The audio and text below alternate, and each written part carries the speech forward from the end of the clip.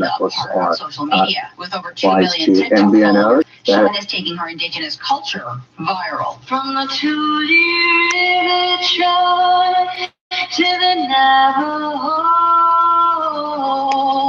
this land was stolen from my people. There's so much misconception towards our culture, and we had almost lost so much of our traditions. So I want to take that back and show the beauty of Inuit culture and spread awareness and educate people. Shauna does that by sharing videos of herself throat singing, often with her mom. Throat singing is usually done between two women in our Inuit culture, facing each other and imitating the sound of nature and animals. It's a game between two women. This time, a lullaby. In Montreal, Faria Makfi Mohammed, City News.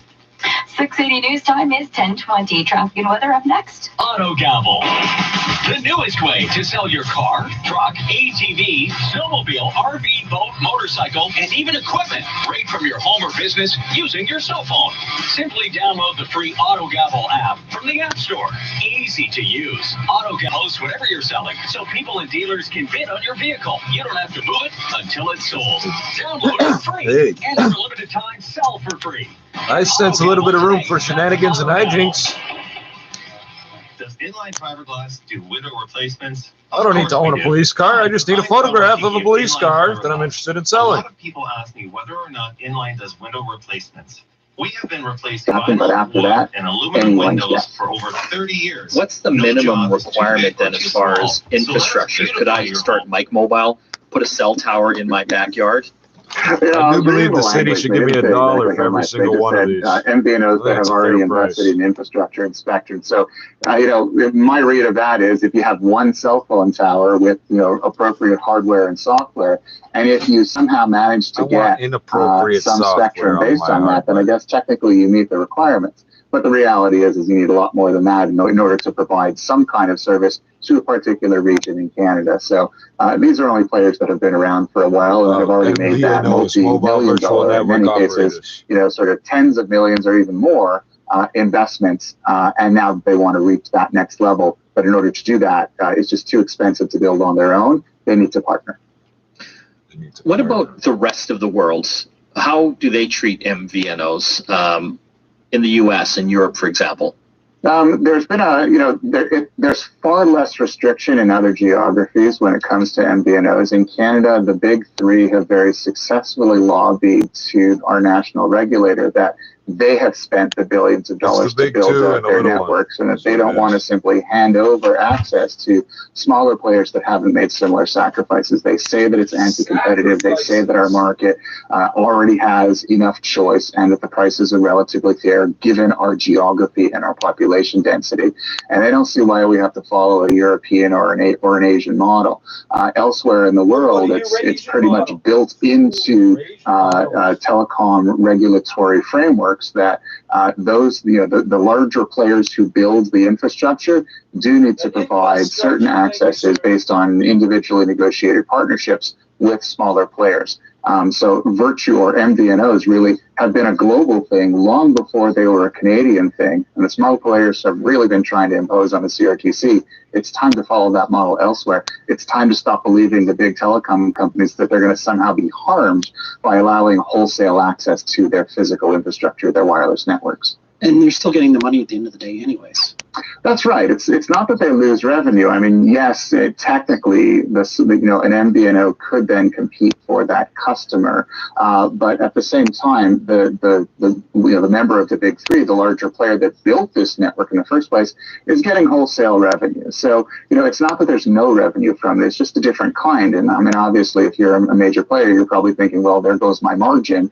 Plus, there also goes my opportunity to upsell that customer because I don't have that direct relationship with the customer. So to a certain extent, it's fair. It's a fair argument on the part of the big three. But at the same time, if you're a Canadian consumer and you're sort of looking at this sort of region by region, that for the most part, that's pretty much all the choice we have. And there isn't really a door open to smaller players entering the market. This is the mechanism that the CRTC has chosen to ensure that, at least going forward, there will be more competition, not less. CRTC's for the last 15 years has been trying different things to stoke competition. Nothing has really stuck. This is the latest effort. We talked offline about maybe a side door that has opened as a result of this change for potential foreign players, foreign MVNOs to come in through partnership agreement with some of these existing infrastructure-heavy players, the smaller players. It's interesting. I'm kind of surprised that this isn't getting more attention than it already is, because foreign involvement in the Canadian market has been a hot button issue for decades. And in fact, the big three have very successfully fought against it for obvious reasons, and they've succeeded so far. But there's a back door here, so that a foreign MVNO could then work with one of the smaller Canadian regional players, the ones that have gotten this permission now to seek partnerships with one of the big three.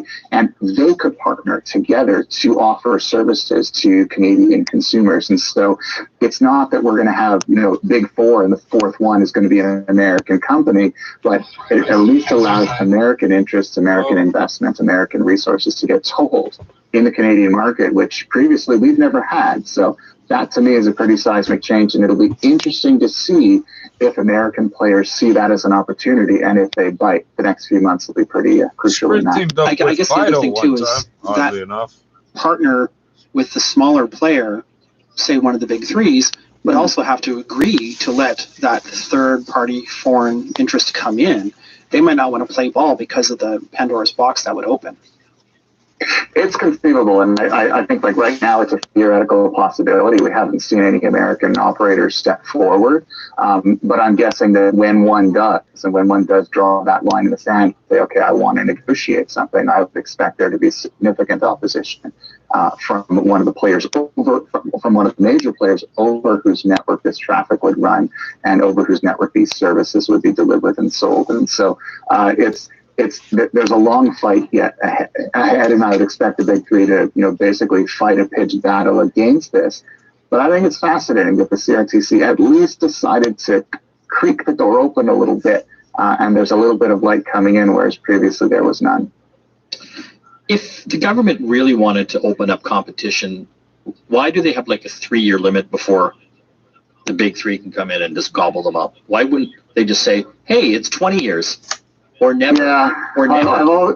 I've always wondered that, because that sort of statute of limitations isn't really long enough for any regional player to achieve scale or to really reach a point where they can arguably compete on a regional basis, or any basis really, with any one of the big three. So it doesn't give them enough time to establish a gravity or mass. And that's a problem, because essentially what it does, it means the clock starts ticking as soon as the deal is in. And then basically the big three wait for 3 years, and then they decide who they're going to buy and how much they're going to pay. And so that is problematic on a whole number of levels. And I think it's probably a reasonable question for the CRTC as well as Industry Canada. Why aren't the timelines more realistic? Why aren't the timelines structured in such a way that if you are a regional player looking to expand your national presence, or to at least go into other regions where you don't have a presence, why aren't you being given more time to do so without the threat of acquisition by one of the big three? We're talking with Carmi Levy from the Infotech Research Group, all about MVNOs, mobile virtual network operators, that will be playing a larger role in the competitive landscape that is Canada and the wireless industry. We'll see how that all plays out over the next couple of years, and we'll be following this story. Thanks for joining us, Carmi. So great being here, guys. Thank you. We've got a lot more to talk about on today's program, including Bill C-10 and the CRTC regulating our own user-generated content on YouTube and Facebook. You'll find out more. Stay tuned. This spring on Showcase, my patriarchal ancestor, Lawrence Rutherford, founded our town. And the creator of The Good Place and Parks and Recreation. Nathan, I'm calling.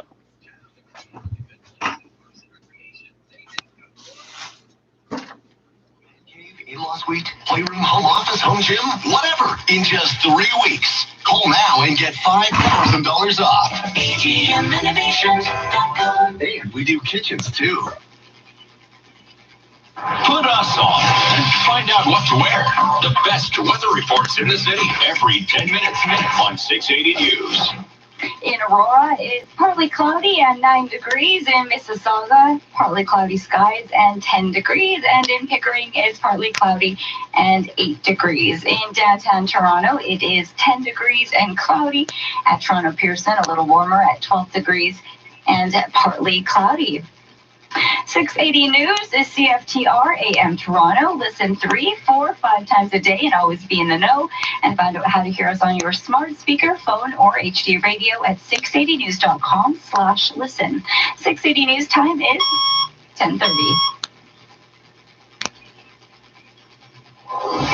Toronto's #1 for breaking news, traffic, and weather. This is 680 News. Good evening. This is Saturday, May the 1st. I'm Veronica Thor. And I'm Michelle Morton. Here's what's making news this hour. A slight drop in daily cases, but a jump in ICU patients. The latest COVID-19 numbers from the province and a vaccine milestone for the city of Toronto. Several mass vaccine clinics in York region will be closing on Monday because of a lack of supply. Quebec is reporting another case of a rare blood clot linked to the AstraZeneca vaccine. City officials are sending appreciation messages to frontline workers today on First Responders Day. George Springer having himself a night for the Blue Jays. Austin Matthews did the same, and the Raptors underway in Utah against the Jazz. Sports at 45. And coming up in business, we're looking at the work-from-home trends that might just stick around after we're back to the office, and why some employers might just be telling their employees to stay remote. 680 News time, 10:31. Time for a look at traffic and weather together on the ones. Here's Colette Desjardins.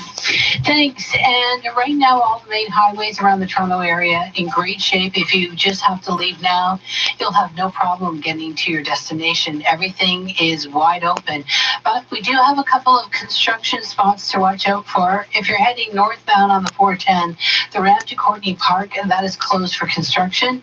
Eastbound on the 407, east of Martin Grove, 4 left lanes are closed. Now, those construction spots on the eastbound 407, that's not causing any delays. If you're getting around town, we have active TO and closures as a result. So Bayview is closed from Front to Rosedale Valley Road. River is shut down between Bayview and Spruce. Eastbound Lakeshore, that is closed from Leslie to Woodbine. Your next traffic report is coming up at 10:41. But right now, let's get the forecast. Here's Emily Vukovic. Well, we are looking at mainly cloudy conditions through the overnight tonight. We do have the chance to see a few isolated showers, but it should clear out before the morning. The winds expected to about 40 kilometers an hour. They're going to start to ease late overnight as well, dropping to a low of 8. Tomorrow, we are looking at mainly cloudy conditions throughout the morning, as well as some showers morning and afternoon, with the risk of an isolated thunderstorm, but mild, getting up to a daytime high of 16 degrees. Our overnight low, 8 degrees. In Toronto, it's 10 degrees and cloudy. At Toronto Pearson, it's 12 degrees and partly cloudy. 680 News time is 10:32. For the 7th straight day, the province is seeing less than 4,000 new cases of COVID-19, with more than 3,300 infections reported today. We're also seeing a higher number of recoveries than new cases, with more than 3,900. This comes as more Torontonians continue to get shots into their arms. 680's Michelle Mackey has the details. Ontario is also reporting 900 ICU patients, with 637 of them on ventilators. The COVID-19 biostatistician Ryan Ingrid says the overall daily case trend is slowly heading down. Something which I follow is something called the reproductive number, and that's how many secondary infections are caused in one primary infection. What we've seen over the past week is that it's averaged about 0.95, which means that 100 primary infections lead to around 95 secondary infections. But if the reproductive number could get down to 0.9, Ingrid says in 1 month, we'd have fewer than 1,600 cases per day. A third of the new cases come from Toronto, where Mayor John Tory is marking an early milestone. Our Team Toronto vaccination effort has administered at least a first dose of COVID-19 vaccine to 40% of eligible Toronto residents. I'm Michelle Mackey. You're listening to 680 News. Several pop-up vaccine clinics are up and running across the GTA this weekend, including one in the downtown Toronto neighborhood of St. Jamestown. So Melissa McCauley of City News has the details. A limited number of doses were available today for residents of 4 specific apartment buildings in the Sherbourne and Wellesley area. The shots were given out on a first-come, first-served basis. And vaccines were also up for grabs at Charles E. Webster Public School in York today. The clinic is being run by Women's College Hospital and was open for walk-ins at 10 a.m. Some shots were still available into the afternoon hours for anyone over the age of 18. Melissa McCauley, City News. COVID-19 vaccination clinics at Canada's Wonderland, Georgina Ice Palace, and Richmond Green will be closed on Monday due to a lack of vaccine supply. York Region's medical officer of health said on Friday that under the province's new plan to send 50% of vaccine doses to hotspots over the next 2 weeks, York Region's supply will be cut by about 30,000 doses per week. The region reported 300 new COVID-19 cases today. On Monday. Well, finding out where to get your COVID-19 vaccine is right in your hands. A new tool for Ontario lets you text your postal code to a phone number that will text back your 3 closest vaccination clinics. St. Manji and Ashish Yellakar developed the tool after seeing a similar one in the U.S. What use is that information without also... received tons of positive response. Won't it automatically tell you when you go to register for your police? Times. Manji says they will expand the tool to more provinces next week. You can text your postal code to 833-356-1683. I need an app that when you text it tells you the nearest 3 free meals. Quebec is reporting a third case Nearest of a 3 homeless blood clot shelters. linked to the Oxford AstraZeneca vaccine. The Quebec resident remains in hospital in stable condition. 54-year-old Francine Boyer died of cerebral thrombosis in a Montreal hospital on April 23rd after receiving the AstraZeneca shot on April 9th. It's known that blood clots are a possible complication of the AstraZeneca shot, but Quebec's Director of Public Health says the risks related to COVID-19 itself far outweigh those related to the vaccine. 680 News is working for you, getting you answers to anything you might want to know about COVID-19. Our web team caught up with Toronto's Associate Medical Officer of Health, Dr. Vanita Dubé. 680's Still Sharperman explains. What is the optimal time to get the first dose of the vaccine after recovering from COVID-19? As long as you're no longer contagious, you can get vaccinated. So there is no What waiting use is period that? that you have to wait. We don't want you to come to the clinic if you're contagious. You need to really self-isolate. No but other than shit. that, you can get vaccinated as soon as possible. For more answers to your COVID-19 concerns and to submit questions to our next Q&A, you can go to our website, 680news.com/COVID answers. Dilshad Berman, 680 News. Woodbine Beach pretty soon here, so all you have to do is go to our website, getconnectedmedia.com, especially during the pandemic. But Brandon Rose from there's City News a says the beach is being splash. kept clean, and officials are taking proactive action to make sure it's in good condition for everyone. City of Toronto and Ward 19 Councillor Brad Bradford are anticipating this and have a plan in place to adhere to provincial safety regulations and to keep the beach clean. I've been working with staff to develop a plan to respond to the higher usage, and that will include more bins for waste collection areas where we have higher traffic. Those bins will be cleaned up twice a day, so at the end of the day at 5 p.m. staff will be going around and emptying those bins so that we don't have waste that blows overnight on the beaches, and then they get cleaned again at 5 a.m. So that dual collection twice a day tends to really help. And then deploying waste baskets in areas of high traffic. Residents who reached out to City News are also hoping to see more enforcement on the beach against people breaking the rules. Bradford also says that officers will patrol all eastern beaches from 10 a.m. until 1 a.m. Friday through Sundays and on statutory holidays. In Toronto, I'm Brandon Rowe for City News. And every year on the first day of May, Toronto recognizes the life-saving work of first responders. This is the first I've ever heard of it. Protect the city every day. 680's Julia Rimley has the story. Mayor John Tory took to Twitter earlier today sharing this message. Today, we salute the dedicated individuals who keep our community safe. And I think this year, even more than most, it's reinforced the Hey, what would happen to an the ambulance courage if of it drove our into a first pile of responders, these? Our police, our paramedics. Cocksucker spent $340,000 on not sweeping the streets this year. No matter what the situation I deserve to. I want to argue for some of that money just to prove a point. A chance to recognize the hard work I'm gonna claim all of it. First responders, all the work that got done was me. It wasn't that company. Especially during the COVID-19 Okay, well, prove I didn't then, and fucking that's the fucking point. In 30 People seconds, don't even own street sweepers. Well, neither do I, but you can see them doing it. 10:39. Your life has taken I am the street sweeper. I'm a North Korean street sweeper. Actually, that's one of those few words. Street sweeper, a guy with a broom's the same as the machine. Keep your oral and overall health in check. Oh. Damn it. So we're talking about it now. I guess we gotta wait till the fucking hour, beginning of the hour. Ambulance shortages, essentially.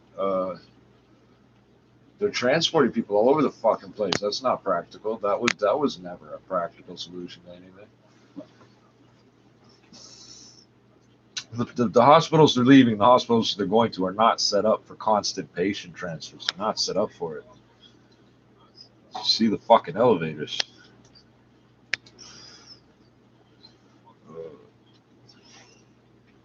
So there's an elevator at St. Joseph's Hospital where every so often you have to grab the door and shove it and then pull it again, and then the elevator will start working again. I swear to God. In a hospital. I didn't say modern. It's like a 100-year-old hospital.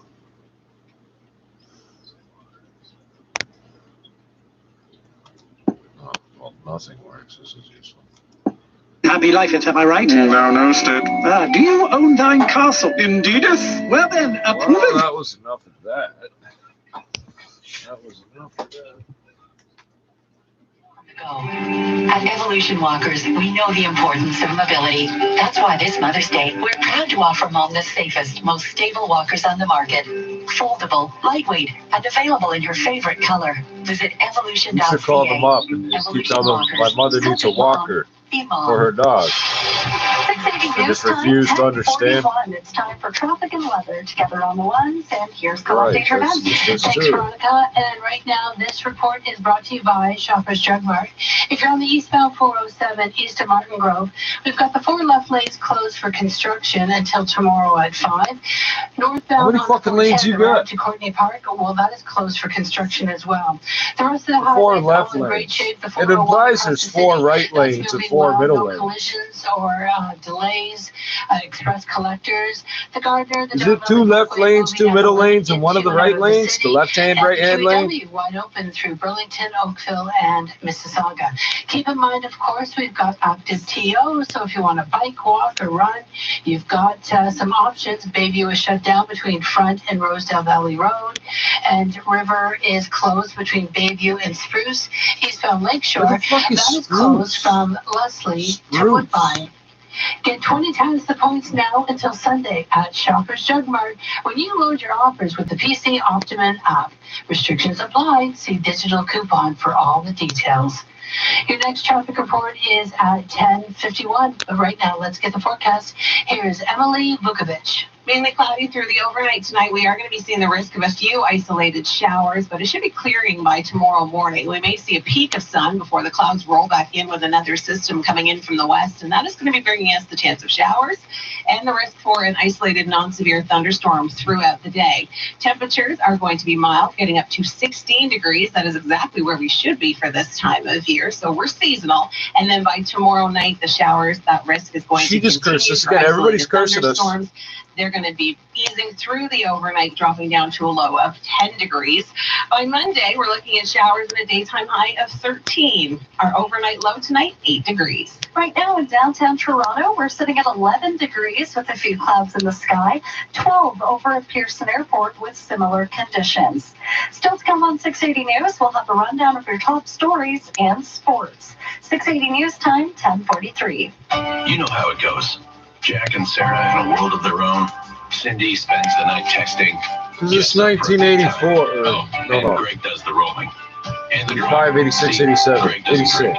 But did you know that drivers impaired by cannabis or other drugs with a baseball same cap. dangers and face the same penalties as those impaired by alcohol? License suspension, criminal record, fines, even jail time. Plan ahead. A message from Arrive Alive Drive Sober, sponsored by Desjardins Insurance. Bernie HomeSafe is your trusted residential electrical contractor in the GTA. Is the electrical wiring in your home safe? Do you have old knob and tube aluminum or unsafe messy wiring? Electrical hazards are a leading cause of home fires. Bernie HomeSafe's highly trained electricians specialize in identifying and repairing electrical hazards in your home. Sign up for a Bernie HomeSafe electrical inspection today and make sure your home It sparks, it pays. Book your no-charge assessment at ismyhomesafe.ca. COVID-19 protocols in place. Oh, really? Fuck, you. You're doing it, eh? Degrees with a few clouds in the sky in downtown Toronto. Good evening, I'm Veronica Thor. Here are the top stories this hour. I don't believe that's your name. Another dip in COVID-19 cases in the province today, with less than 4,000 reported for a seventh straight day. Some York Region vaccine clinics will be forced to close on Monday due to a lack of supply. The locations are Canada's Wonderland, Georgina Ice Palace, and Richmond Green. Officials have yet to say when they're expected to reopen. Today is First Responders Day in Ontario. Mayor John Tory among the officials recognizing the hard work of those on the front lines. 680 News Time, 10:45. Where we value freedom of expression, that the government's starting point.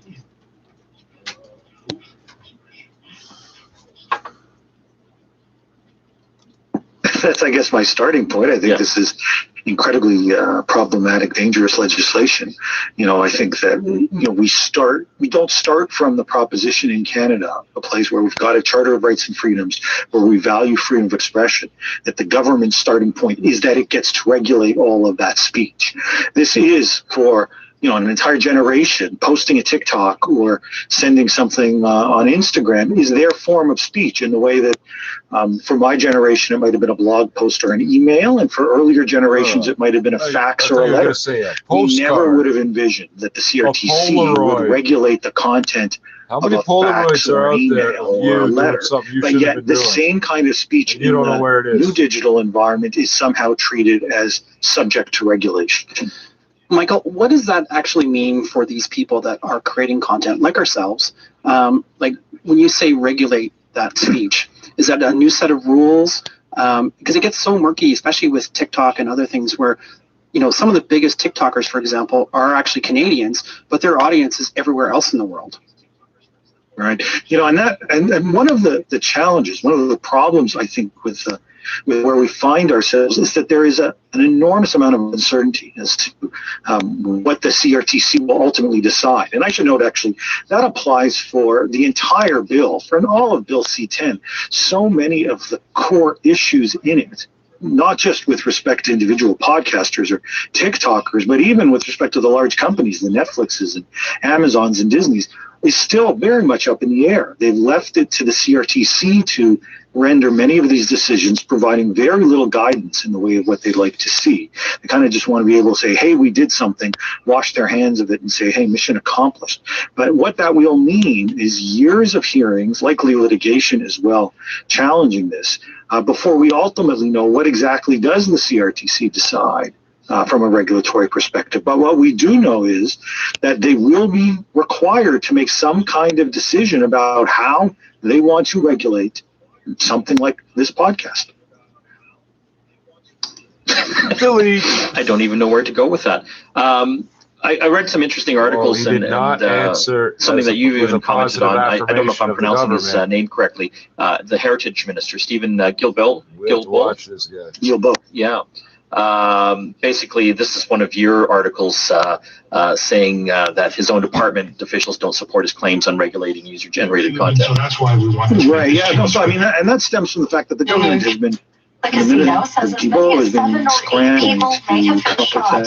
Officials say one person is now in custody. The gunfire broke out in a dining room at the Radisson Inn. Gone so far as to suggest this was really all about trying to please the music industry lobby, where there were concerns about people who put music on YouTube, and so that's why we wanted to make this change. But of course, that sounds like copyright reform, not broadcast, and so it seems little reason for them to. Looms over whether the government can stand on its own against relentless bloodshed.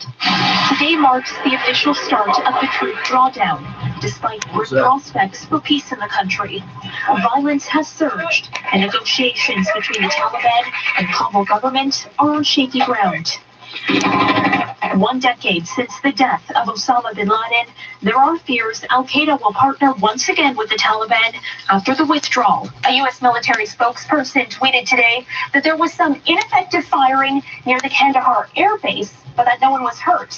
He also said that U.S. forces conducted a precision strike, destroying additional rockets aimed at the airfield. Now, the Trump administration had signed a deal with the Taliban promising a complete withdrawal by May 1st, raising fears now that the insurgent group may attack withdrawn forces. Karen Seolin, City News. You're listening to The Department of 60 Canadian News. Heritage is And the for U.S. has odd thing of now has 3 COVID-19 vaccines and more than enough supply to get Americans vaccinated, but some health experts warn getting Americans fully vaccinated against the virus is only getting harder. More than a third of U.S. adults now fully vaccinated, but health experts are running into a new hurdle, vaccine hesitancy. Dr. Paul Offit, director of the Vaccine Education Center at Children's Hospital of Philadelphia.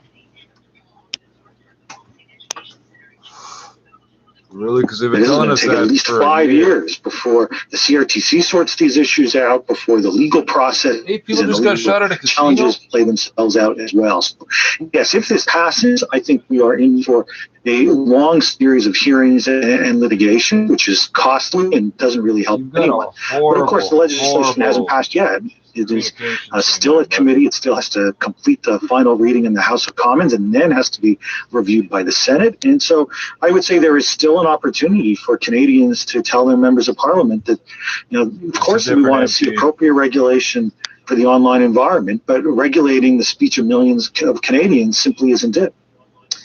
We're talking with Michael Geist all about Bill C-10 and the government and the CRTC looking to potentially regulate all user-generated content on the internet, and we will be following this story as it evolves. Thanks for joining us, Michael.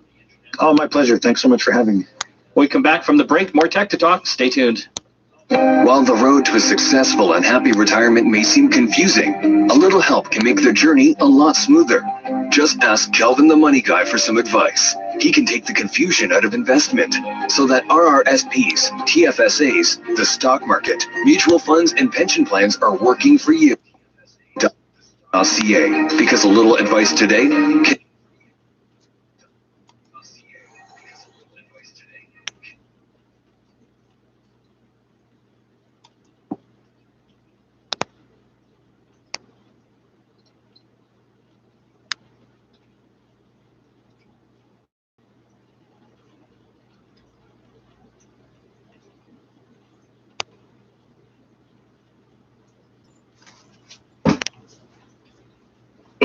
enjoy Subaru's all-weather Around the Toronto 2021 Subaru Foresters. Go online to build and price yours and adventure on in all weather. We are Toronto's news talk. Advantage of it, it will be closed tomorrow at 9 p.m. So you've got time tomorrow. Bayview shut down between Front and Rosedale Valley Road.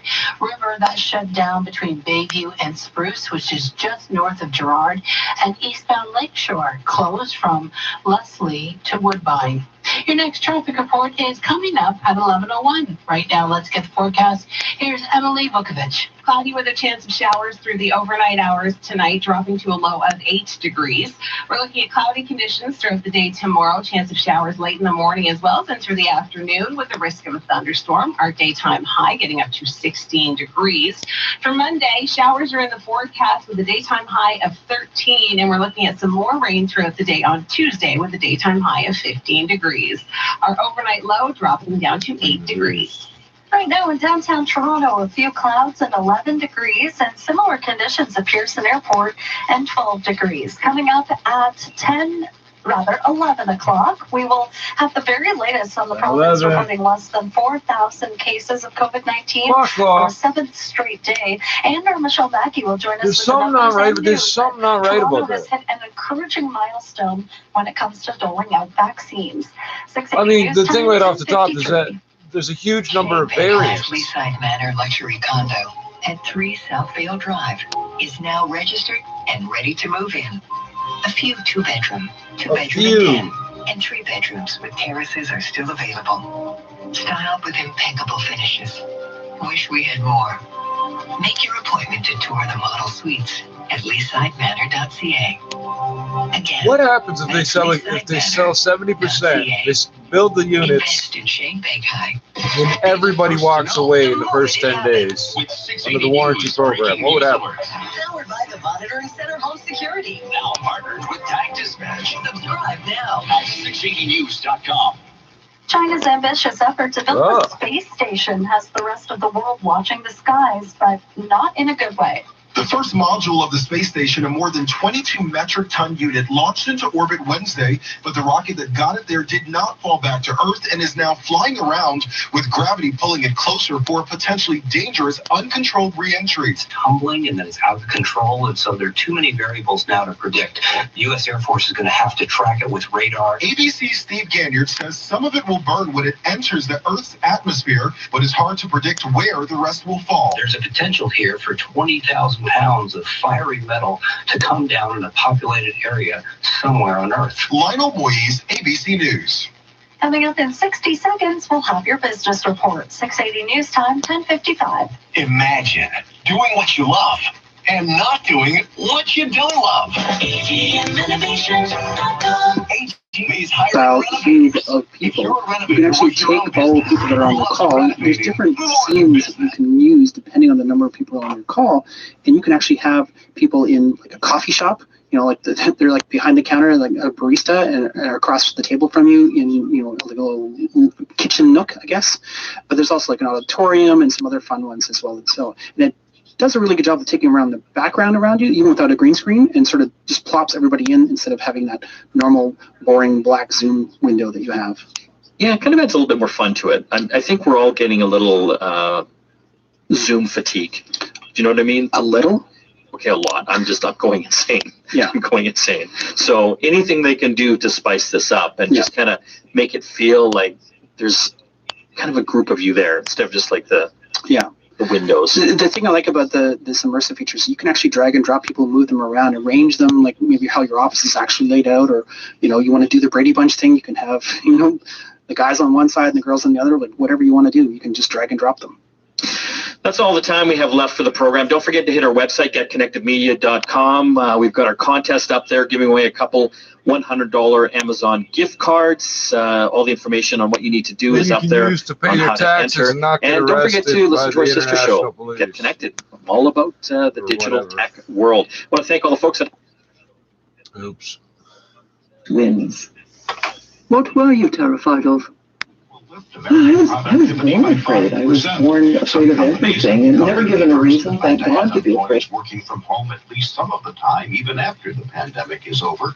But not all bosses or workers are on board. There is something to be said for meeting your colleagues for lunch and water cooler talk. It does produce a more cohesive workforce. If people's bosses start going back into the office, it's going to put a lot of pressure on a lot of people to get back into the office as well. Jeff Bellinger, Bloomberg Radio. Meantime, work from home is also leading to a change in what we might be wearing back in the office. More from Steve Potus. The trend toward a more casual dress code at the office was already in place before the pandemic sent many people to work from home. The idea of putting on a suit is unbearable to many, meaning business attire may largely be destined for the history books. The consumer is becoming a lot more casual in their dressing. Levi Strauss Chief Financial Officer Harmit Singh. And what better product to wear than dinner. But Singh says all indications in his company's business is that as casual Fridays become every day, skinny jeans won't dominate. Lululemon, for one, says even as consumers shift to more casual wear, they are going to be looking for the unique and the different. That's something that even denim maker Levi Strauss sees coming as it expands into athleisure wear. Steve Potus, Bloomberg Radio. In the Business Center, I'm Mike Apple. Getting you where you need to go faster. The most traffic in Toronto.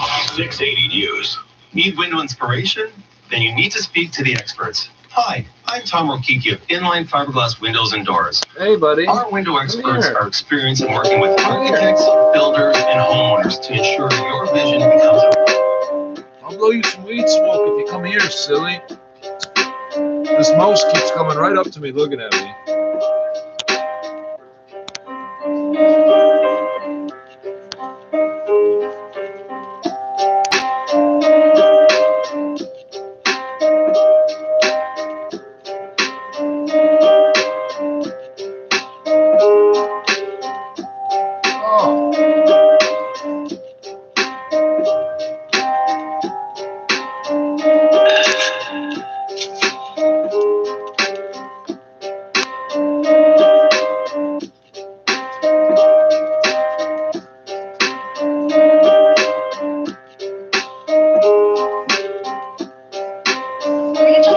Conditions in Aurora, partly cloudy and 9 degrees. In Brampton, 10 degrees and partly cloudy. In Oshawa, mostly cloudy and 7 degrees. Richmond Hill, partly cloudy and 9 degrees. And right now in downtown Toronto, a few clouds and 11 degrees. Madison Fitzpatrick is our evening show editor. Amber LeBlanc is our news director. 680 News Time, 11 o'clock. Toronto's #1 for breaking news, traffic, and weather. This is 680 News. Good evening. It's Saturday, May 1st. I'm Michelle Morton. And I'm Veronica Thor. Here are the top stories this hour. Ontario reporting another dip in new cases of COVID-19 as the city of Toronto marks an encouraging vaccine milestone. Another case of a rare blood clot linked to the AstraZeneca vaccine in Quebec has been reported. Come Monday, 3 mass vaccination clinics for COVID-19 are closing in York Region because of a shortage in supply. It's First Responders Day, and city officials are sending messages honoring frontline workers. A big night for George Springer and Austin Matthews and the Raptors trying to end their 3-game losing skid against the Utah Jazz. Sports at 15. And coming up in business, Canadians are itching to travel. Almost 3/4 of respondents in a survey say they'd rather take a trip this year than get a promotion at work. 680 News Time, 11:01. Time for traffic and weather together on the ones, and we say good evening to Colette Desjardins. Thanks, and this report brought to you by Relax Care. Right now on the eastbound 407 construction east of Martin Grove, we've got the 4 left lanes closed, and northbound on the 410, the ramp to Courtney Park, that is closed for construction as well. But the rest of the main highways around Toronto, all in great shape. We're just getting word of a serious crash. It's both ways on Kingston Road at Morningside. The collision, can't go both ways east at and once. westbound lanes on Kingston Road, they are blocked because of a crash. And also north and southbound lanes on Morningside also shut. So it looks as though that intersection, Kingston and Morningside, lanes reduced in all directions. Also, don't forget, we've got active TO that is closed. Bayview, both ways between Front and Rosedale Valley Road. River is shut down between Bayview and Spruce. Eastbound Lakeshore shut down from Leslie over to Woodbine. Enjoy deep relaxation in your own home with a massage chair from Relaxacare. Choose from a huge selection of full body and luxury models. Visit relaxacare.ca. Your next report is coming up at 11:11, but right now let's get the forecast. Emily Vukovic. Well, we are looking at mainly cloudy conditions through the overnight tonight. We do have the chance to see a few isolated showers, but it should clear out before the morning. The winds gusting to about 40 kilometers an hour. They're going to start to ease late overnight as well, dropping to a low of 8. Tomorrow we are looking at mainly cloudy conditions throughout the morning as well as some showers. Morning and afternoon with the risk of an isolated thunderstorm, but mild, getting up to a daytime high of 16 degrees. Our overnight low, 8 degrees. Right now in downtown Toronto, where you have a few clouds in the sky, it's 11 degrees, 12 degrees with similar conditions at Pearson Airport. 680 News Time, 11:03. More than 3,300 new cases of COVID-19 are being reported today in Ontario, marking a week of fewer than 4,000 daily case counts. 680's Michelle Matthew has more, including a reaction from a COVID-19 data expert and word that Toronto has hit an encouraging vaccine milestone. The majority of new cases come from the GTA, with 1,050 more infections in Toronto, 819 in Peel, and 286 in York Region. For COVID-19, biostatistician Ryan Imgren, trends in Toronto and York are encouraging, with reproductive numbers around 0.9. In other words, for every 100 infected people, 90 others will get infected. But this is not the case in Peel. Peel region right now is still very, very troubling. They have still only just started to plateau, and they are plateauing once again at an extremely high case count. The province is also reporting 29 more deaths, while 900 people are in the ICU. You're going to see cases plateau, and you're going to see ICU numbers plateau about 2 to 3 weeks following that. It comes as the City of Toronto marks an early vaccine milestone, with 40% of eligible residents having received at least their first dose. I'm Michelle Mackey. Several COVID-19 vaccine clinics in York region will be forced to close on Monday due to a lack of supply. Vaccination clinics at Canada's Wonderland, Georgina Ice Palace, and Richmond Green will be closed. The York Regional Council says they continue to call for increased supply and equitable distribution of vaccines. Officials did not say when the clinics are scheduled to reopen. 680 News Time, 11:05. An additional 5 businesses have been forced to close under Peel's Section 22 order. The order allows Peel Public Health to shut down businesses if more than 5 cases of COVID-19 are reported in a certain period of time. The latest round of closures include the partial closure of 2 TJX Canada distribution centers, one in Brampton and another in Mississauga, as well as a massive automated systems in Brampton. Another Amazon facility is also facing a partial closure. That brings that total to 3. And Luma Systems, an infrastructure services company in Bolton, has been fully shut down because of a COVID-19 outbreak. Peel has issued closure orders to 16 businesses since the order came into effect on April 24th. A group of residents and doctors came together today on behalf of Peel Region, summing up their demands in just 2 words: Save Peel. Melissa Nakovali from City News reports. It seems to me that the provincial government, to be honest, lives in some type of parallel universe, and they're completely unaware of what is happening on the front lines. I've seen essential workers dying and suffering, completely avoidable scenarios because of lack of paid sick days. I've talked to people where they told me that they were afraid of not going into work because they could get fired, they could lose their job, or they were unable to pay their bills. The group gathered outside the Peel Public Health Building in Mississauga to present their list of demands. They include higher priority access to vaccines and additional support for essential workers, including 10 paid sick days. The provincial government unveiled its sick leave plan earlier this week, which only promised 3 days of paid support. Listen to Kabuli City News. 680 News Time, 11:07. This just into 680 News. Toronto police say 2 people are in hospital after a crash in Scarborough. Police responded to a 2-vehicle crash just after 10 this evening. There were reports that at least 1 person was trapped inside. That's not this thing. You told us about that in the traffic. 30s has life-threatening injuries, but at this time the condition of the second person is unknown. All southbound lanes on Morningside and westbound lanes of Kingston Road are closed. Stay with 680 News for more on this story. Quebec is reporting a 3rd case of a rare blood clot linked to the AstraZeneca vaccine. The health department says the unidentified person remains hospitalized but is in stable condition. Late last month, 54-year-old Francine Boyer died of a cerebral thrombosis in a Montreal hospital after receiving the AstraZeneca shot on April 9th.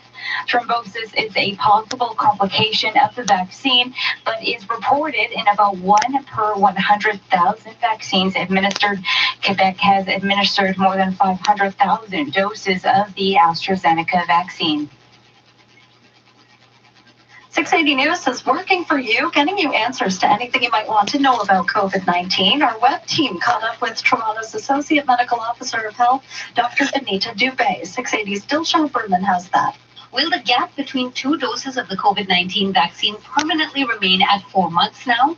So the 4-month plan is in place because of vaccine supply. So if we get an abundant vaccine supply, we can shorten that interval for sure. I don't anticipate that we're going to have more vaccine shortages that we need to extend the interval. That's not likely to happen. But we can certainly shorten that interval if we get abundant vaccine supply for sure. For more answers to your COVID-19 concerns and to submit questions to our next Q&A, you can go to our website, 680news.com/COVID-answers. That was the only question? 680 News.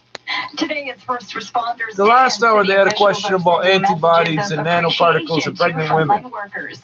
It comes as other groups have another request for the provincial government. 680's Julie Arulasi reports. Ontario has proclaimed that May 1st of each year would be First Responders Day. Toronto Mayor John Tory says he salutes those who keep the city safe. And the stakes are always high.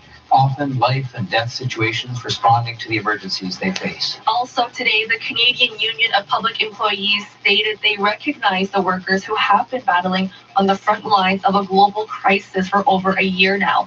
On this day, 1 year ago, they were calling on the government to make sure paramedics were properly equipped to take on the rapidly spreading coronavirus.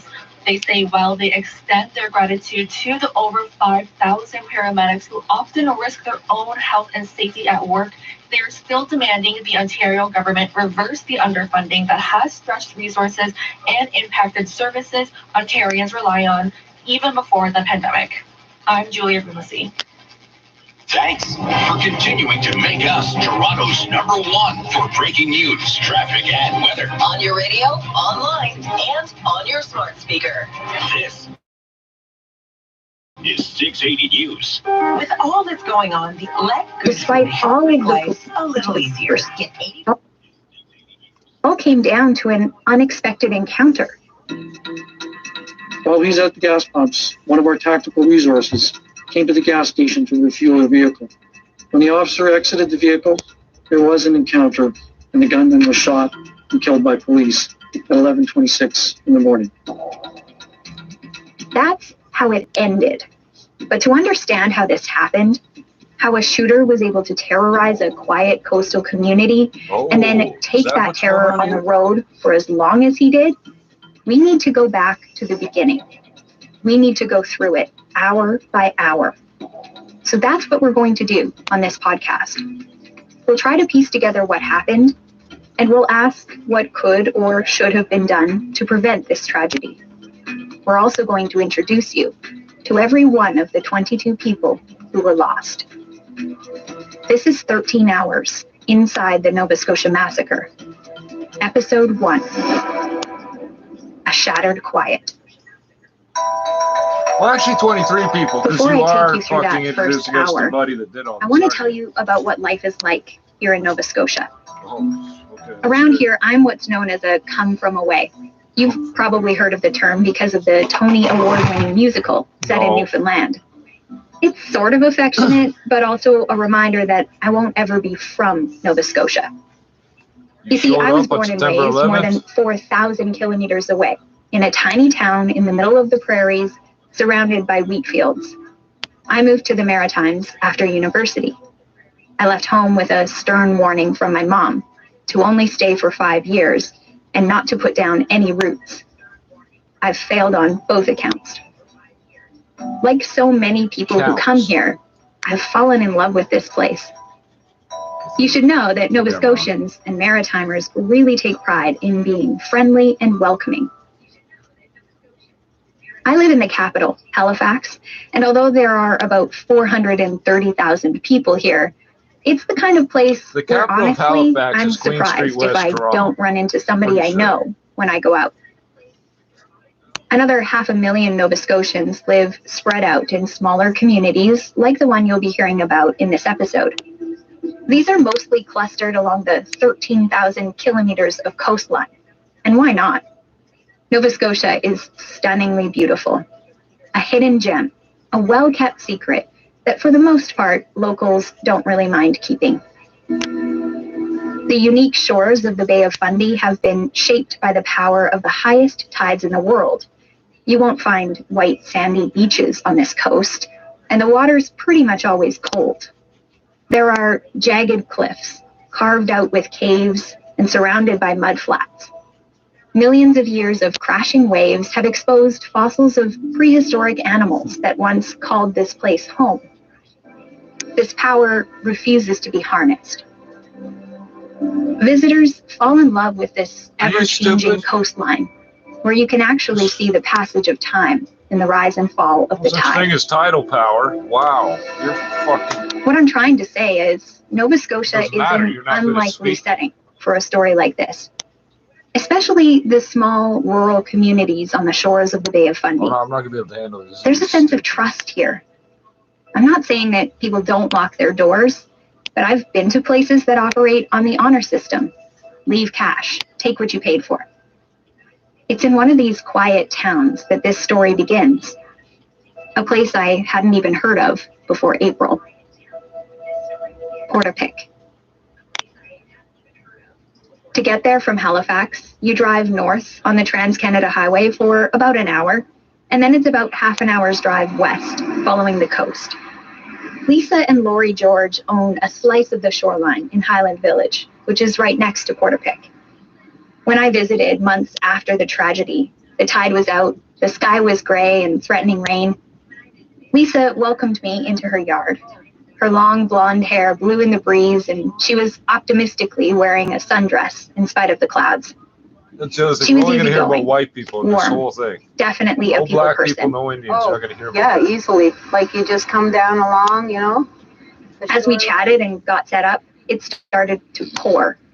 Lisa's husband, Lori, appeared out of nowhere and set up a tent. That's what they do, taking care of others. You could hear the wind in the tent as we talked about the place that Lisa calls home. Like, it's all a huge community, even though we're divided into sections, we all still take care of each other from one end, like from Great Village right through to Bass River, right? So it's kind of like a huge community, just divided. Driving here, I had noticed that too, that if it wasn't for the brightly painted signs welcoming me to each community, I'd probably have trouble telling where those divisions lie, following the highway west from Great Village to Highland Village to Portapique to Bass River. There's a little more of a downtown in Great Village, a gas station, a restaurant, some antique shops. But once you pass that, it's a long stretch of highway to Portapique, where the white lines are painted at the very edge of the asphalt, and the trees are sometimes right up to the shoulder. In between homes and farm fields, you can see glimpses of the bay beyond. So many people have said that what drew them to this area is the quiet, that this was a peaceful place, which is why what happened on April 18th is so shocking. We'll be back after this. I'm Joseph Newberger, criminal defense lawyer. In like life, you can face Micmac in unexpected Nova events, Scotia especially during stressful in the times. course of like 2 months. And they don't want to talk about that. Jesus. I'm not going to be able to listen. She's going to try to be super dramatic. We're here to help. Please contact us for a consultation at 416-364-3111 or at nrlawyers.com. That's nrlawyers.com. Elevators. They're not something we give much thought to.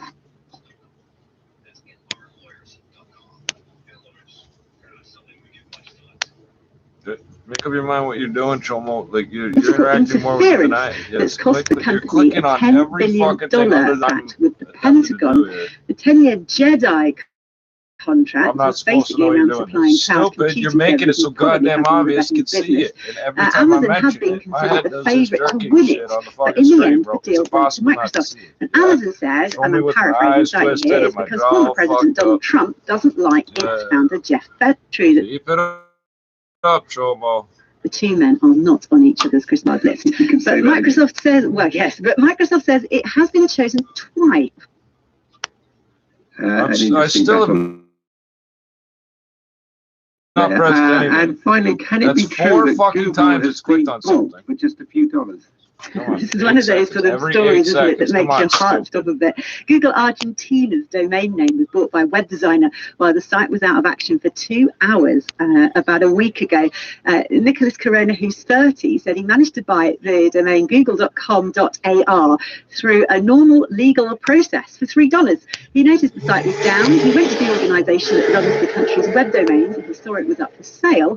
And he nabbed it. Now, you don't need me to tell you that Google didn't sit still for very long. This only lasted a couple of minutes. The tech giant hasn't really explained what happened, but it did say it was definitely not because its license had expired and it's forgotten about the dates. Definitely not, Rory. Got that? Right. I must look around and see whether I can buy Google.Wales or something or other for my personal use. You're listening to Tech Tent from the BBC World Service with Rory Catherine Jones. In a moment, how the Panther has highlighted what it means. Every time my head tilts towards the screen, you're going to lose your fucking mind and hit the button again. So now, amidst all the hype about what artificial intelligence can do to transform every area of our lives, its advances in healthcare, which seem to be most significant. Jesus Christ, fuck off and kill yourself. Nobody has a use for a child molester. Early warning of dangerous I do, but it involves some very bad things. But most such projects are still at an early stage. Yes, you're so skilled. You've got one exploit and you use it 10,000 times in a row. To use its artificial intelligence system in the diagnosis of lung cancer. I asked Optilum's CEO, Dr. Václav Potential, why 20 to 30 gunshots for sure. So we took off running towards the highway. Officials say one person is now in custody. The casino's Twitter says all Anita Casino locations will be closed until further notice. They will provide updates. You need to fuck off and kill yourself. And more than 100 million Americans are now fully vaccinated, but health experts warn far more Americans need to get their shots before things can return completely to normal. ABC's Michelle Franson has more. Infectious disease experts say the U.S. can't let up on vaccinations, especially heading into summer with states reopening and Americans traveling. Dr. Paul Offit is the director of the Vaccine Education Center at Children's Hospital of Philadelphia. He says getting complacent could cost us in winter when the virus and variants will thrive. We need to get to 80% population immunity before next winter hits. That means we need at least 100 million or more people to be vaccinated before next winter hits. Health experts say that includes getting children and teens vaccinated so variants don't put them at higher risk. Michelle Franson, ABC News. This is 680 News. I'm here with Bill Coy and Coy Brothers, and we're talking. So we've heard 70, 75, 80. The original number for the theory is 65. 57 to 79 or some shit like that. We've heard every fucking random number. 90, 95. Everybody's just picking a number for that herd immunity. And since it's not a thing, there is no definition of what would be herd immunity. Except magically, a whole bunch of people that are susceptible just won't get infected because a whole bunch of other people did. That makes no sense. There's no rational, logical thought to that. That makes no sense.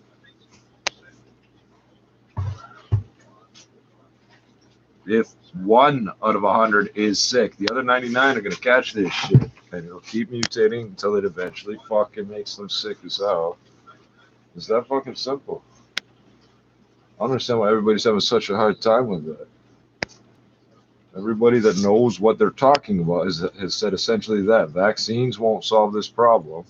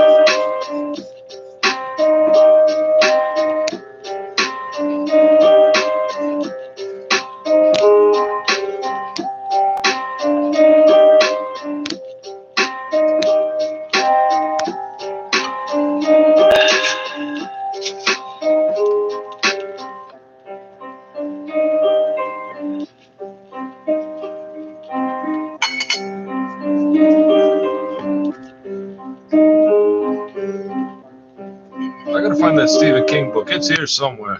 I just got to read that first part of the fucking book.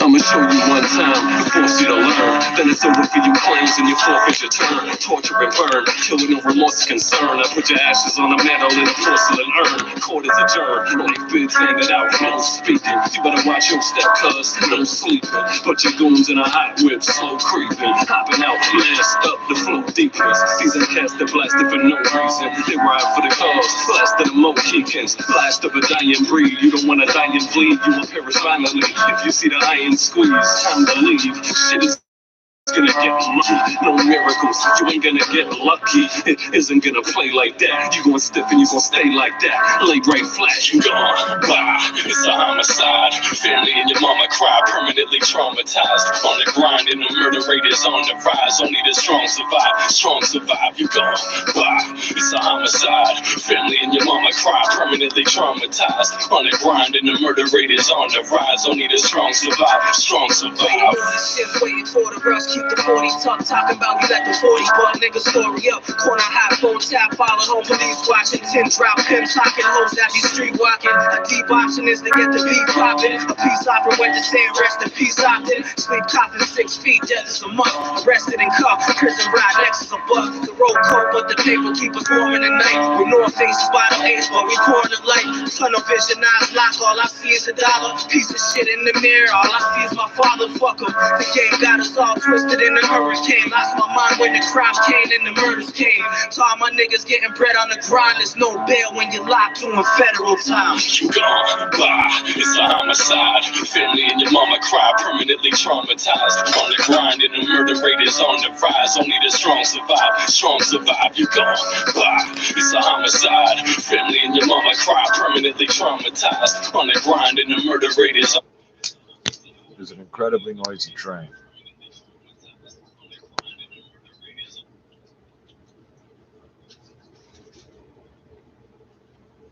It's rattling and banging. I don't. The noise of the train itself doesn't bother me. It's just incredible. I can't hear the music properly.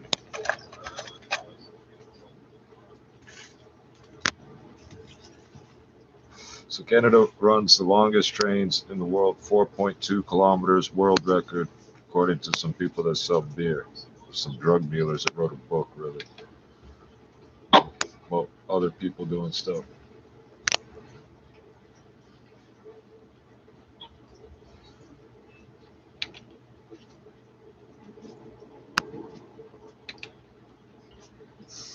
This is so creative. Watch, once it starts playing, we'll lose audio, right?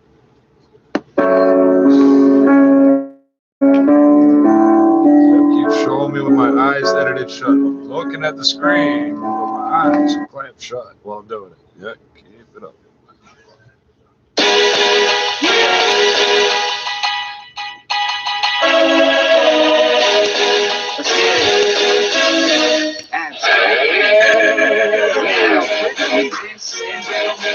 Who's got this shit on lock? It's your boy Ash. Let me give you the facts and set the pace for you to follow. Decapitating MCs like Sleepy Hollow.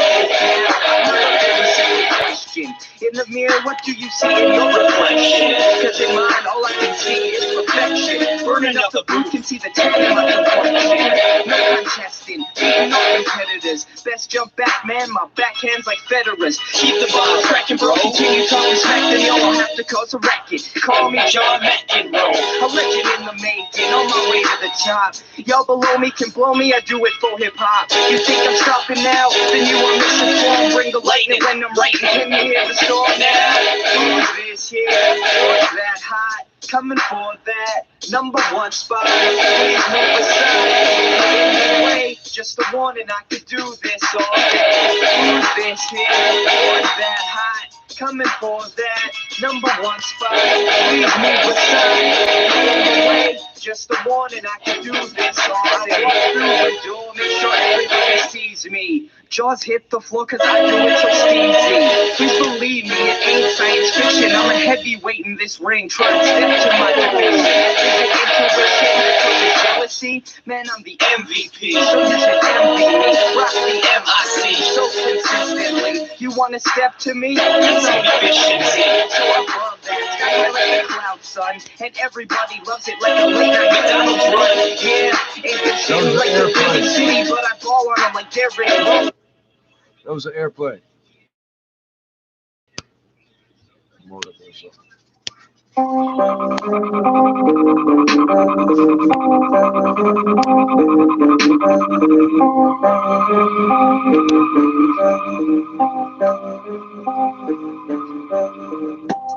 Got it for the low, got it for the low. What you really know, I got all the snow. Come right off the boat, come right off the boat. Come right off the boat, come right off the boat. This year you already know. I feel like I've been the GOAT. I know I can hold my own. I know I can hold my own. All I know that crime pay. I'ma get it one day. I'm cruising down the highway.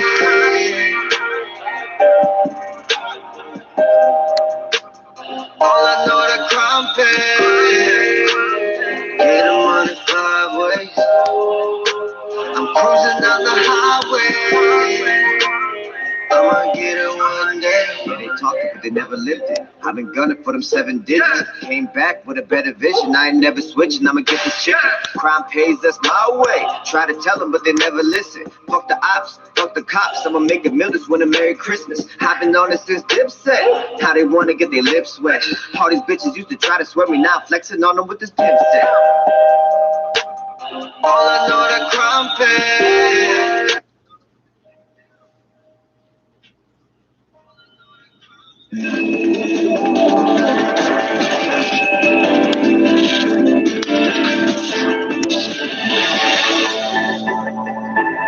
Hi, Max Kaiser. This is the Kaiser Report. Are you?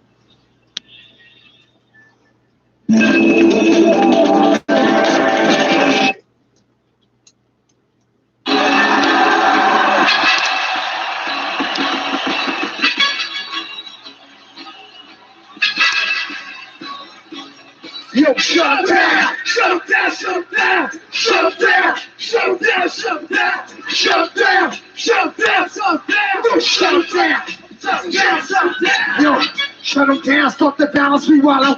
See rappers body down, washed up and Cody Allen. When I rolled up, this thing I soaked up. This nigga broke. Till I pulled down, tipped out with the pump, and then he shot the throw down. Till I broke out. Cut that cap at the head, body smoke. Then pull out. That girl's got Kobe, kid. I'm going loud. Like some bitch. Fuck it. Got a gun. Bust it. The gameplay got a paper loose. You open up and trust it. Don't try to test your blood. Don't judge your bomb inside your vest. I'm your aim with a red rest. So you know you're using the eyes of death. God, get this. Got a witness. You don't give a fuck. Cause even God shit this. Shut him down. Shut him down.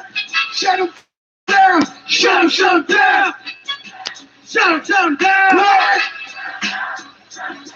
What? Shut him down. What? Shut him down. Shut him down. Shut him down. Fuck that. Shut him down. Shut him down. Hey, yo, Mike. Hold up. I don't think they understand. I'm sorry, Fire. Yo, we gonna do this shit like this, man. Fuck that. Yo, we came here for y'all niggas, man. Fuck that, Russia. One more time, niggas. Come on. Yo, shut him down. Shut him down. Shut him down. Shut him down. Shut him down. What? Shut him down. Yeah. Y'all niggas is real out here tonight, man. Pause that shit. Pause it. Hold on.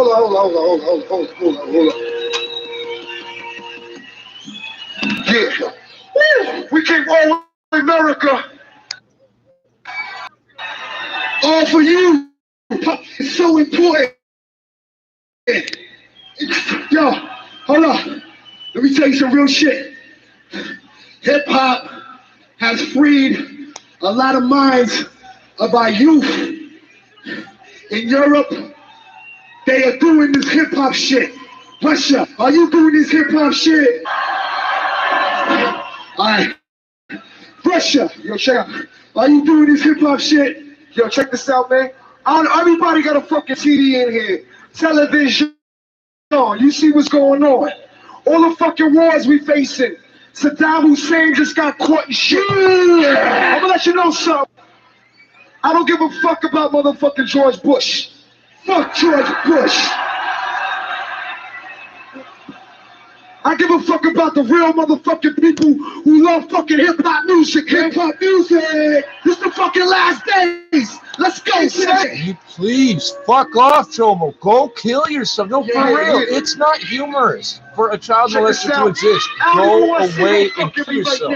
He's been at this for 8 fucking minutes straight or some shit. You will not just fuck off and die. Where's your ladies at, yo? I'm America's nightmare. Young, black, and just don't give a fuck. I just wanna get how I'm living there, so fucking 9 to 5. And push trying to slay me. Women in my wages. Slaving my niggas every What I say? AIDS every 8 fucking seconds. Fuck off and kill yourself. Child molesters have no right to oxygen. Got bitches with muscles for cash. You living in the land. But there we is fucking two sexy niggas get it. My corrupted is conducted through ghetto. Sipping on no metal. In on the metal. Foot on the metal. Never settle. We want Carolina Herrera. 30 down the carrots. Riders. My mother lovers is. Man in a gun battle just 2 blocks from the bank. The gunman's death ended 15 minutes of terror on Broadway that included a bomb threat, the taking of 5 hostages, and an escape with one of those hostages on a motorcycle. Chris takes, drop that shit. As a wasteman, rob a nigga for his chain, then argue about who gon' rock it today. I'm in the kitchen, rocking the J, get it poppin' today, throw the stock in the chain. Beef get handled, more guns than Sam Crow, blams phones, kidnap for you over 10 hoes, strapped in the Land Rover, work in the trunk truck. I'll teach you how to hustle, won't teach you how to stun. Niggas screaming on me, dead hit with the pump car right off the ground, pick them up like the front. Judge, I used to hustle up my mom's spot, whipping up, fucking up my mom pot. Turn the soft into hard rocks. Niggas speaking my name, get a hard box. Got them James Bond Glocks, always keep the pistol. Everybody seem to have a fucking issue. The fuck raise the price, that I don't like a bit. So next time, I'm reading up for counterfeits. And if it's whack, when I pick the J up, then I send it straight back like a trader. Joe, I'll send my goons all around your house. Strap, make them circle the place like a roundabout. Pressure. Yeah. Fucking 45, trying to use the pen gun. I got a shell that'll make me rap run. Nigga slap down, cause he said something. Slap run identity. Nigga ain't said nothing. You mean the Kennedy. Trying to survive it like Oliver. My Lee Ivy eyes while I'm smacking slow sign and put me in a silence. I swear to God, I'm seeing sign and trying to bang my head off paddle walls. I'm fucking wild, but I'm only surviving. Fuck, I was really trying to be a stand-up citizen instead of walking that crooked line. I was in the slaughterhouse, niggas calling me crooked eye. I can't stop like BT Zeta, you're looking for. 3 shots, niggas shot. The fuck is you looking for? Then you cut rock, but boss starting the cooking show. I'm the leader like Elias, lieutenant took the side, with pitchforks, underwater like a giant. Catching my nephew acting like Hercules. He hurt in streets, murder a couple niggas. Now we be thinking of murdering me. Now one pussy down that, not that the wildcat. These niggas trying to D-block me. Give me my styles back. We made a valid shit. You wasn't niggas got sidetracked. I listen to your shit, I get sidetracked. Hustling a 9-jack. Why that? Cause I get my right back. That's bred for cats, you can't fight that.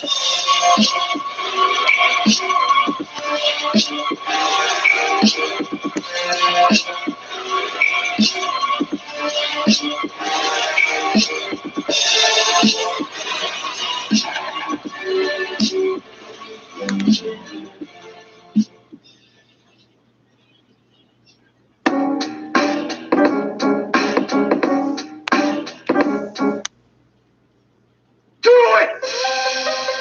Just do it! Don't let your dream. Oh, you motherfuckers. Okay. All right. I'm putting cases on all you bitches. Huh? You think you can do this shit?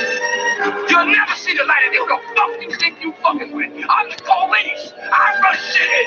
The whole neighborhood screaming out dirty cops. cause they up to no good. Fuck the dirty cops, wanna slam me on the hood. Dirty cops, try to rob me for my rights, but I know my rights, I know. The whole neighborhood screaming out dirty cops, cause they up to no good. Fuck the dirty cops, wanna slam me on the hood.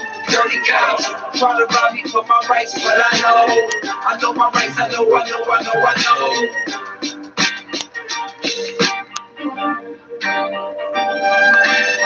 I'm on the block with a couple racks on me. Dirty cop try to put a couple packs on me. Cruises nice, stick the fucking beat the black off me. Then I ran, fuck the maidens for this black coffee. Better back the fuck off me. I know my rights. Said the kid had a gun, man, you know that's ain't. Try to throw me on the ground on a cold last night. For fuck a dirty cop, you know that's right. They only make like 23 an hour at the Chinese spot. Always eating sweet and sour. It's where you find the cops. And I pursue late night trying to find a prostitute.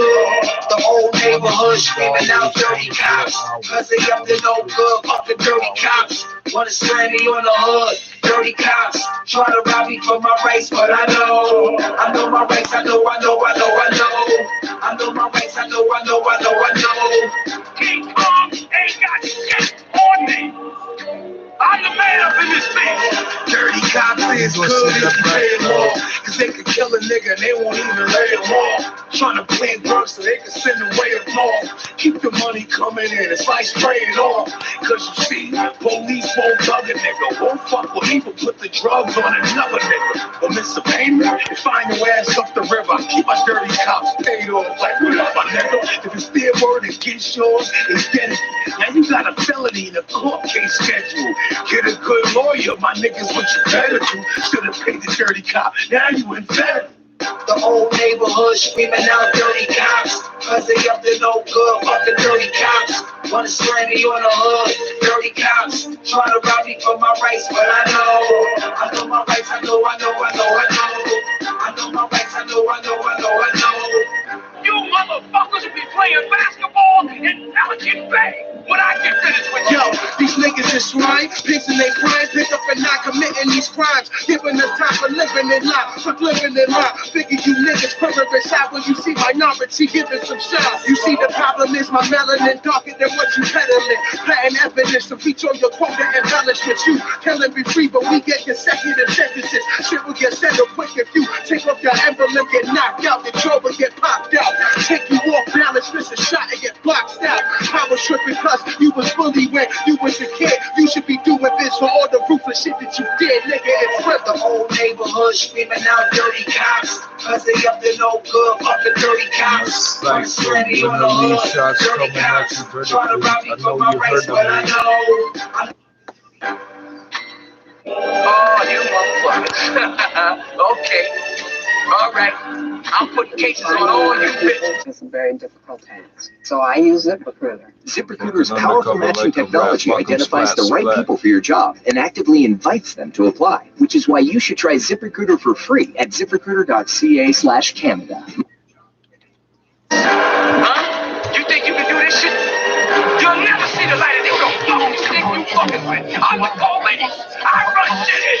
The whole neighborhood screaming out dirty cops, cause they up to no good. Fucking dirty cops, wanna slam me on the hood. Dirty cops, try to rob me for my rights, but I know my rights, I know. The whole neighborhood screaming out dirty cops, cause they up to no good. Fucking dirty cops, wanna slam me on the hood. Dirty cops, try to rob me for my rights, but I know my rights, I know.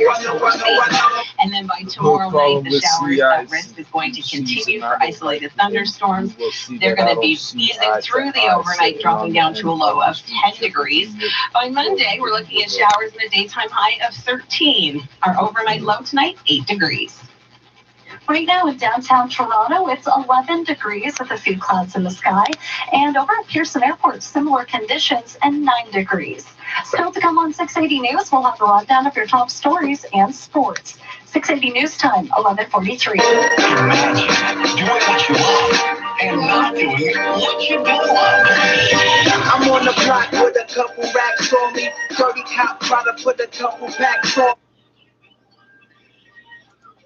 dime, the most precious asset in your life.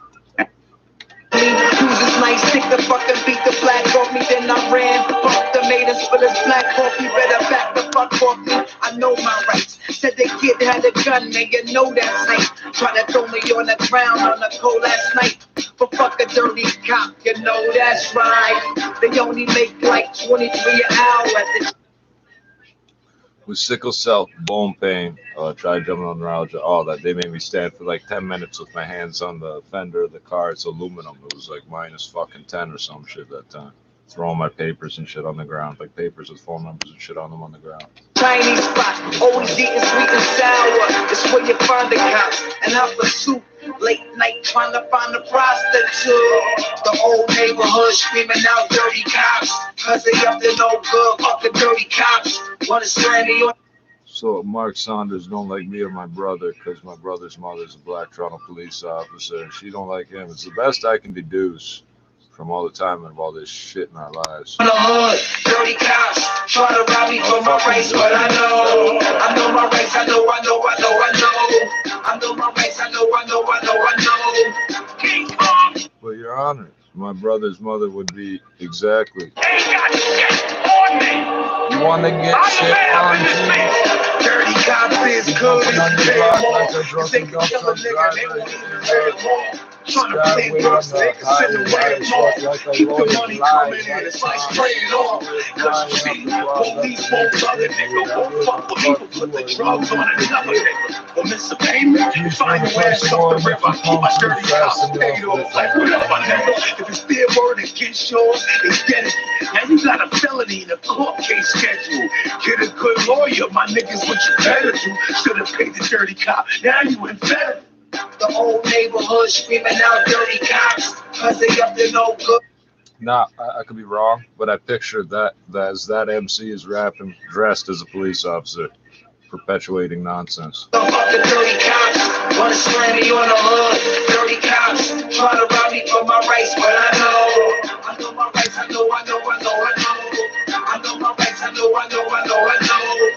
You motherfuckers be playing basketball in Pelican Bay. When I get finished with yo, these niggas are swine, fixing their crimes, pick up and not committing these crimes, giving the time for living in life, living in life. Figure you niggas murderous out when you see minority giving some shine. You see the problem is my melanin darker than what you peddling. Planting evidence to feature on your quote and intelligence. You killing be free, but we get conception and genesis. Shit will get settled quick if you take off your emblem and get knocked out. Your jaw will get popped out. Take you off balance, miss a shot and get blocked out. Power tripping cause you was bullied when you was a kid. You should be doing this for all the ruthless shit that you did, nigga. It's Trippz. The whole neighborhood screaming out dirty cops, cause they up to no good. Fucking dirty cops wanna slam me on the hood.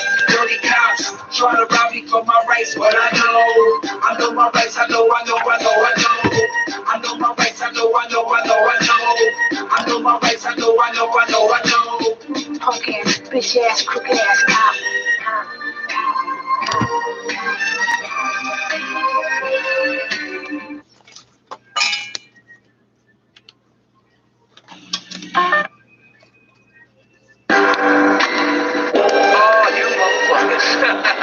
Okay. All right. I'm putting cases on all you bitches. Huh? You think you can do this shit? You'll never see the light of day. Who the fuck you think you fucking with? I'm the police. I run shit in. The whole neighborhood screaming out dirty cops, cause they up to no good. Fucking dirty cops wanna slam me on the hood. Dirty cops try to rob me for my rights, but I know my rights. I know. The whole neighborhood screaming out dirty cops, cause they up to no good. Fucking dirty cops wanna slam me on the hood. Dirty cops try to rob me for my rights, but I know my rights. I know. Couldn't get an answer. I believe I tried calling my grandparents, but I knew they'd probably be in bed anyway. So I finally just convinced myself they were just in bed sleeping. I knew they were outside working and drinking all day, so. Like so many other people, Tyler had no way of knowing what was really happening that night. No way to know that his family was being targeted. As I've mentioned, the RCMP have never released an exact timeline of events. And we may never know for sure how it all Yeah, because they would have to unfolded. admit that at some point they were shooting at the fire hall That for at no around reason. 10 p.m., Wortman showed up at the Blair home. This was after Beth escaped. Note, to determine if choking is mild or severe, ask, are you choking? If the person can speak, cough, or breathe, it is mild choking. Choking. It's still choking. There was a big hunter. He had lots of rifles. And conscious choking. Page 42. It's the only thing I can think of. I don't know. Tyler's aunt, Kelly, said that's what police told their family. Severe staffing shortages, outdated infrastructure, and poor oversight contributed to deadly consequences for Ontario's most vulnerable citizens during the pandemic. The Minister of Long-Term Care, Dr. Marilee Fullerton, released a statement which reads in part, since the Commission started its work, the situation in long-term care homes has dramatically improved as the province ensured residents and staff were first in line for vaccines. For 680 News, I'm Aliha Sheikh. Coming up in 60 seconds, we'll have traffic and your extended forecast. 680 News Time, 11:50. With all that's going on these days, let good food help make life a little easier. Get $80 off the #1 meal kit in Canada and free contactless delivery directly to your door. With fresh, fun, and delicious recipes for every palate in your household. We're making mealtime easier and You can jump ahead if you want. I'm on page 258, but let's see here. So, first aid, safety oriented, St. John ambulance. Ooh, this phone number is 398. So that's a city number. Ottawa, Canada. Okay. 3rd edition, 1990. Oh. First impression, 1990. 192,000 copies. Okay. Chapter 21. Burns. There is a section on prevention, but we're going to skip that. Effects of burns. I'm going to skip that. Complications of burns. We're going to skip that. First aid for thermal burns. Skip. First aid for chemical burns. First aid for electric burns. Radiation burns. Although there is no specific first aid for radiation burns from X-rays or radioactive material, you can treat minor sunburn. Hey, what the fuck? Cover the burn area with a wet towel using a solution of 10 milliliters of salt to a liter of water. What? A tablespoon of salt to a quart of water. Okay. This soothes and cools the skin. What's the salt for? Commercial ointments and creams may also be used. If blisters are broken, there's a grave risk of infection and the casualty should be seen by a physician. Radiation burns. The first signs about radiation. You can treat minor sunburn. I'm sorry, I didn't mean to waste everybody's time. I thought we were going to experience something interesting at the same time together. running or biking, skateboarding even, you've got active TO closures. So these are the routes. Bayview is shut down between Front and Rosedale Valley Road. River is shut down between Bayview and Spruce. That's just north of Gerrard. Eastbound Lakeshore closed from Leslie all the way to Woodbine. 407 ETR is a proud partner of Credit Valley Conservation and the first corporate supporter of the GTA's Credit Valley Trail project. 407 ETR for the things that matter the most. Your next report is coming up at 12:01. Right now, let's get the forecast. Here's Emily Vukovic. Cloudy with a chance of showers through the overnight hours tonight, dropping to a low of 8 degrees. We're looking at cloudy conditions throughout the day tomorrow. Chance of showers late in the morning as well as through the afternoon with the risk of a thunderstorm. Our daytime high getting up to 16 degrees. For Monday, showers are in the forecast with a daytime high of 13, and we're looking at some more rain throughout the day on Tuesday with a daytime high of 15 degrees. Our overnight low dropping down to 8 degrees. Right now in downtown Toronto, a few clouds and 11 degrees. We have similar conditions at Pearson Airport, a bit cooler there though, 9 degrees. Coming up at midnight with Tiwana Turner and Michelle Halim. We'll have the very latest on a crash in Scarborough that's left 2 people in hospital, including 1 in life-threatening condition. 680 News Time, 11:53. Spring into savings and pay only $9.99 per month for your alarm monitoring with the Monitoring Center. Affordable, dependable.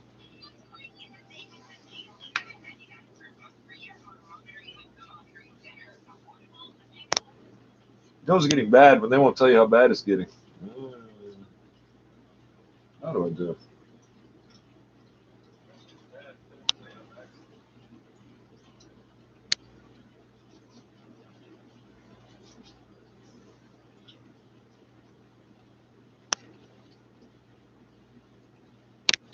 They told us to leave to put a flashlight on at 9 o'clock for 5 minutes for doctors. You get 5 minutes. The whole fucking day. You get a flashlight for 5 minutes. When you need to know. We're here. This is 680 News. The International Space Station will soon be a little less crowded as the Resilience crew has been given the green light to return to Earth. 3 NASA astronauts and 1 from Japan are departing the International Space Station aboard the SpaceX Dragon capsule that they rode up in last November. Mission Control told astronaut Mike Hopkins the weather is just perfect for a smooth splashdown. Should be a very good night to come home. So take one last look out the window, take a mental picture, and let's get working the timeline when you guys are ready. The astronauts are aiming for a splashdown around 3 in the morning in the Gulf of Mexico, just off the coast of Panama City, Florida. Coming up in 60 seconds, we'll have your business report with Stuart McGinn. 680 News Time, 11:55. Hey there. How would you like to own an investment property that is affordable, has positive cash flow, and you never have to deal with a tenant? I'm Todd C. Slater, president and founder of The Simple Investor. And our Simple Investor program allows you to have title ownership. You called me earlier, didn't you?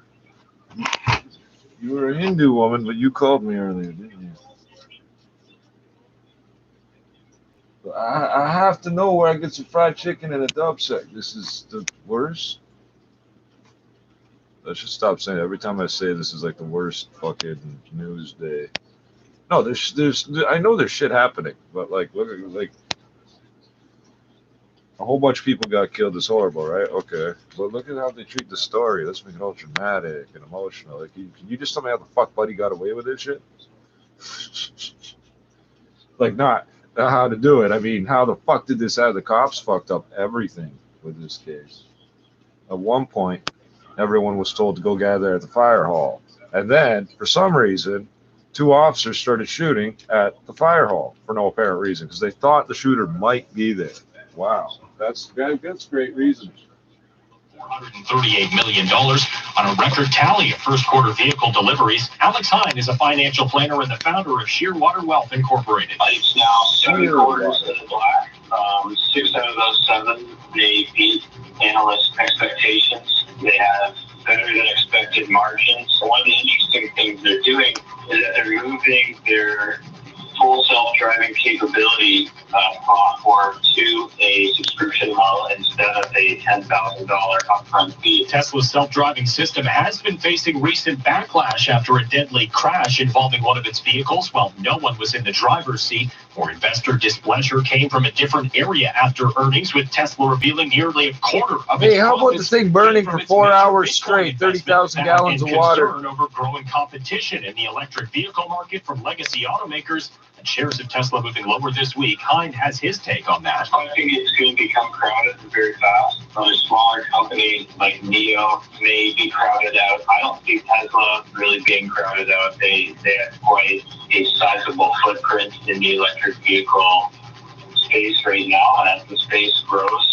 should be able to facilitate a little bit more competition. Hind says as that competition increases, we also can't forget about Tesla's cult following that's built the company into what it is today. Yeah, Tesla is a lot more sexy and interesting as an electric vehicle supply than, say, a Volkswagen or a Ford. You know, that's just your everyday. So weren't the last 2 stories with the same fucking company? You know, you might turn your head and take a look and see who's driving that. So they're going to be pretty hard to dislodge from the market share they've already acquired. That's Alex Hine, a financial planner and the founder of Shearwater Wealth Incorporated. And at the Business Center, I'm Stuart McGinn.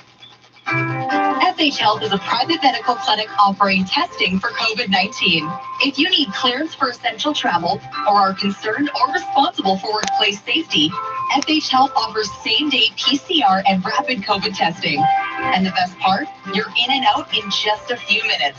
Go to shhealth.ca to book an appointment today at one of our 5 GTA clinics. SH Health, protecting communities, companies, and families. At jackpotcity.net, you can do amazing things with just one casino chip. Discover a world of incredible casino games with over 500 high-quality online slot games, including the world-renowned progressive jackpot slot Mega Moolah. Play for free at jackpotcity.net and get treated. You get hooked on gambling for free. So visit jackpotcity.net. It's that target market. On your tablet, laptop, or mobile. Jackpot City, a whole world of casino games. 18 plus. Please play responsibly. This is not a gambling website. What the fuck is it? Your weather It's an introduction to gambling. Taking a look at some regional weather conditions in Kitchener, clear and 11 degrees, partly cloudy in Markham and 9 degrees. St. Catharines, partly cloudy and 11 degrees. And right now in downtown Toronto, 11 degrees with a few clouds. Madison Fitzpatrick was our evening show editor. Amber LeBlanc is our news director. On behalf of my co-anchor Michelle Morton and myself, have an excellent night. It's midnight. Toronto's #1 for breaking news, traffic, and weather. This is 680 News. Good morning. This is Sunday, May 2nd. I'm Tiwana Turner. And I'm Michelle William. Here's what's making news this hour. A man is fighting for his life in hospital after a two-vehicle crash in Scarborough. Cases are trending downward, but ICU numbers are still on the rise in Ontario. Several vaccine clinics in your region will be closed starting Monday. The Neighbours Canada's 2020 annual audit of anti-Semitic incidents reveals a disturbing trend. An impressive night for George Springer and the Blue Jays, not to mention an impressive night for Austin Matthews and the Maple Leafs. Raptors trying to get out a win in Utah. Sports at 50. And coming up in business, vaccinations and the workplace, we're asking an employment lawyer if your boss can ask you if you got the shot, and furthermore, if they can legally require it. 680 News Time, 12:01. Time for traffic and weather together on the ones. Good morning, Camille Wilson. How are the roads? Good morning, Tiwana and Michelle. The roads are looking pretty decent right now. It's not a lot of construction we have going on at the moment, which is good if you're heading around the city. Not sure if much is going to really come in as well. But we've got a couple of spots. On the eastbound 407, east of Martin Grove, we have 4 left lanes that are taken up for maintenance, but I'm not seeing any sorts of delays on that route. And then the northbound 410 ramp to Courtney Park is closed, and the Courtney Park ramp to the southbound 410, that is also shut down for maintenance. On our city streets, Kingston Road at Morningside, all lanes are blocked off for an ongoing collision investigation. Emergency vehicles remain on scene, and that's about it for all we have to report at this time. Your next report is at 12:11, and now with your forecast, here's Denise Andriachi. Oh, mild morning. We may have a few sunny breaks, but for the most part today, we have active weather. Unsettled conditions on and off throughout the entire day today. Even the risk of some isolated thunderstorms later this evening. The good news is it's going to be mild. We have daytime highs today of 17 degrees. Right now in downtown Toronto, we've got a few clouds and it's 11 degrees, feeling like 10. Similar conditions near Toronto Pearson at 9 degrees, feeling like 8. 680 News Time, 12:03. We begin with breaking news from Scarborough, where a man in his 30s has been rushed to hospital with life-threatening injuries after a collision. Toronto Police Constable Laura Braban says the call came in around 10:20 Saturday night. Old rusty oil called drum. to the area of Morningside Avenue, Kingston Road, for reports of a two-vehicle collision. When police responded to the area, they located 2 people who appeared to be trapped inside their vehicles. First responders were able to free the 2 individuals, and they were both taken to hospital. Paramedics have confirmed to 680 Where they will News now contract COVID and die. Injuries. There are road closures in the Or at area. least get All diarrhea. southbound lanes on Morningside Avenue are closed. What happened to as that? well What as happened to that westbound lanes symptom on that like Kingston everybody's Road. gonna have Anyone who diarrhea at witnessed the same accident time? or has any information is being asked to contact police. Stay with 680 News for more on this developing story. 680 News Time at 12:03. A stay-at-home order, military help, and 3 days of paid sick leave. Those are some of the measures in place as the province tries to control the 3rd wave of the pandemic. But ICU numbers are still on the rise. As of Saturday, there are 900 patients in the ICU, with 637 of them on ventilators. But COVID-19 biostatistician Ryan Ingram says the overall daily case trend is slowly heading down. Something which I follow is something called the reproductive number. cover, and that's how these secondary infections are caused in one primary infection. What we've seen over the past week is that it's averaged about 0.95, which means that 100 primary infections lead to around 95 secondary infections. But my friend got shot of the reproductive 27. number They're could just get marking down to 27 0.9 in 1 month. We'd have fewer than 1,600 cases per day. The province also reported That's how long it'll take to get to that. 3,369 cases. And that's new and cases. 29 That additional doesn't deaths change the on number of Saturday, people in with a hospital third of now, them or all the coming new from people right end up here in the hospital. city. But there is a glimmer of hope. Mayor John Tory Not says really, the city has 'cause the- administered at what's least the 1 dose percentage of that's COVID-19 variant? vaccine to 40% of all eligible Torontonians. You're listening to All News Radio 680 News. Some residents in Peel Region still have a Somebody took chance my to get a picture the very first COVID-19 day. vaccine today. Peel Region says as many as 900 appointments are currently available at the Save Max vaccination clinic in Brampton. Residents must be 18 years or older, living in one of the hotspot communities identified on the region's website. And it also is the last day to get a shot at the pop-up clinic operating at the Downsview Park Arena in the Jane and Finch area. Doors open at 9 a.m. and will stay open until supplies last. No appointment is necessary, but you will need to show proof that you live in an eligible postal code.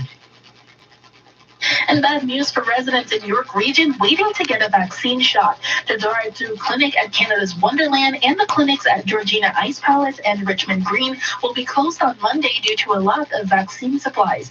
On Friday, the region's medical officer of health revealed under the province's new plan to send 50% of doses to hotspots over the next 2 weeks. York Region's supply would be cut by roughly 30,000 doses. The region reported 300 new cases of COVID-19 on Saturday. 680 News Time, 12:06. There's a new service on the market to help you find out where you can get a vaccine shot. The service allows you to text your postal code to a phone number, and it'll send you the 3 closest vaccination clinics. Software engineer students Zain Manji and Ashish Yelakar developed the tool after seeing a similar one in the U.S. They say they've already received tons of positive feedback, and the demand is already so high. Their texts are currently delayed at peak times. Manji says they're still working on it, but they're hoping to expand the service to more provinces next week. You can text your postal code to 833-356-1683 to get your vaccination locations. 680 News Time, 12:06. B'nai B'rith Canada has released its 2020 annual audit of anti-Semitic incidents. It's okay. And as our It's Phil spelled Martino funny. tells us, it shows on spelled average more different than than how it's 7 pronounced. anti-Semitic incidents occurred per day in Canada last year.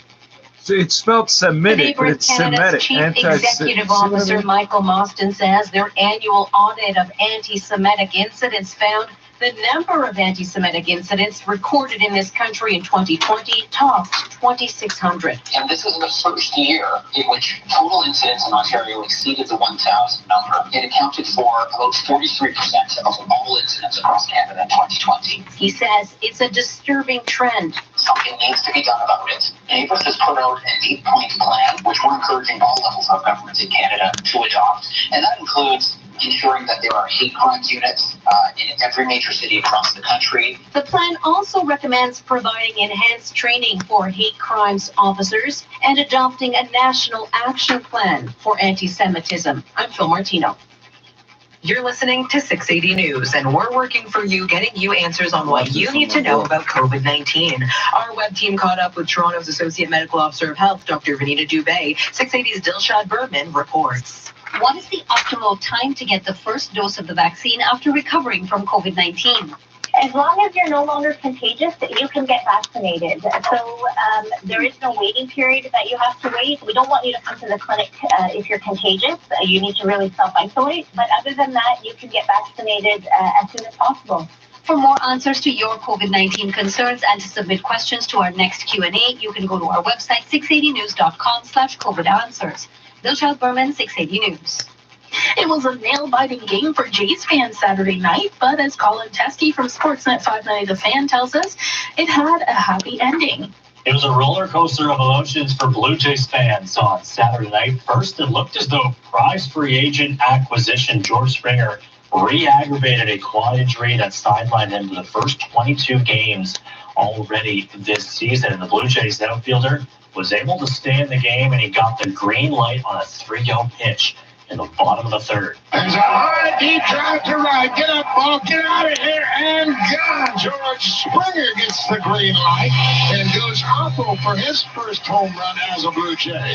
Springer would follow that up with the game-tying solo homer in the sixth, and that got the Blue Jays to extras, where they went on to beat the Braves 6-5, winning the first two games of the series. For Sportsnet 590 The Fan, I'm Colin Teskey. It's a good day to fill up in 30 seconds. We'll check the price at the pump. 680 News Time, 12:09. Thanks, Toronto. For continuing to make us know.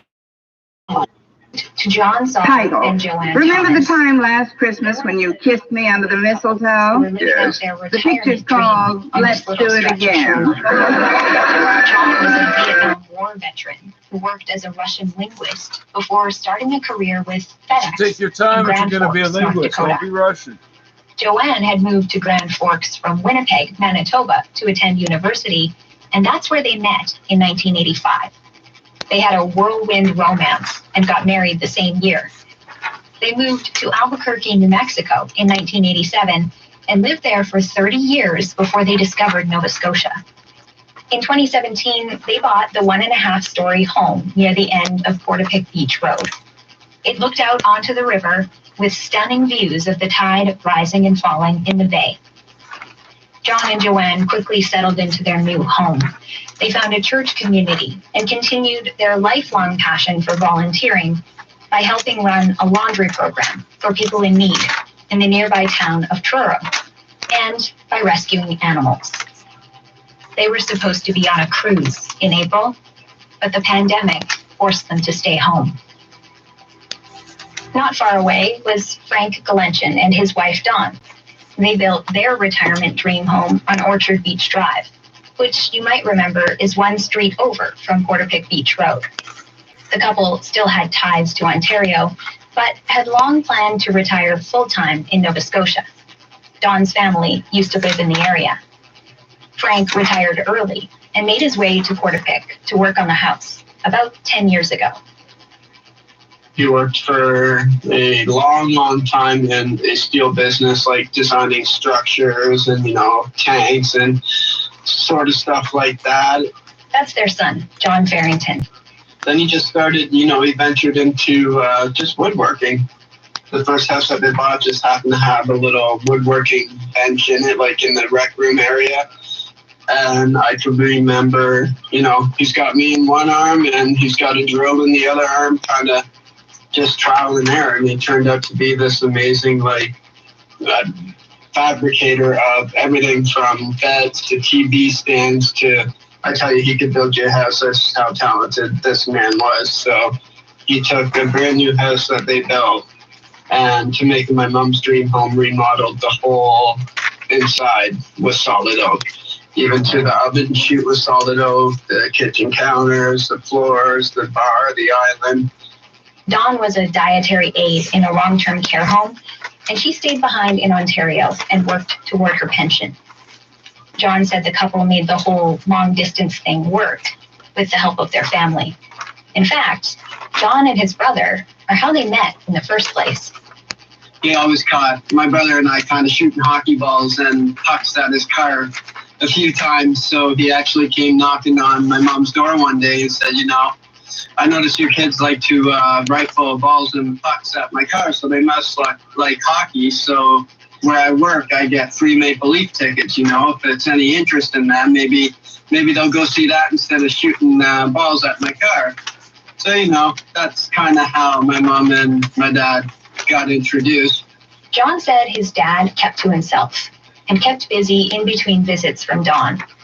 He could always be found in his woodworking shop just beside the house. He even made furniture and sold it in some local stores. To spend time together, Dawn would save up vacation time and head to Portapique about once a month. During this time, she moved in with her sons in Ontario, first with Ryan for about 5 years, and then with John. 5 years together here, I've seen ups and downs. I washed with her, saying my dad, because it's not easy to have a relationship for 10 years like that where you you're flying back once every other month kind of thing for a week, and then, you know, you're learning how to be married again. And she's seen, you know, ups and downs with me, you know. That's why literally, like, I tell everyone, I have a 16-year-old son myself, but, you know, my mom was my best friend. I tried so hard to make sure kind of everything was perfect for her. I threw a surprise birthday bash for her last birthday down here she didn't know about, and then I threw a going away party just about a few days, you know, before she went away. So even to the morning, you know, we did our wake up the day that she moved, hugged and kissed goodbye. And Dawn's retirement finally came in 2019. And after that going away party, she headed to Nova Scotia for good. This was where the Galenchans would spend their golden years, a dream a decade in the making. I can just picture my dad's face when he saw her come down for the first time, and he knew, like, she was here for good. It's just sad that, you know, she only got to experience for, you know, less than a year. We'll be back after this. Rough driving conditions can chip your windshield in the blink of an eye. At Speedy Glass, we can quickly fix that chip before it turns into a crack. Hi, I'm Keith at Speedy Glass, and my team and I use unique cutting-edge technology to get you road-ready fast. Our work comes with a lifetime warranty, and it may even be free for you if you're insured. So don't ignore that chip. Book your appointment today at speedyglass.ca. Conditions apply. One lost vote in the first round of the election last month, but they have to face the Fujimori in a runoff on June the 6th.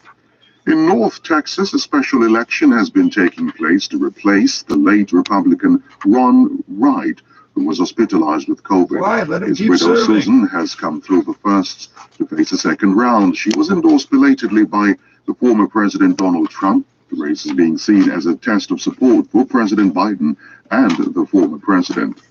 And the American investor and business tycoon Warren Buffett has warned people not to think investing is an easy way to make a fortune. Speaking in Los Angeles, the billionaire investor said it could be tough to pick long-term winners. Thank you, Neil. President Biden halted the construction of the southern border wall between the U.S. and Mexico on his first day in office, but more than 700 kilometers had already been built. Activists and environmentalists say the wall should now be torn down and the land restored, but it's unclear if that will happen anytime soon. Paige Sutherland reports from Tucson, Arizona. Border wall construction came to a halt here in late January. But how much damage this 30-foot-high steel wall has already caused hasn't fully been assessed. That's because environmental studies were not conducted before the project began, due to a federal loophole allowing then-President Trump to bypass dozens of laws, including the Endangered Species Act, the Clean Water and Air Act, the National Historic Preservation Act. The list goes on and on. Well, there's no regard for the environment with this project. Miles Trapp-Hagen is the Borderlands Program Coordinator for the Wildlands Network. He's been driving to the border wall frequently to make sure the environmental impacts are recorded. So what I'm going to do is to get this here drone going.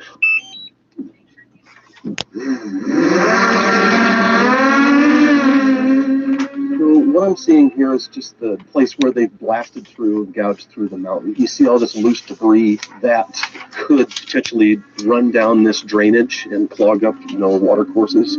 Besides concerns about erosion, flash flooding, and blocked waterways, Trapp-Hagen is awestruck by all the other damage he sees as we drive along the wall. This is unbelievable here. The destruction here is just crazy. Yeah, they mowed everything over. There's the oaks were bulldozed, the cactus, basically everything. All of this happened on nationally protected forests and wildlife refuges. The wall's impact on animal life is also a major concern. Emily Burns is the program director of the environmental group Sky Island Alliance. Her organization launched a wildlife study back in January 2020 to monitor all the animals that live and move across the U.S.-Mexico border, including a young javelina, which is a wild boar native to this area. Like javelinas, animals in this area cross the border often for food and water, a route the wall has now blocked. And it's even cut some species off from their own populations. What we're looking at with The continuous border wall across the southern border of the U.S. is a major evolutionary experiment. Another issue is the hundreds of lights installed on the wall. Lights in particular dramatically change the nighttime environment. It changes how animals can hunt and find food. It disrupts their migratory pathways. The Quito Piquito Springs isn't just important to numerous wildlife. It's also a spiritual and ceremonial place for the local Tohono O'odham tribe. Tribal leader Lorraine Eiler's great-grandparents grew up in this area and were buried there. How would you feel if I went where your family's cemetery is and dug through where your grandfather, your parents, your great-grandparents? It's actually your whole illegal life? for them to do. You wouldn't like it. It's the same thing. So yeah, whatever was in the way, forget about it. Eiler is working with the park on reburials and restoring the damage done to the springs, but it's going to take years, most likely decades. Activists are hopeful that all the data they've been collecting will convince the Biden administration that stopping construction is not enough. But with illegal crossings surging at the border, it's likely wall removal and restoration won't happen anytime soon. Paige Sutherland reporting from Tucson, Arizona. You're listening to the World Service. It is coming up to 4 GMT. Today marks the 10th anniversary of the U.S. raid, which resulted in the killing of Osama bin Laden. A Pakistani doctor who helped the CIA trace the al-Qaeda leader has spent the last decade in jail. And he believes he's being punished for embarrassing the Pakistani authorities. His lawyer has told the BBC he should be freed. Our correspondent Secunda Kamani reports from Islamabad. As the U.S. hunt for Osama bin Laden began to focus on the northern Pakistani city of Abbottabad, the CIA helped organize a fake vaccination campaign to try to establish his exact whereabouts. A Pakistani doctor, Shakil Afridi, was in charge. Why are you telling us the Pakistani government, however, kept in the dark. After Osama bin Laden's death, Dr. Afridi was sentenced to 23 years in jail. Ostensibly, it was for providing support to a banned militant group. However, it's widely believed he was being punished for cooperating with the CIA. His lawyer, Qamar Nadeem Afridi, says attempts to overturn his conviction have stalled. Everyone knows this is a fake case, so whenever it finally comes in front of a judge, he will be acquitted. But the state and the prosecution are trying to keep the case lingering on. Former Pakistani officials have said working with the Foreign Intelligence Service is a serious offence. Secunda Kramani there. And let's cross live to Al Ross with all the sport. And Manchester City will regain the Premier League title on Sunday if their nearest challengers, Manchester United, lose to Liverpool at Old Trafford. City beat Crystal Palace 2-0 yesterday, moves them 13 points clear of United, who have 5 games to play. United manager Ole Gunnar Solskjaer says the way the table looks will make no difference to their approach.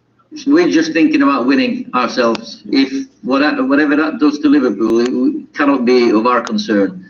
Throughout the season, you have games that you look forward to, and this Liverpool game is at home is one of the biggest game of the season. It doesn't matter if we're first or second or third or fourth, or no matter what, this is a massive game. Newcastle host Arsenal in Sunday's early kick-off, while Spurs play Sheffield United in the late game. Chelsea have moved 6 points clear in the race for a top. But they weren't the only ones home with their parents in Portapique that night. At the far end of Orchard Beach Drive, where the Blairs live, there's a little cross street called Cobblepit Court.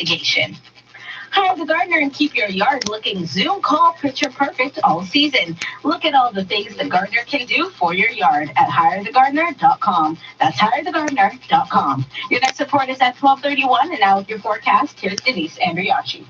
Well, today is the milder out of the weekend. For Saturday, it was quite sunny to start off the day. We had a few showers rolling through into the early evening.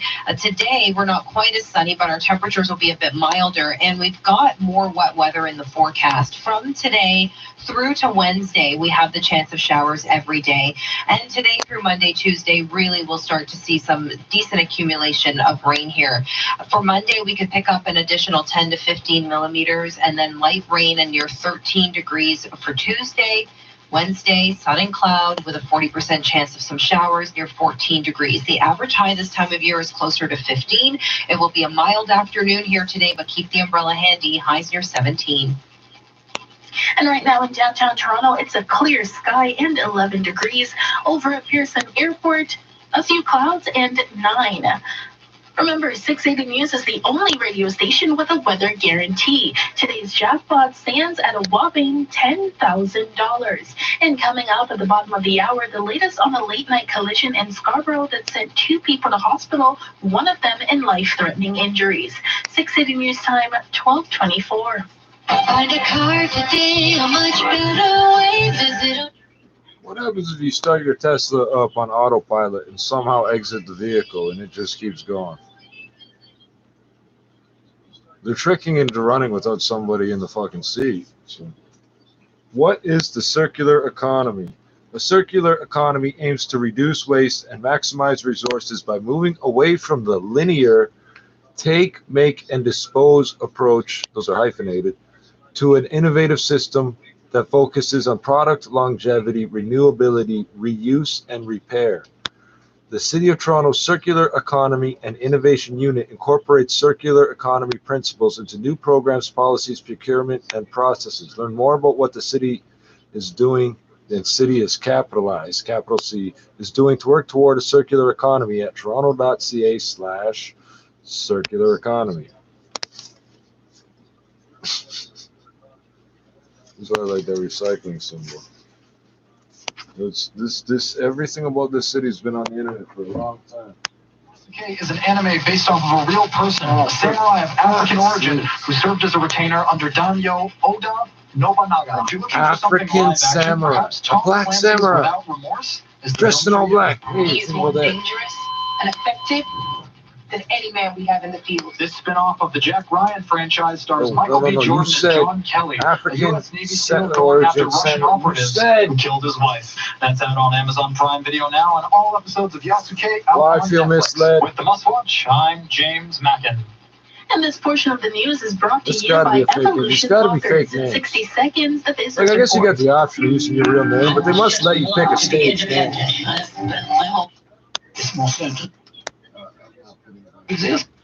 I definitely want to continue doing things for myself.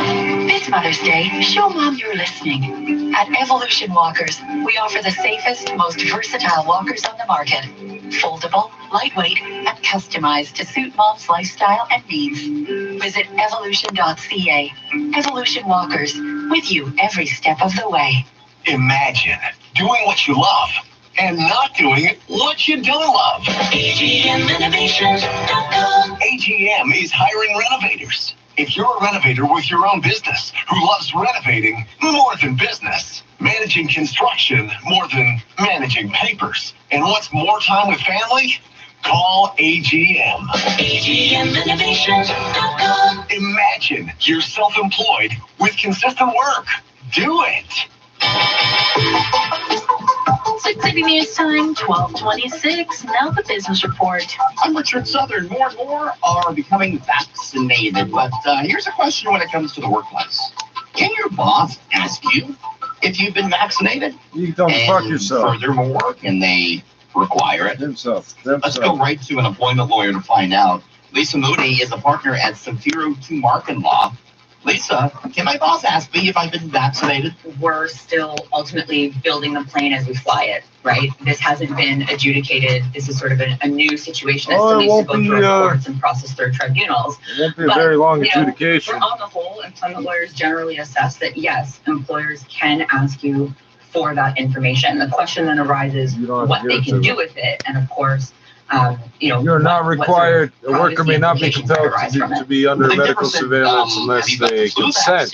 Have you got the smallpox vaccine? I mean, I've never been asked that. Nobody's been asked I've got smallpox immunity. Right, you can't ask me I do that. think that because we're in the middle of a global pandemic and we're dealing with a highly contagious and deadly disease, it's a fair question to ask. Can they say, listen, if you want to work here, you have to get vaccinated? Can they say that? Yeah, so an employer can't force somebody to become vaccinated, but they can make it a policy encouraging people to be vaccinated, especially if you are in the type of industry where you're serving a client base that is highly vulnerable.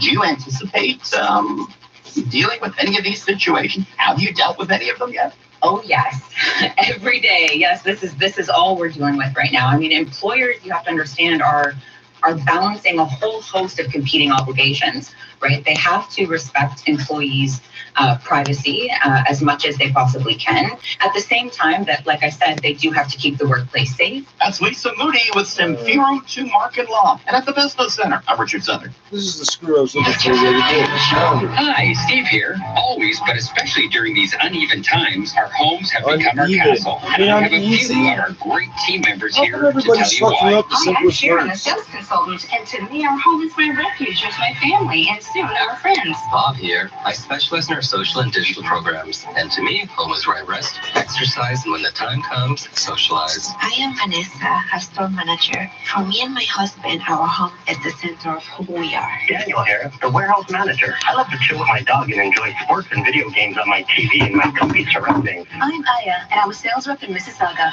Our family cooks and enjoys the togetherness of our home. I'm lucky that way. And I'm Ted. Gia and I love the escape and safe harbor of our home and cottage. And our new puppy Jeter does too. Right, Jeter?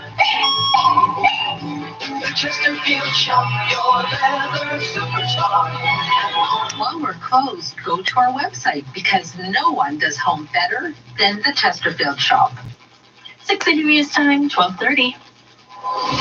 Toronto's #1 for breaking news, traffic, and weather. This is 680 News. Good morning. It's Sunday, May 2nd. I'm Michelle Halim. And I'm Tijuana Turner. Here's what's making news this hour.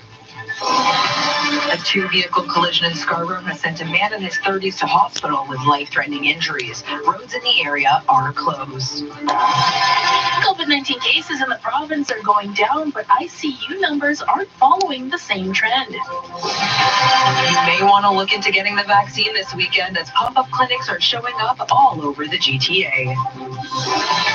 The Kentucky Derby continues today, and our Simon Bennett has some details on some of the races.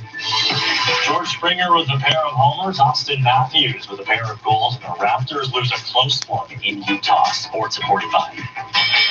And coming up in business, we talk to an automotive trade association that's developing an all-Canadian zero-emission vehicle concept. 680 News. It runs on pure, clean Canadian uranium. Wilson. Yes, and with tritium and deuterium injection.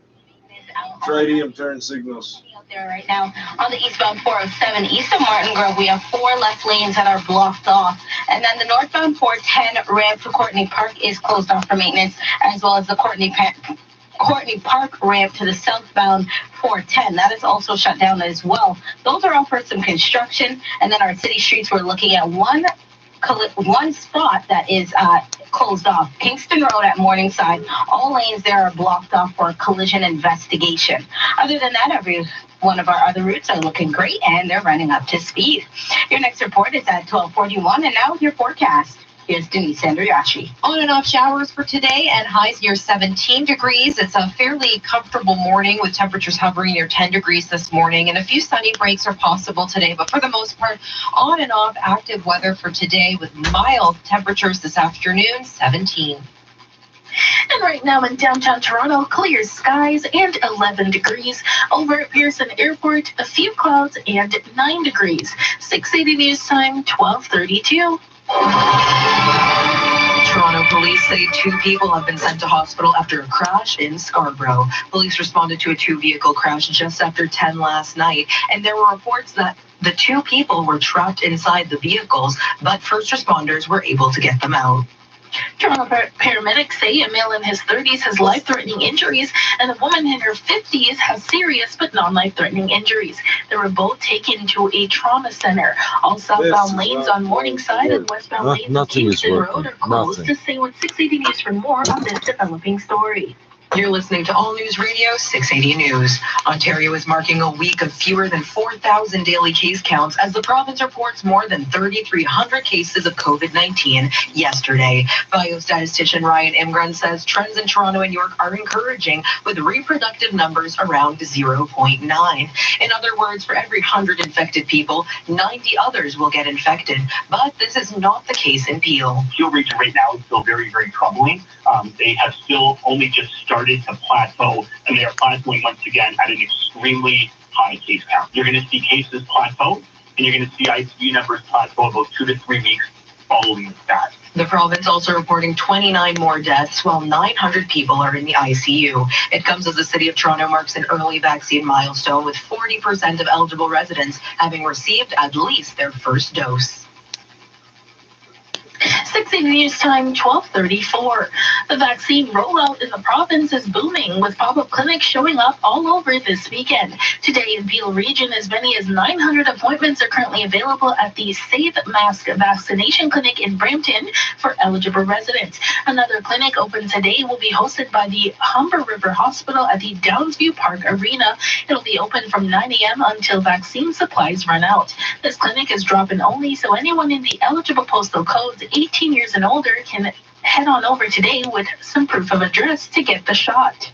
680 News Time, 12:35. Several mass COVID-19 vaccine clinics in York Region will be forced to close on Monday due to a lack of supply. Vaccination clinics at Canada's Wonderland, Georgina Ice Palace, and Richmond Green will be closed. The York Regional Council says they continue to call for increased supply and equitable distribution of vaccines. Officials did not say when the clinics are rescheduled to open. 680 News Time, 12:35. A group of residents and doctors came together yesterday on behalf of Peel Region, summing up their demands in just 2 words: Save Peel. Melissa McAvely from City News reports. It seems to me that the provincial government, to be honest, lives in some type of parallel universe, and they're completely unaware of what is happening on the front lines. I've seen essential workers dying and suffering, completely avoidable scenarios because of lack of paid sick days. I've talked to people where they told me that they were afraid of not going into work because they could get fired, they could lose their job, or they were unable to pay their bills. The group gathered outside the Peel Public Health Building in Mississauga to present their list of demands. They include higher priority access to vaccines and additional support for essential workers, including 10 paid sick days.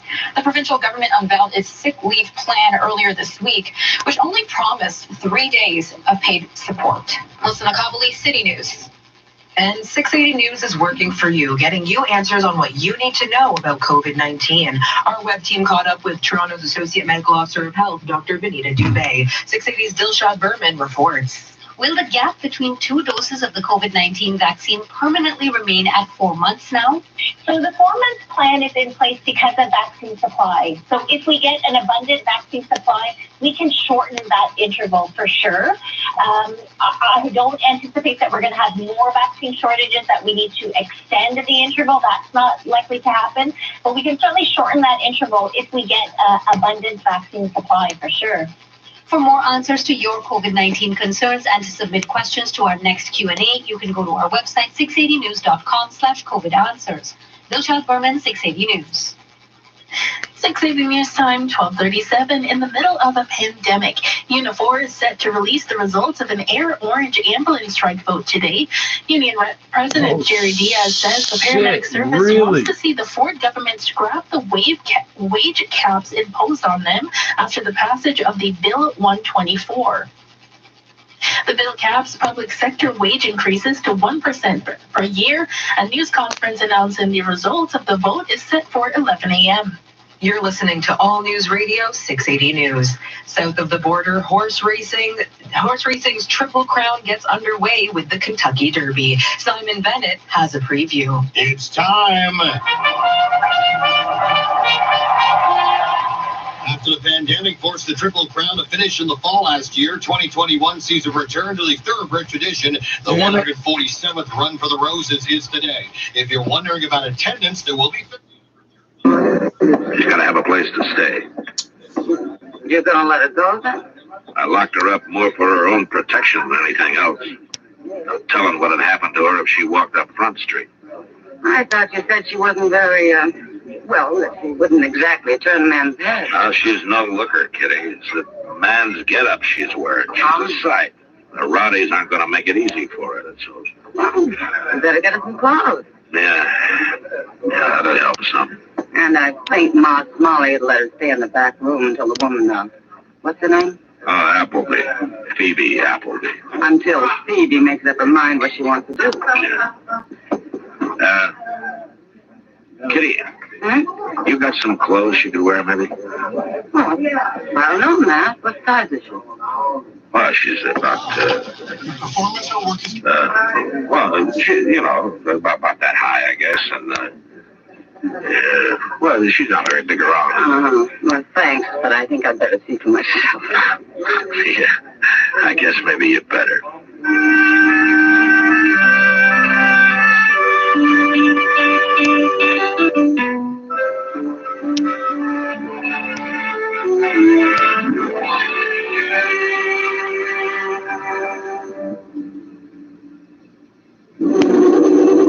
Hello, my name Wang Li.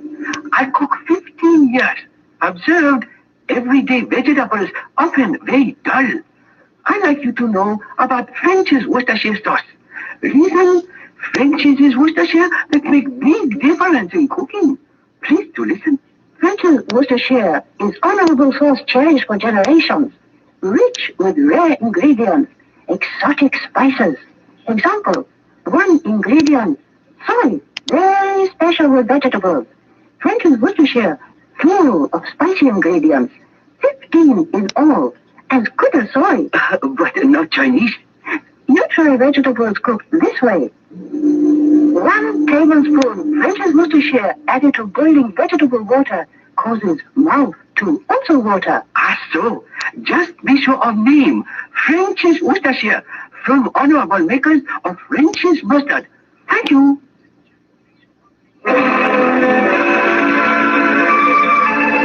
That really just happened. Well, didn't just happen, but.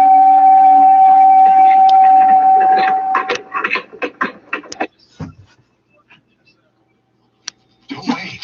For your free assessment, go to agmrenovations.com.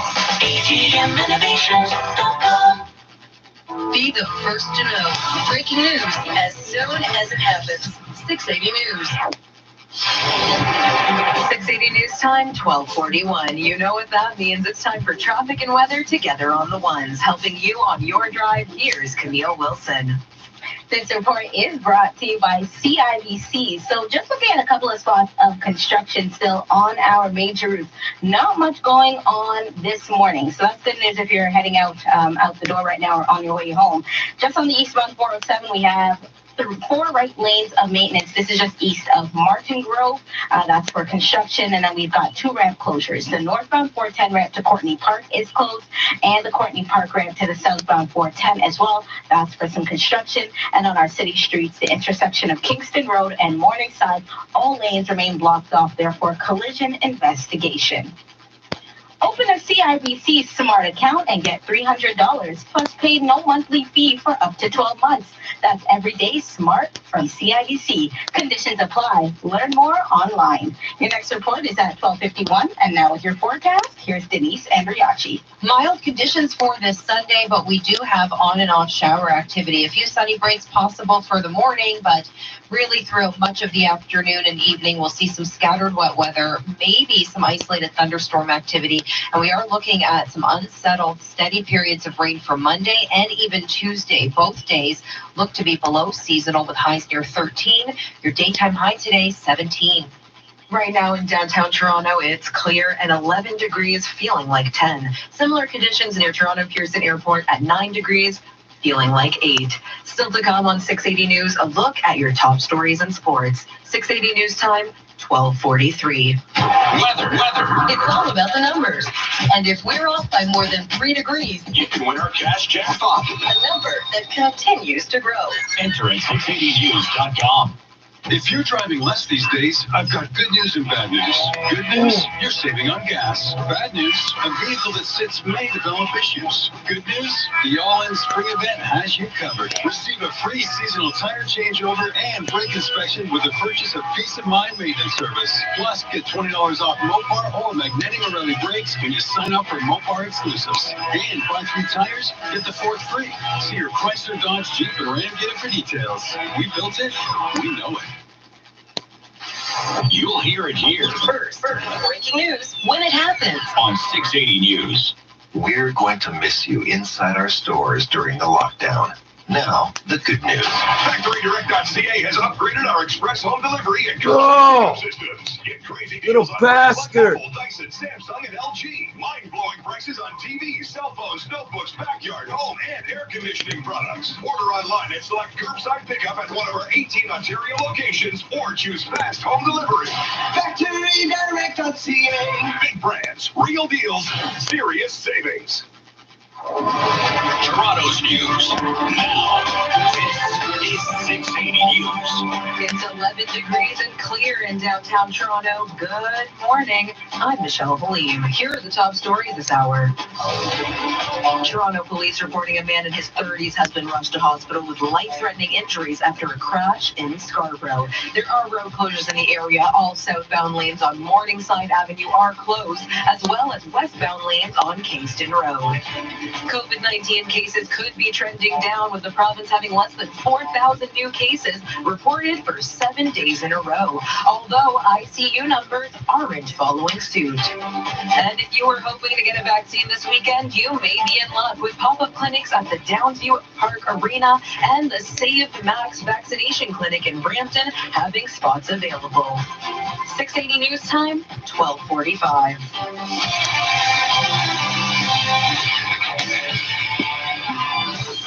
Meeting a young kid who says, my grandfather likes you guys. Oh.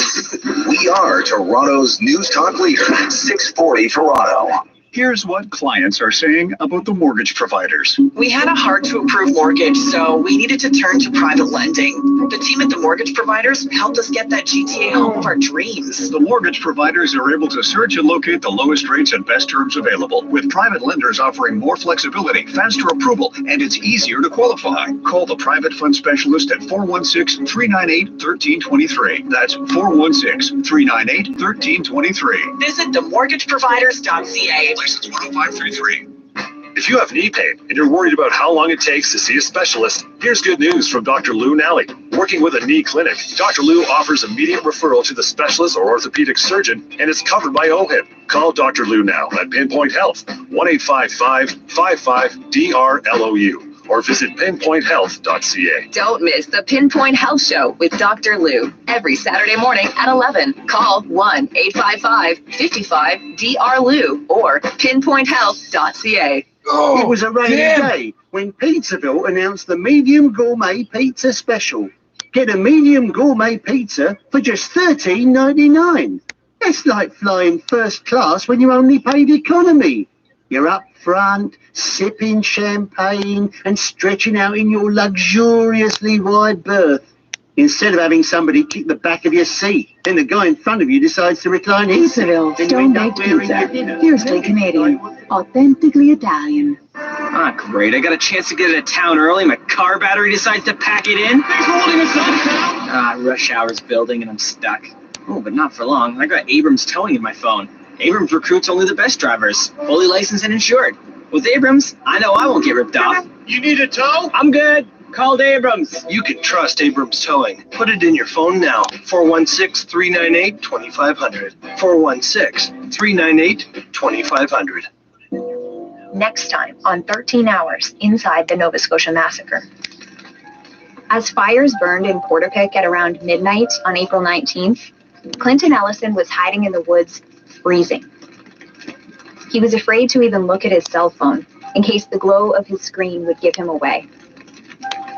What began as a quiet night with his brother Corey at their father's house had turned into what he described as a nightmare through hell. In an interview with a reporter from another news organization 4 days later, Clinton said that earlier that night, he and Corey heard a gunshot. They also saw a fire burning in Portapique. You might remember that at around 10 p.m., Gabriel Wortman set his cottage and warehouse on fire. Clinton said that Corey went to check out what was happening. He called Clinton to say the fire was bad and that he should call the fire department. When Corey didn't come back, Clinton went to look for him and found him lying in the road. He'd been shot. That's when Clinton ran as fast as he could into the trees. He saw a beam of light from a flashlight bobbing behind him and was convinced the gunman was chasing him.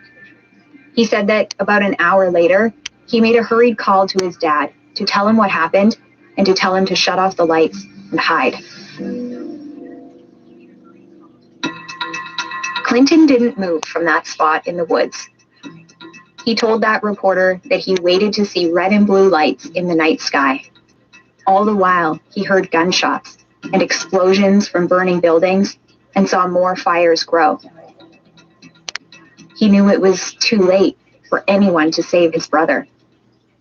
Clinton waited for help that he said didn't come for hours. I'm your host, Sarah Ritchie, and this is 13 Hours Inside the Nova Scotia Massacre.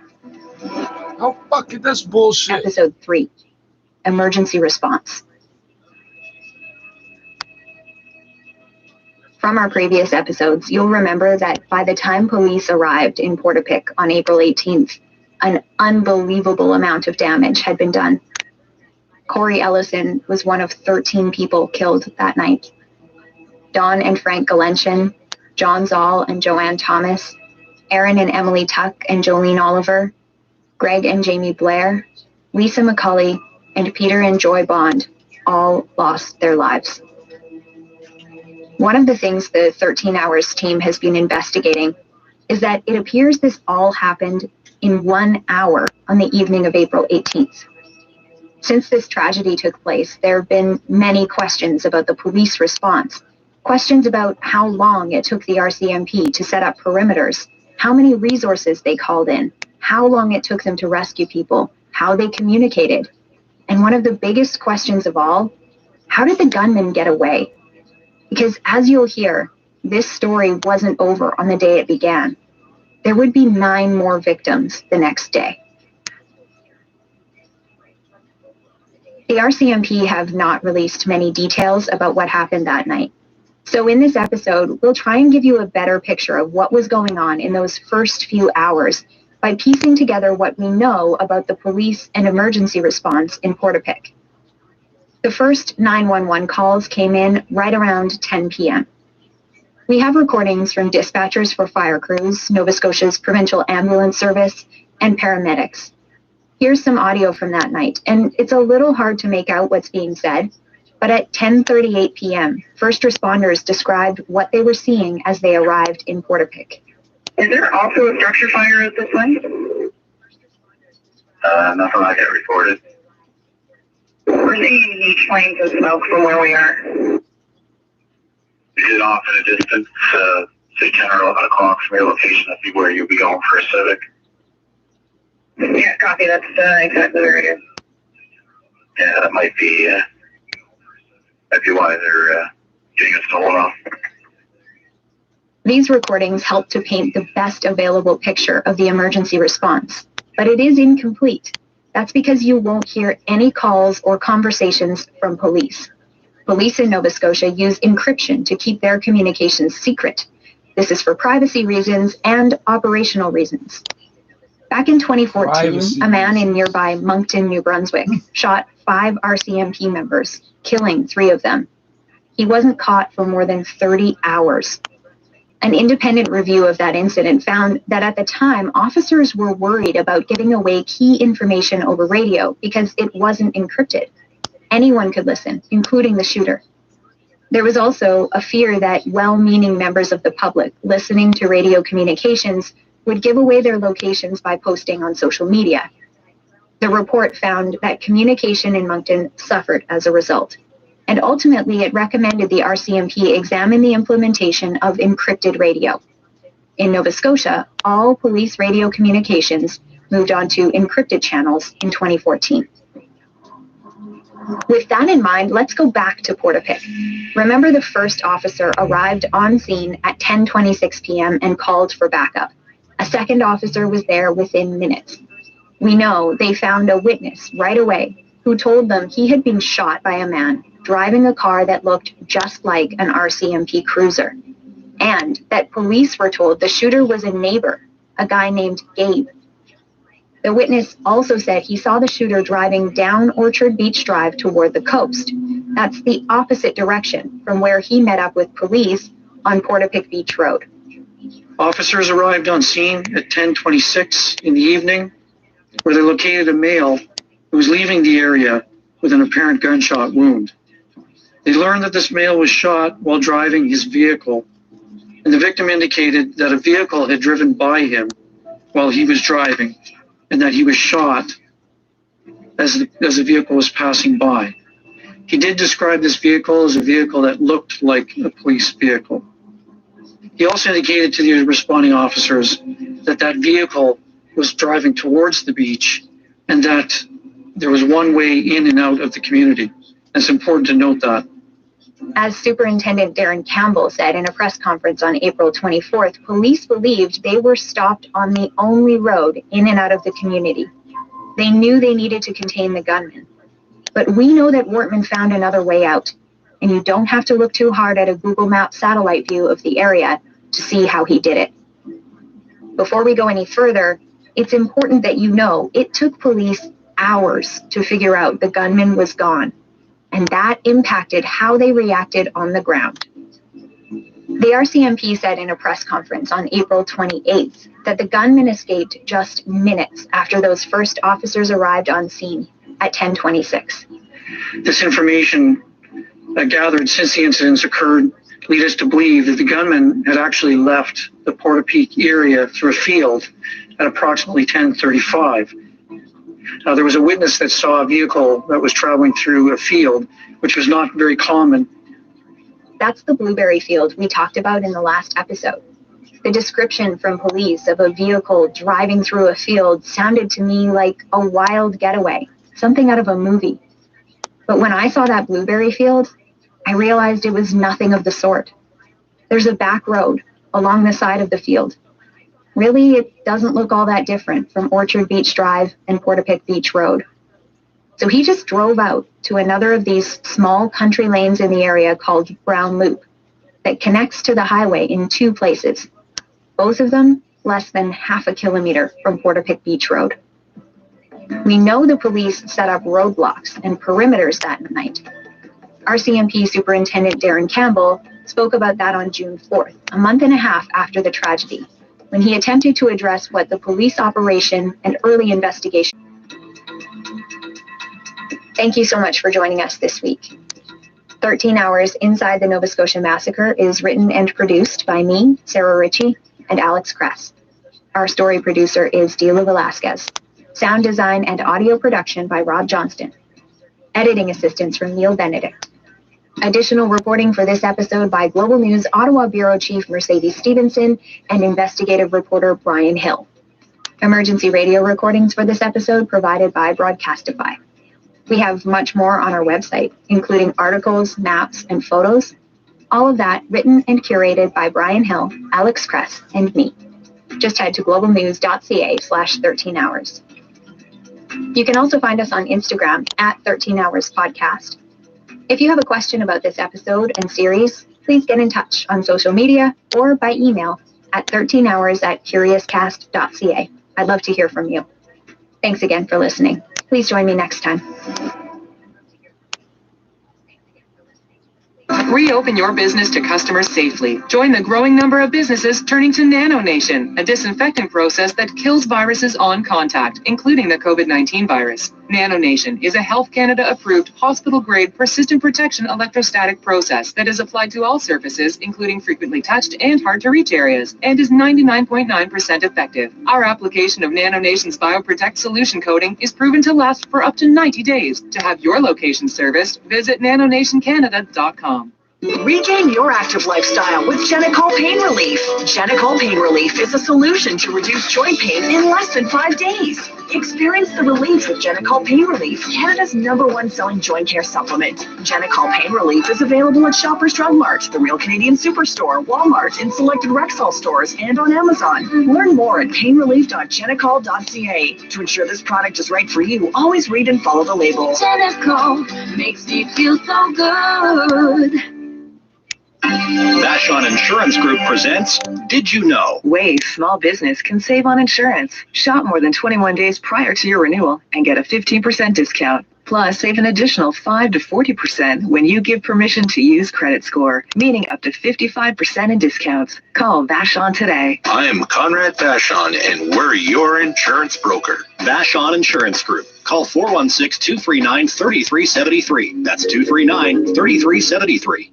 Everyone deserves to have a roof over their heads and food in their bellies. The pandemic has hit us all hard, and the impact is visible on our streets. COVID-19 has left far too many people homeless, but you can help. When you donate your unwanted vehicle to homeless cars, you'll receive a minimum $400 tax receipt, and homeless cars can continue their fight against homelessness and food insecurity. Donate a car, change a life. A single donation can provide shelter for at least 10 nights or 150 bagged meals. Make a difference today and go to homelesscars.ca. Elevators. They're not something we give much thought to. For free. That's right, free at ZipRecruiter.ca/Canada. That's ZipRecruiter.ca/Canada. ZipRecruiter.ca/Canada. Right now in downtown Toronto, it's clear and 11 degrees. The News Watch never stops. 680 News at CFTR AM Toronto. Listen 3, 4, 5 times a day and always be in the know. And find out how to hear us on your smart speaker phone or HD radio at 680news.com/listen. 680 News time, 1 o'clock.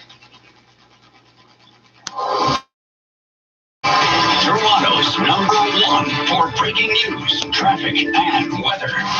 This is... Good morning. This is Sunday, May 2nd. I'm Tiwana Turner. And I'm Michelle William. Here's what's making news this hour. 2 people are injured after a 2-vehicle collision in Scarborough. One of them has life-threatening injuries. COVID-19 cases are down, but a biostatistician says there's more important numbers health officials need to be focused on. 2 pop-up clinics are operating today, one in Brampton, the other in the Downsview Park Arena. Stop thinking about hosting. Now it's time to get our outdoor spaces ready to take our work outside. Austin Matthews inching closer to 40. George Springer and the Blue Jays complete the comeback versus the Braves. Raptors drop their 3rd straight. Sports at 15. And coming up in business, an Ontario company is getting a lot of praise for running the booking site for COVID-19 vaccines in Nova Scotia, but it's not being used in Ontario. 680 News Time, 101. You know what that means. Time for traffic and weather together on the ones. Here's Camille Wilson. This report is brought to you by AGM Renovations. Still looking at a couple of spots of construction out there. Not many. We just got 1 area and 2 ramp closures right now. On the eastbound 407, east of Martin Grove, 4 left lanes are blocked off. This will reopen about 5 o'clock p.m. And then we have the northbound 410 ramp to Courtney Park closed and the Courtney Park ramp to the southbound 410. Those are closed off for some construction. Our city streets, we're still looking at 1 blocked off intersection at Kingston Road and Morningside. All lanes are closed off there due to an ongoing collision investigation. How about the money you save staying at home you spend on your home? Increase your living space, finish your basement. Call AGM now and get $5,000 off your new basement. Your next report is at 1:11. And now with your forecast, here's Denise Andriachi. On and off showers for today and highs near 17 degrees. It's a fairly comfortable morning with temperatures hovering near 10 degrees this morning, and a few sunny breaks are possible today, but for the most part, on and off active weather for today with mild temperatures this afternoon, 17. Right now in downtown Toronto, it's clear and 10 degrees, feeling like 9. Similar conditions near Toronto Pearson at 8 degrees, feeling like 6. 680 News Time, 103. A man is fighting for his life in hospital after a 2-vehicle collision in Scarborough. Constable Laura Braven says officers were called to the area of Morningside Avenue and Kingston Road around 10:20 Saturday night. When police responded to the area, they located 2 people who appeared to be trapped inside their vehicles. Toronto medics attended the scene along with Toronto Fire, and they were able to free the 2 people who were trapped in their vehicles. One of the victims is a man in his 30s. He was rushed to a trauma center with life-threatening injuries. The other was a woman in her 50s. She was also taken to hospital with serious but non-life-threatening injuries. There is a heavy police presence in the area at this time, and several road closures are in place. All southbound lanes of Morningside and westbound lanes of Kingston Road are blocked for the investigation. Anyone with information is being asked to contact police. 680 News Time 104. COVID-19 cases in the province remained under 4,000 for a 7th straight day. But biostatistician Ryan Ingram says the focus should be on the effective reproductive number, or the average number of people one person with COVID-19 will infect. Ingram says anything below 1 means cases will go down. Currently, the province's rate is at 0.93%. If we were able to get that value down to 0.9, it would basically mean that in 1 month, Means it has gone down, not will. Cases. Over the past 24 hours, 29 Ontarians died from COVID-19, while 900 residents are in the ICU. Nearly a third of Saturday's cases came from Toronto, but the city is also marking an encouraging milestone.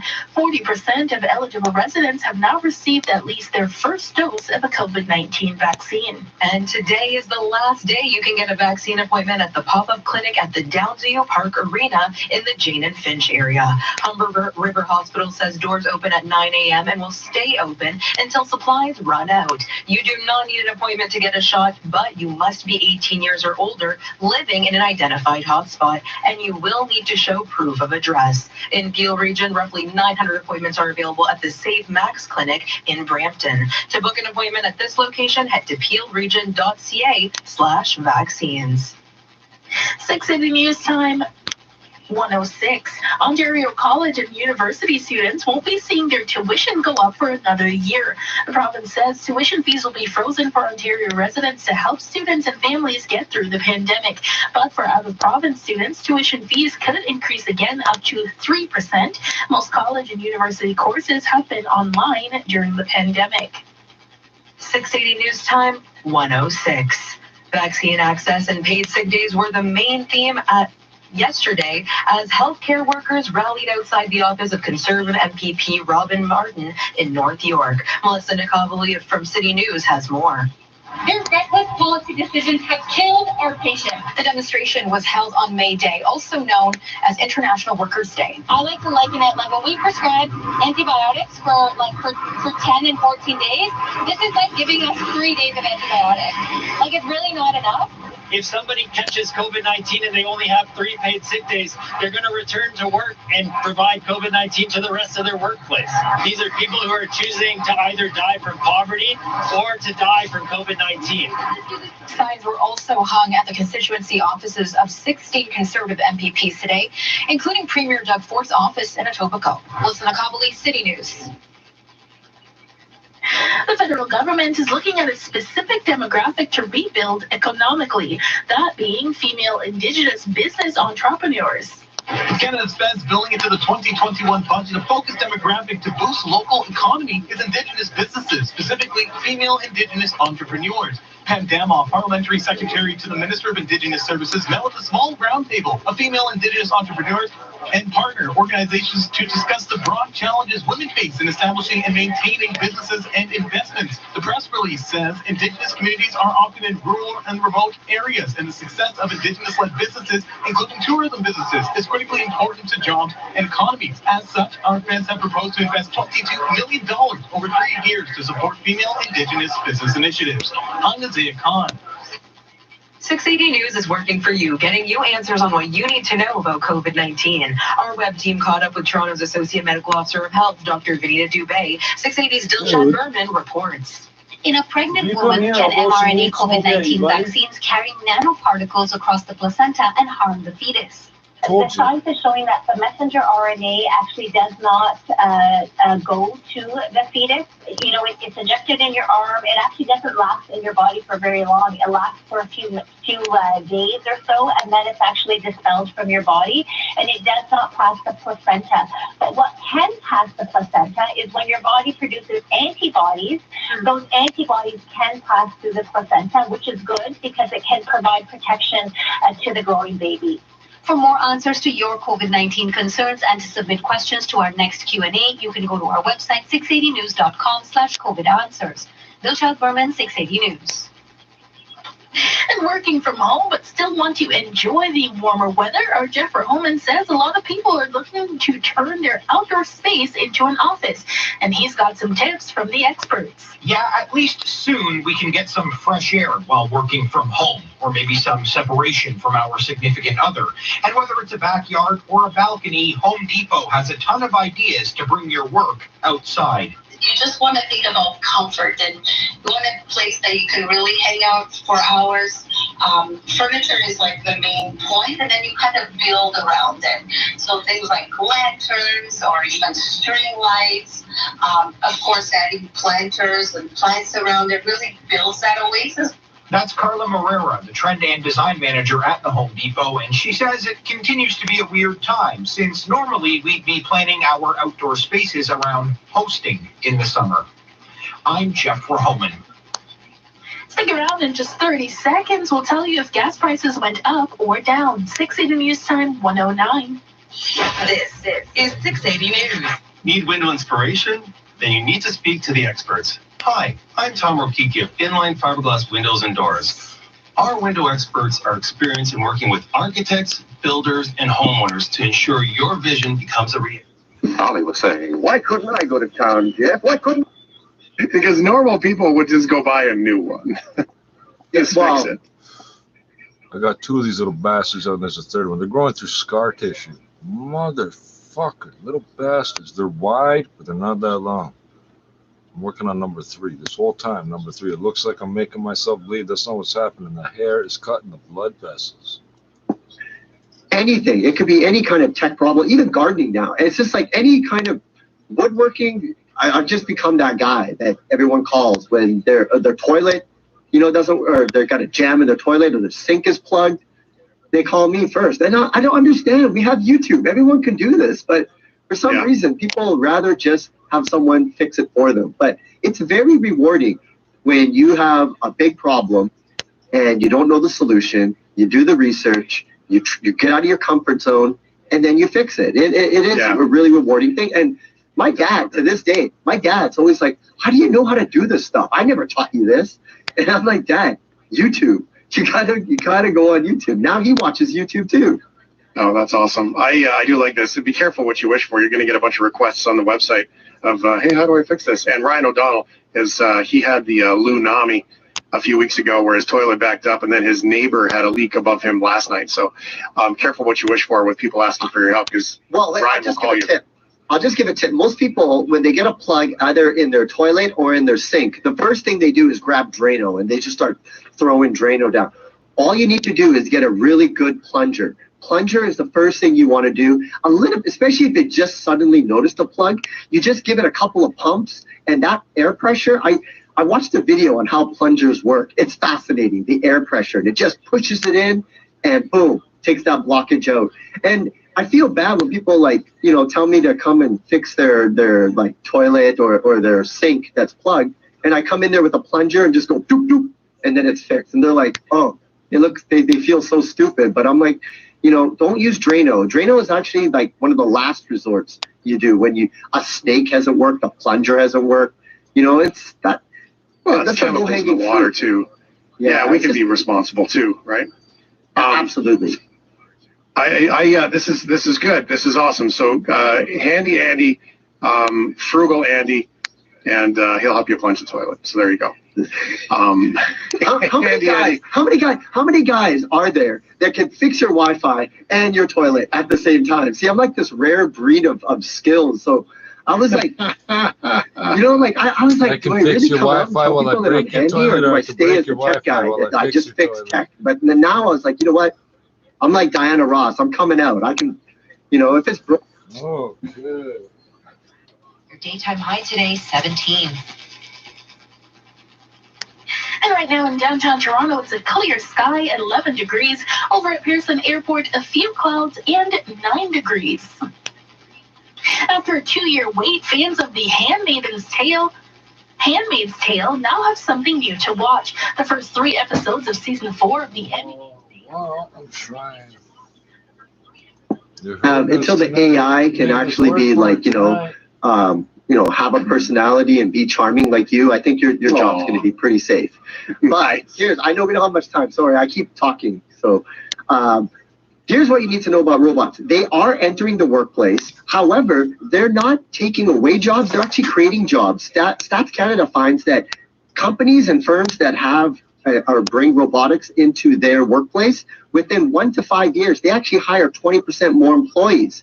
However, it's the middle skilled employees that are losing their job, middle managers. It's the low, what ends up happening is employers will get lower skilled workers and higher skilled workers. So anybody that's in the middle, what they really need to do, and Canada needs to have this strategy because automation is becoming a huge thing, is to upskill those middle managers, because there's a lot of jobs out there that are going to be gone because robots can just do a way better job. Like picking apples. They got robots that can actually look at an apple and use the AI and know when it's ripe, and then has a vacuum that will suck it right off the tree. And they even have robots that will plant seeds in greenhouses, and it can take it out of the tray and drop it into the soil at the perfect level of depth. And it can do 18,000 transplants in a day. I guarantee you can't find a human that could do that. Well, I can add, my buddy Sean has a project called Harvest Hub, and what they're doing is indoor vertical farming, and they're very similar, where they can use spectrum analysis to the soil and humidity to replicate that plant's perfect growing environment. And so much so, it's not lights on, lights off, like you and I talk about. We're talking like spectrum, 10%, 20%, sunrise, sunset, to the left and to the right and above. Like, it's amazing what they're using inside that for some basic AI to read the plants, adjust the humidity, make the plants think the sun is setting. It's crazy. They even there's a company in Alberta that's called Spence Corrosion, and they use robots to blast and coat tanks and vessels, because sandblasting in confined spaces, is really dangerous for humans because of the dust, the darkness, and the lack of oxygen. So robots are coming. They're here to stay. But you don't have to worry. You're not going to lose your job unless you're a middle manager. You should probably get some upskilling. Okay, so tell me about some of the robots at home that we can take advantage of. So 2 robots that I would say, obviously, the robotic lawnmowers. I'm a huge fan for that. The other ones that I thought was kind of a novelty item, but they actually work because I have one, are these new robotic vacuums. The biggest problem with those vacuums, the Roombas of the world for a long time, is it would pick up dirt, but they have a little tiny capsule where all the dirt gets stuck. So you still have to empty that. They figured it out once they created a base station where the robot, after it's done the vacuuming, it will go into its base station, and that sucks it right out, all the dirt out, and puts it into a bag. And then the app will give you an alert when the bag is full, and all you got to do is change the bag. So I did this. I've had it for about a year now, and I've changed this bag once. And I love it because every time I wake up in the morning, Shane, I set it for like 3 in the morning. So when I wake up, you see those perfect lines in the carpet. I absolutely love it. And so robot vacuums but you have to robot vacuum proof your home, because you can't have stuff on the ground. They don't have the AI yet to see dirty socks and to like maneuver away from it. So those are one of the things that you have to look out for, but they actually do work. And they can be a good investment for people. And they're going to be coming. You'll see more and more of them in the future, even some to clean your windows. There'll be robots that you can just stick on your window, and it'll just start window washing all your windows, which will be good for skyscrapers and hard to reach windows. Wow. If you could pick one thing that you need in your house for a robot to do, though, what would that be, do you think? Oh, before I die, Shane, I said this. I go, before I die, all I want is a robot that can make me an omelet. Once I get that, that's a game changer. Could you imagine? We already talked about how to get coffee, via voice using, your voice activated smart speaker. But imagine waking up and you have a robot that gives you a fresh omelet, nice cup of coffee. I'm dreaming. Before I go, that's the one thing I want to see in this world. HandyAndyMedia.com, Handy Andy Barrar. Check them out online. Go to the website. And for me, it's the delivery of the coffee. That's the big thing, or the omelet, right? Like that's fine that I can turn the coffee on, but I still got to go all the way to the kitchen to get it. And it's the ultimate of laziness. I understand that. But the day the coffee shows up next to me in the bed, that is the good day. Andy, thank you very much, brother. My pleasure. It's The Shift with Shane Hewitt, the weekend edition. The real coffee drinker would just make the coffee in the bedroom. Thousands of dollars in unnecessary repairs. Protect your home and your health. Don't wait. For your free assessment, go to agmrenovations.com. agmrenovations.com. You're listening to 680 News. Quebec is reporting a third case of a rare blood clot linked to the Oxford AstraZeneca vaccine. Quebec's health department says the unidentified person remains hospitalized but is in stable condition. Late last month, a 54-year-old woman died of a cerebral thrombosis in a Montreal hospital after receiving the AstraZeneca shot on April 9th. Thrombosis is a possible complication of the vaccine. It's reported in about 1 per 100,000 vaccines administered. Quebec has administered more than 500,000 doses of the AstraZeneca vaccine. Blake Lambert, the Canadian Press.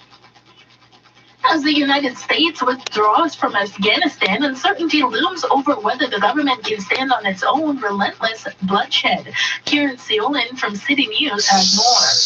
Today marks the official start of the troop drawdown, despite grim prospects for peace in the country. Violence has surged, and negotiations between the Taliban and Kabul government are on shaky ground. 1 decade since the death of Osama bin Laden, there are fears Al-Qaeda will partner once again with the Taliban after the withdrawal. A U.S. military spokesperson tweeted today that there was some ineffective firing near the Kandahar Air Base, but that no one was hurt. He also said that U.S. forces conducted a precision strike, destroying additional rockets aimed at the airfield. Now, the Trump administration had signed a deal with the Taliban promising a complete withdrawal by May 1st, raising fears now that the insurgent group may attack withdrawn forces. Karen Seolin, City News.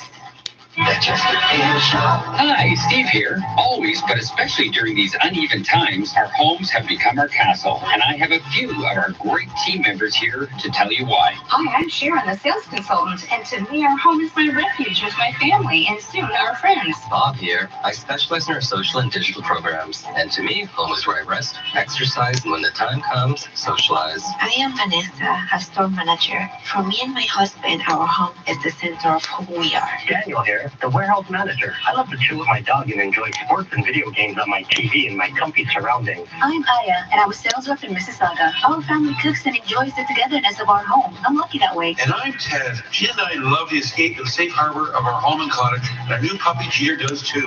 Right, Jeter?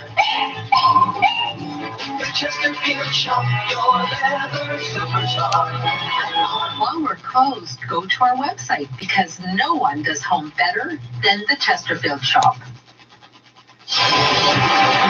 680 News Time, 1:21. Time for traffic and weather together on the ones with a 9-year drive. Here's Camille Wilson. This report is brought to you by Hickory Dickory Decks. So we're still looking at not a lot of construction out on our major routes right now. Very, very few spots out there at this time if you are heading around the city. On the eastbound 407, east of Martin Grove, we have 4 left lanes that are blocked off, leaving only 2 right lanes to get by. No delays through here, and this should reopen about 5 p.m. And then we have 2 ramp closures as well. The northbound 410 ramp to Courtney Park is shut down, and the Courtney Park ramp to the southbound 410. That is also closed off for maintenance. The rest of our major routes, they're looking great right now. They're running up to speed. And then on our city streets, the intersection of Kingston Road and Morningside, all lanes remain blocked off for an ongoing collision investigation. Celebrating over 30 years of custom decks and happy customers, Hickory Dickory Decks offers the widest selection of low-maintenance decking. Enjoy life outdoors. Visit decks.ca. Your next report is at 1:31, and now with your forecast, here's Denise Andriachi. A mild Sunday for much of the GTA, expecting to get to near 17 degrees. To keep that umbrella handy, we do have on and off scattered wet weather throughout the day today. Also, the risk of some isolated thunderstorms. If we do see some thunderstorm activity, we'll likely get into some heavier downpours. Again, this will be very localized, but that carries us into Monday, Tuesday, where we're also expecting rain. So a good 20 to 30 millimeters over the next 3 days is not out of the question for the GTA. Definitely the mild air is sticking around today, but for the rest of the week, it really does look below seasonal. Temperatures near 13, 14 degrees Monday through to Thursday.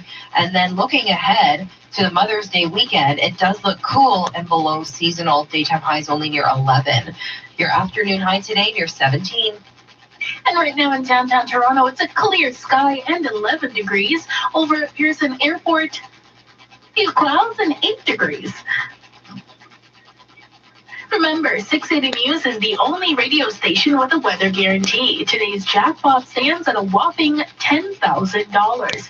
And coming up at the bottom of the hour, the latest on a collision investigation in Scarborough that sent 2 people to hospital, 1 in life-threatening conditions.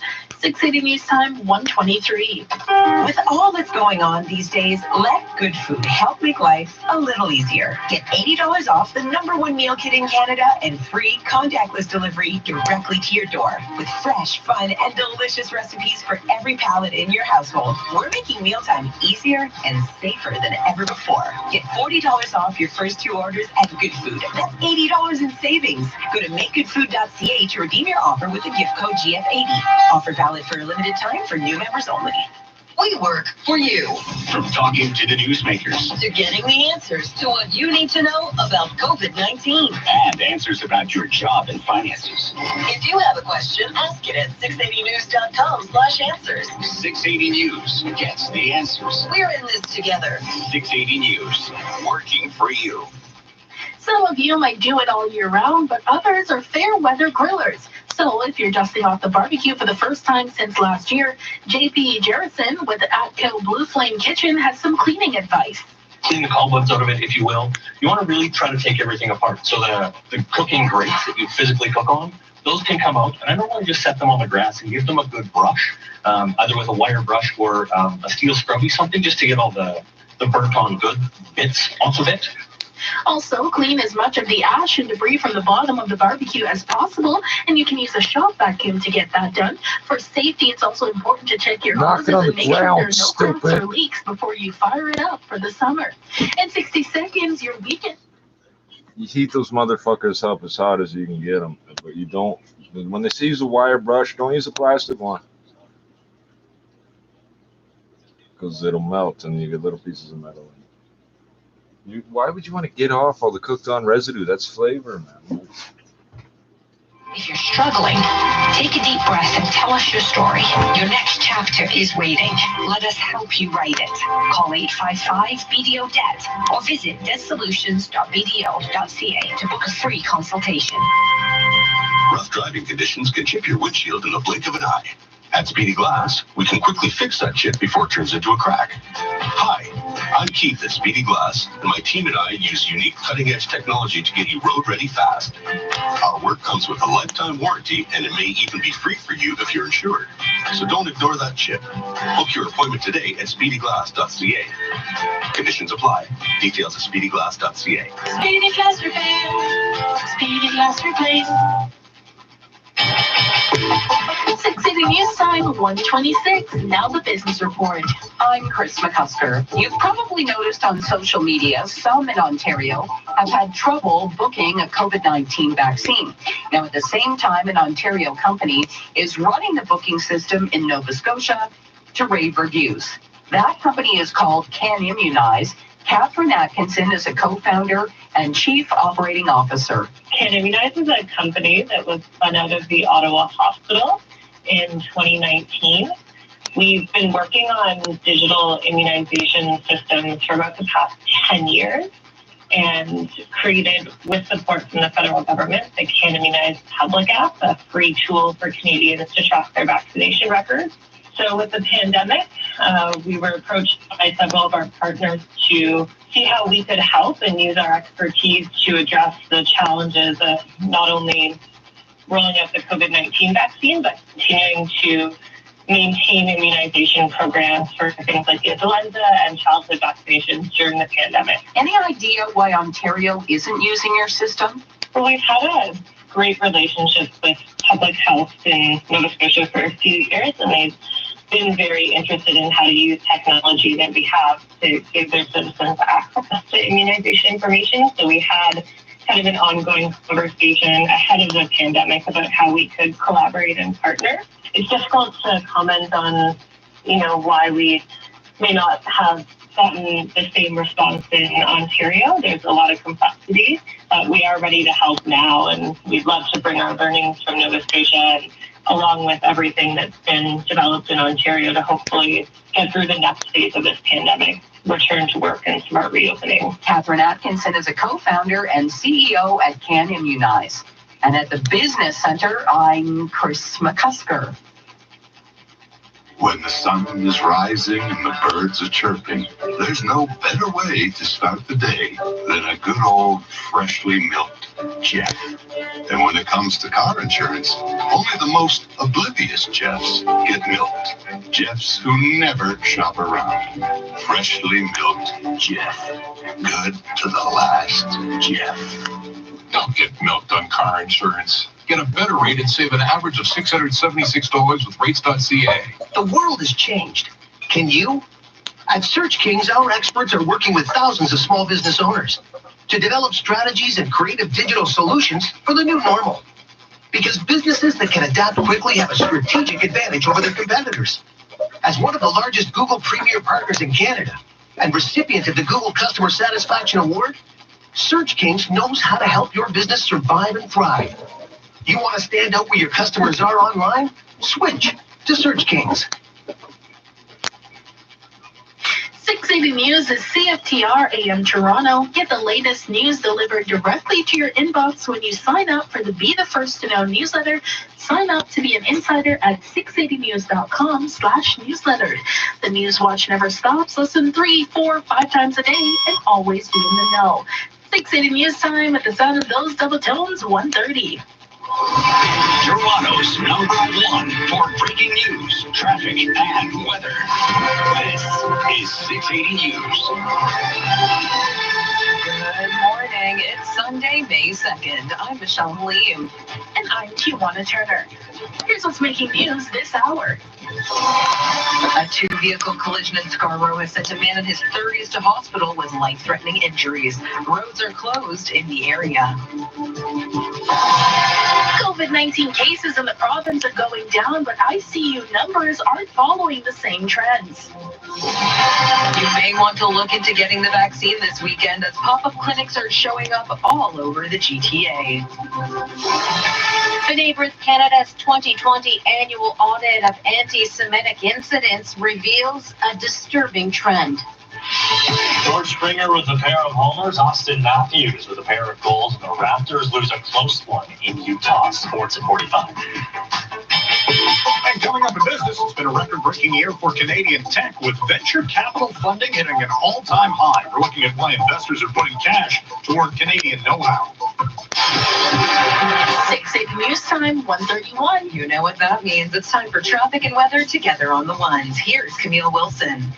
This report is brought to you by the Gardener. So we are still looking at a couple of spots of maintenance out there. Nothing has really come in this morning, but that's good. So we've got a good drive, a smooth drive across the city. The couple of spots we have right now are the eastbound 407 east of Martin Grove. 4 left lanes are blocked off for maintenance. And then the northbound 410 ramp to Courtney Park's closed, and the Courtney Park ramp to the southbound 410 is also shut down. The eastbound 401 right across the city is looking great. The westbound 401 right across the city is looking great, as well as the northbound and southbound 404 DVP combo in and out of downtown are all running right up to speed.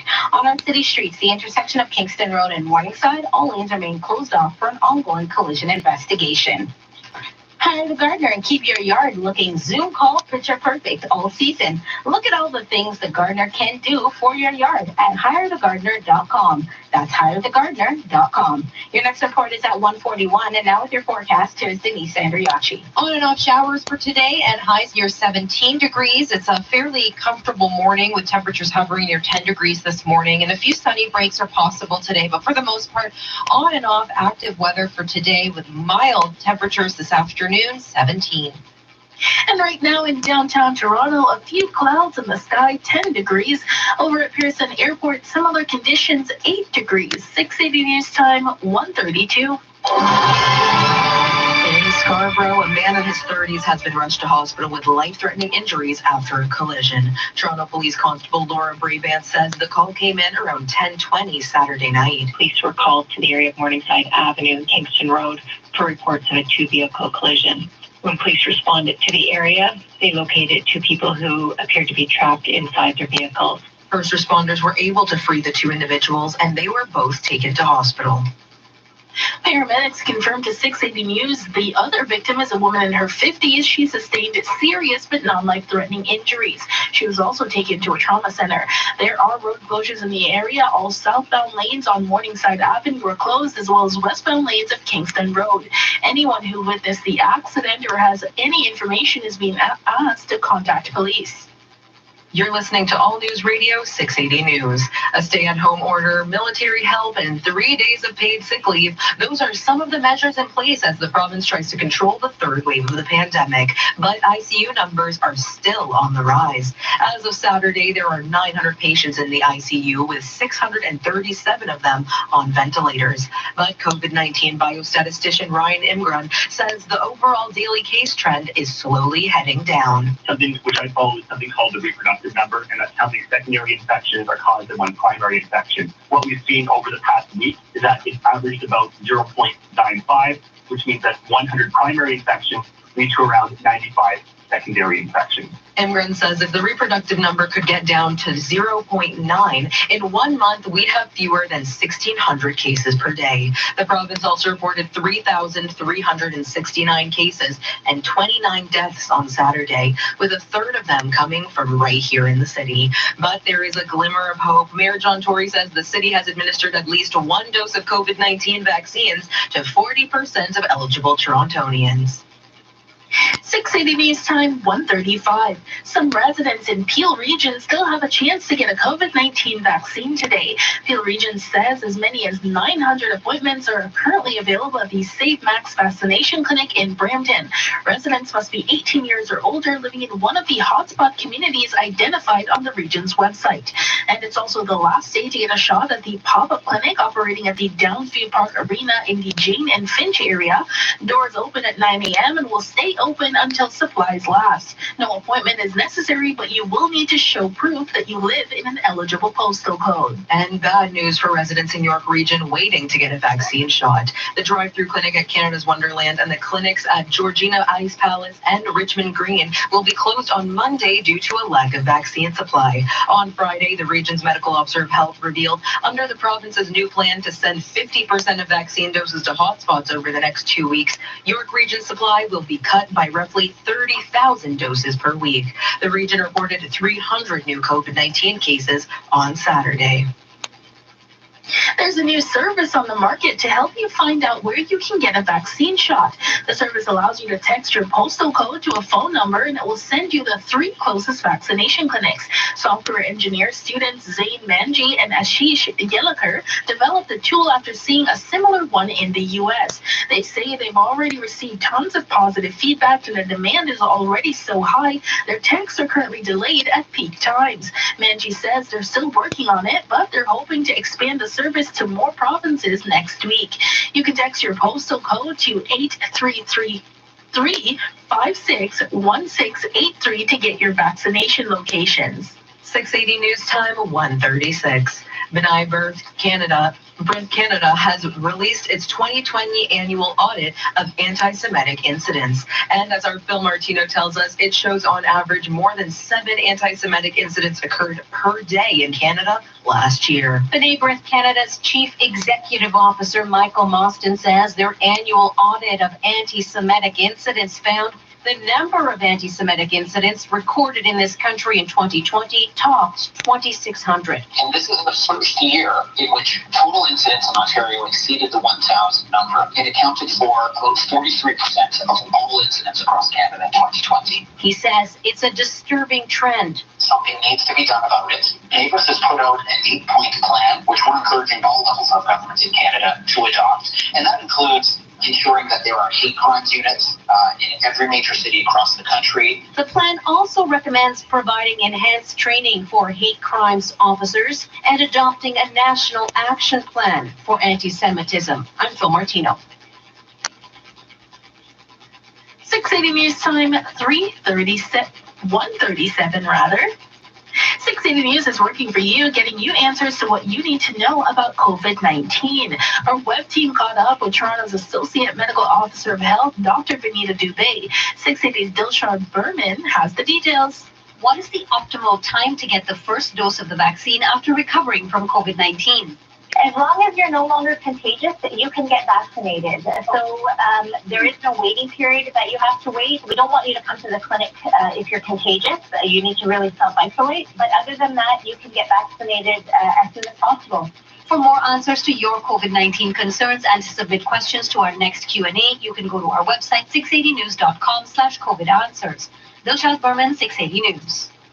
And it was a nail-biting game for Jays fans Saturday night, but as Colin Teskey from Sportsnet 590 The Fan tells us, it had a happy ending. It was a roller coaster of emotions for Blue Jays fans on Saturday night. First, it looked as though prize free agent acquisition George Springer re-aggravated a quad injury that sidelined him for the first 22 games already this season. The Blue Jays outfielder was able to stay in the game, and he got the green light on a 3-0 pitch in the bottom of the third. There's a hard, deep drive to right. Get up, ball, get out of here, and gone. George Springer gets the green light and goes Oppo for his first home run as a Blue Jay. Springer would follow that up with the game-tying solo homer in the 6th, and that got the Blue Jays to extras, where they went on to beat the Braves 6-5, winning the first 2 games of the series. From Sportsnet 590 The Fan, I'm Colin Teskey.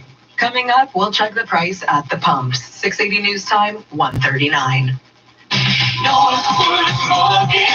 So, how's your blood pressure? Pretty good. What if I said fixed or variable? 3 years or 5, 10, 25%, or maybe no down payment at all? Self-employed, bad credit, lots of consumer debt? So how's your pressure now? Yeah, pretty much what I thought. You want to make the most important financial decision of your life, and we want to help you make it, no matter what your finances are like. Northwood Mortgage, 416-969-8130, or visit us online at northwoodmortgage.com. License 10349. Now, the 680 News gas price update. Emperor says the price of gas went down 2 cents at midnight to just under $1.30 a liter at most GTA stations. Traffic and weather together next. 680 News Time, 1:40. Hiring can be challenging, but ZipRecruiter makes it fast and easy. We talked to Monica Starks, who needed to hire for a pivotal role at her company, GS Group. As the owner of a construction company, finding the right people is a very difficult task. So I use ZipRecruiter. ZipRecruiter's powerful matching technology identifies the right people for your job and actively invites them to apply, which is why you should try ZipRecruiter for free at ZipRecruiter.ca/Canada. Monica did, and that's how she found Lamont, her new project superintendent. The job is so perfect for me. I had a career breakthrough. I would have never found this job if it wasn't for... And thank God that's what she did. She took the stand, right? So you can't buy the lottery tickets, you can't buy the beer. He walks into a gun show at 13 years old and gets sold a rifle. So now, in that context, she's so worried about that. You can't buy scratch off, baby. I like that lady. Let's do some more things. That Yeah, and thank God that's what she did. She took the stand, right? So you can't buy the lottery tickets, you can't buy the beer. He walks into a gun show at 13 years old and gets sold a rifle. So now, in that context, you're so worried about them buying beer? Yes, because now they have guns. Oh, I mean, there's so much going on there. It's hard to even unpack it, really. It's just kind of disappointing. Really, even it's always kind of jarring to me that, you know, in the States, you can't buy a beer at 18, but you can pick up a gun and go fight for your country. That's one thing that's always been like, really? I always thought that 18 was a really fair age for drinking, or 19 at the latest, like most of Canada. But man, a gun at 13? I understand if your dad has one and he lets you shoot his gun, but me owning a gun at 13? Do you want to know what guns I had when I was 13? A Nerf gun. That was way more fun, and I could actually have fun with that and play with that. But no, this is ridiculous, man. That's disappointing. It doesn't surprise me. I mean, I'm half American. I've got a U.S. citizenship, and it's a conservative, parts of it are a conservative culture that embraces firearms. So yeah, it doesn't surprise me. I have no problem with firearms. I have, you know, the automatic weapons, yes, and I have a problem with a 13-year-old being able to buy it. I have a problem with that man and his ethics selling that to a kid. But again, Ryan just said it. It's kind of like the drinking beer conversation was. It's different if your dad buys you the beer and you have beers at 17 with mom and dad's permission or whatever, right? Like, I'm not saying it's legal. I'm not saying it's right. I'm not saying you should do it. But there's a big difference between sneaking around to buy beers and having beers with your parents' permission. And the fact that a 13-year-old kid walks into a gun show and is like, yeah, you'd be able to shoot good. Like, that's what he has to say. Not like, hey, are your folks cool with this, young fella? Like, I don't know. That's disturbing. So in the context of all that, I mean, I would choose the beer at this point. But are you? Oh, you know what? Let's not even do that. Let's just get right into this out of context clip here. Nice beaver. Thank you. Why? I just had it stuffed. Let me help you with that. I love that movie. I saw that on the list of the movies when I was looking for shows to watch this weekend, and I was going to watch it. For everybody who doesn't know, Ryan, what movie is that from? Oh, that is The Naked Gun, starring Canada's funniest son, Leslie Nielsen.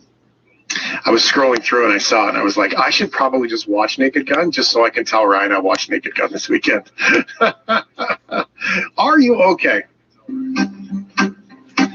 Are you okay with beavers? Yeah, there's some kind of national animal, right?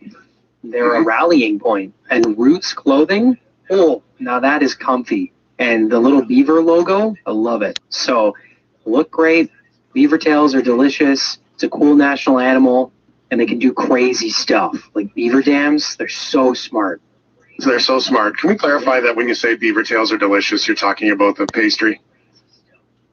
Oh, no, I was talking about real beavers. You got to try it. No, of course, yes, the pastry. Wow. Yes, maple syrup with syrup and more syrup. Yeah. Oh, brown sugar. So good. Okay, beavers are cool. They are smart, like Ryan just said, except when they mess with our Wi-Fi. Over the weekend, a group of eager beavers shut down internet service in a BC town after they chewed through the fiber optic cables instead of chewing through the wood. Oh, damn. Yeah, there's a dad joke for you. Oh, more dad jokes coming at you. Thank you, Ryan. According to CBS News, the outage wreaked havoc on the internet, cable television, and local cell phone service for about 1,000 TELUS customers in Tumbler Ridge, a town with only about 2,000 people. TELUS describes the 36-hour outage as a very rare and uniquely Canadian disruption. TELUS spokesperson Liz Sauvé told CBS, which is funny that it's CBS, our team immediately worked to identify the location of the damage and discovered that the cause of the fiber cut is fairly unique. Beavers have chewed through our fiber cable at multiple points, causing extensive damage. Our team located a nearby dam, damn it, and it appears that the beavers dug underground alongside the creek to reach our cable, which is buried about 3 feet underground and protected by a 4.5-inch thick conduit. Service was first interrupted on Saturday, finally restored on Sunday.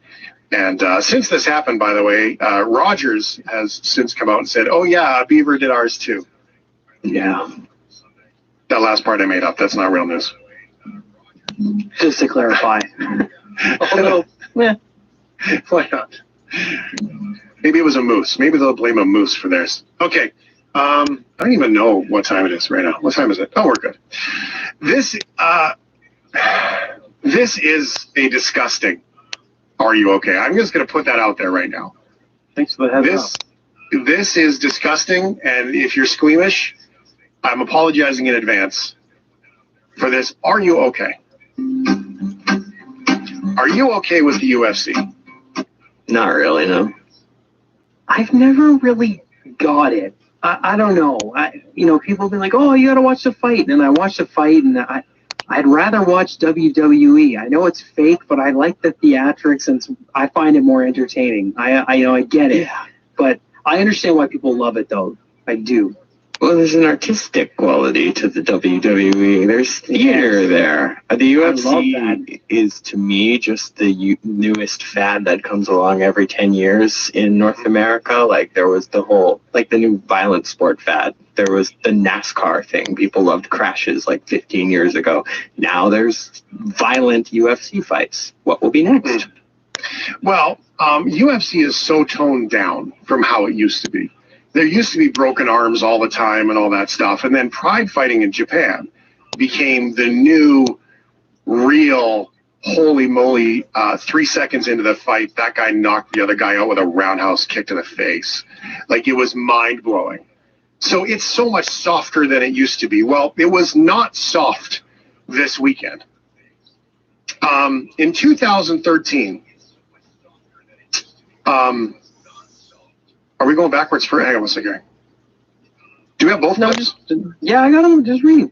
You're all good? Okay, just read. Okay, got it. Shut up and read, Shane. In 2013, Anderson Silva broke his shin bone from a leg kick on Chris Weidman. He kicked him, and his leg broke. This weekend at UFC 261, Weidman suffered the exact same injury. It happened in the first 17 seconds of the fight as Weidman threw a leg kick on his opponent, Uriah Hall. Weidman's tibia landed on Hall's knee, resulting in the breaking it in half. Oh.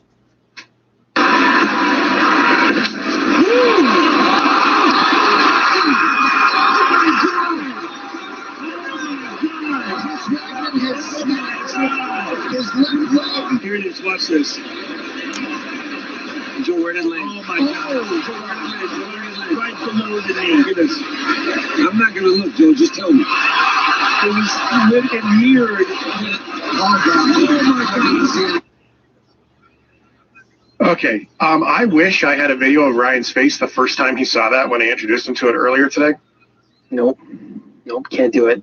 I can't do it. It's one thing to see it in a movie or even that, but to watch it live in a fight, and it's just like, if you've seen Harry Potter 2, there's a scene where Harry Potter's bone turns to like jelly and his arm was like a noodle, and then he has to drink a potion to fix it. His leg looked like the noodle, and I just, nope. We've seen it in football before, but that exact same thing happened in a fight with Weidman to Silva 8 years ago. Here's a clip. Watch this. He checks it. Oh my goodness. Oh my goodness. Wow. That's about as obvious as it gets.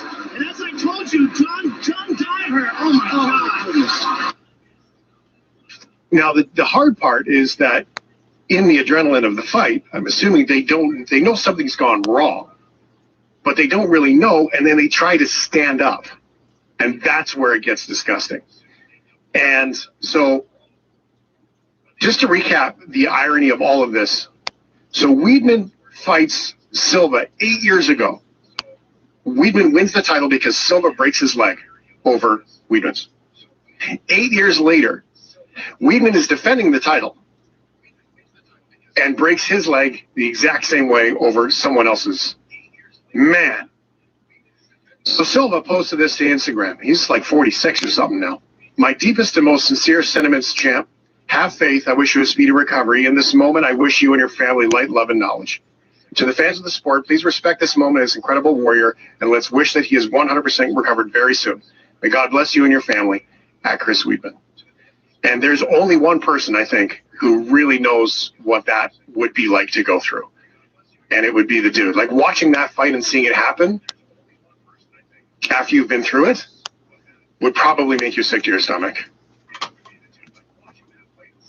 Yeah, okay? I'm sick to my stomach even just thinking about it. So yeah, I can't even imagine having like a Chesterfields for me. I guess you could call us a what the recovery that they're going to have to go through. If they can relate to that, that cannot be easy. Did you notice the snapping sound of the very first clip? Yes, I did, Shane. Thank you very much. I did. Okay. I was just wondering if you wanted to hear it again or not. We probably shouldn't. That's probably enough. I think that we probably should just let that go, hey?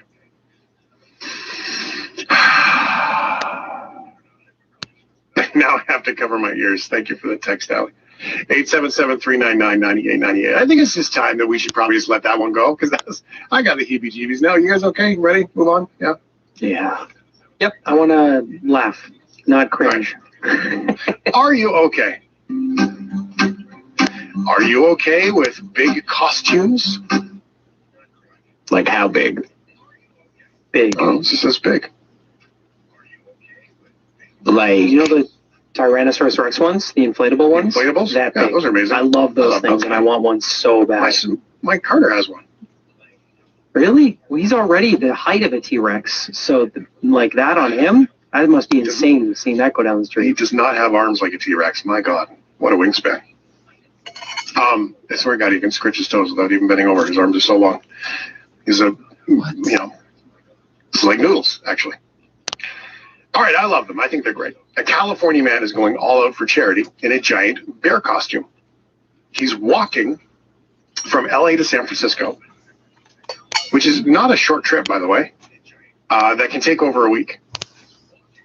According to Cron 4 News, Jesse Larios says he does not know exactly what inspired him to dress up as the character he named Bear Son and start the 400-mile trip. But he's happy to see all the positive reception. He doesn't even know why. Should we go back to the pot conversation? He visits gas stations for meals, said to clean up, and sleeps inside the suit. Keep in mind throughout this entire interview with Cron News 4, this man is in a giant bear costume. I just do, honestly, it's, I always do wacky stuff like that. I've always been like that. And it was just an idea I just came up with. I ran the LA Marathon wearing the same suit last year. Oh, get out. And I had a lot of fun. So, you know, yeah. So I sat on it for a while, like, okay, what else can I do, so it was pretty much my enjoyment. So if I understand it, to put it very direct. If I understand it right, you didn't have any particular like cause or something you were out to, spread the word about. You just started walking, and people started seeing you on the street, started following you. You've got this following. Wait, but he's raising money? You were raising money. But you don't know what for just yet, huh? Yes. Exactly. No, I'm being very truthful. Like I always wanted to do something to like give back. To either like the community or just anybody. So I figured like, you know what? Let me just raise some money while I'm doing this too. If I get the attention, like why not? And then obviously like I'm gonna choose a nonprofit once I get to San Francisco. But I'm gonna let the people decide. I'm gonna put like a survey on my Instagram. And then people could go in there and be like, okay, let's give it to this nonprofit or this. Wait, so how much do you have so far? Or donate it here. So. Do you know? Have you checked it, Bear? Can you go like this? Can you check a computer? Does the phone work with your paws? Why did she keep calling him Bear? She wasn't using his name. She was addressing him as Bear. That's so weird. I think it's cool, man. He's just out. He's like Forrest Gump. I think I'm done running. I want to go home now. So, I mean, I think that's cool. I think he's open and front. He's like, I don't even know what I'm doing. I got $16,000. I'll donate it. You can decide where it goes to when we get there. That's pretty wicked. Dude, get yourself a sleeping bag and a tent or something. How do we get Ryan an inflatable a bicycle with a trailer, something. Seriously. Oh, you don't have to convince me. I'll just buy it. I'll wear it. I'll go to Don's Hobby Shop in Calgary and just pulls his arms for the biggest one I can find and throw it on. I saw when I moved into this neighborhood, I saw someone running down the streets throwing like candy canes at people in one of those costumes. So I'd like to join in on that. They're nice and warm though inside because the fan keeps the air in, right? So that's pretty good. All right, there it is. We got to, if you want to vote for what kind of inflatable animal you would like Ryan to climb into, please pass it on now. It's The Shift with Shane Hewitt, the weekend edition.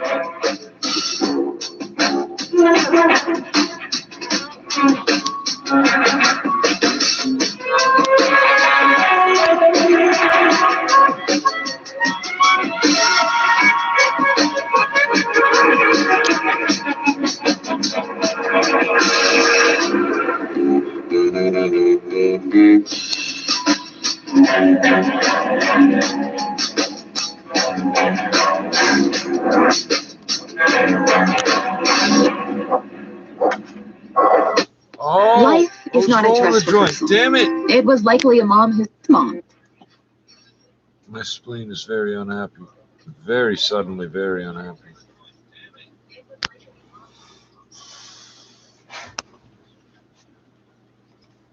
I have a fucking scar right along here from a razor blade. no cool knife fighting story. I was 1 year old or something. Now I get these little tiny hairs that grow through it, and they're the most horrible thing in the world. And for some reason, where there's scar tissue, the hairs grow slower. So it takes forever. I've been waiting about 6 months for these to grow through. I'm not joking. It's horrible.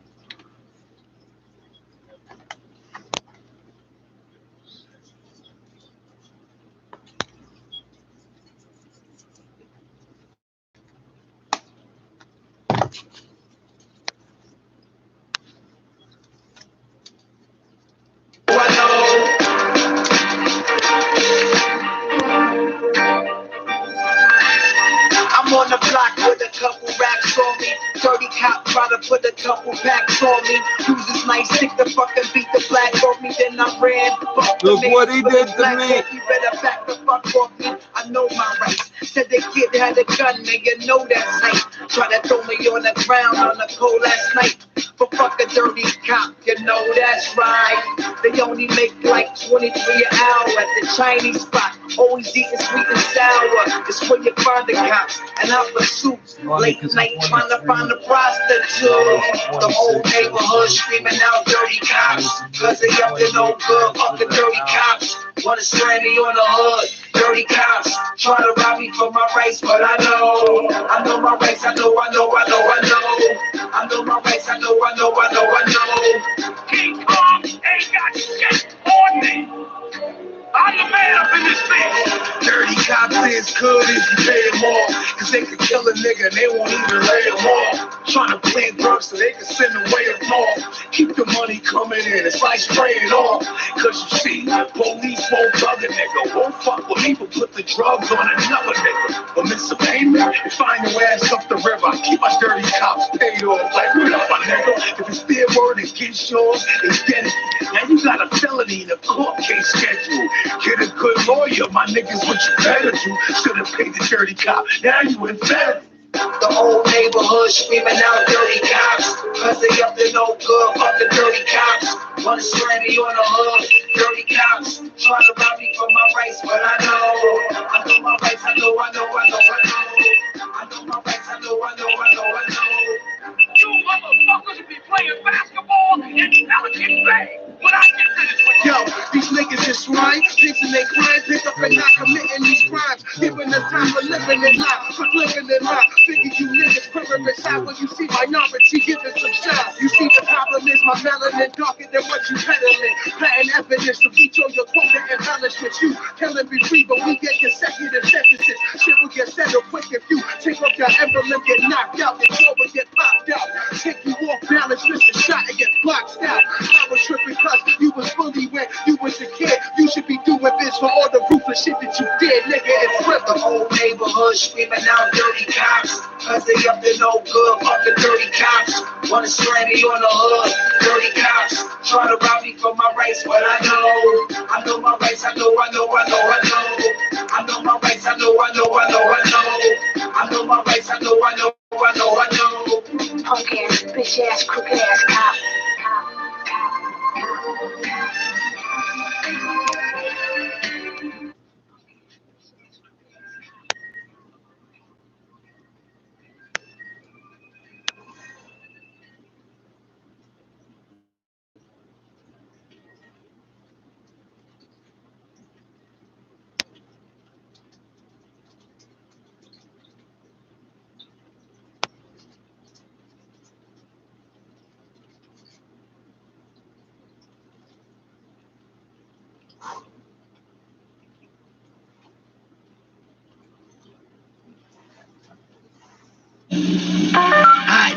You know who's in the house. Yo, all y'all motherfuckers get the fuck away from the mic. Get the fuck away from the mic. You know what time it is?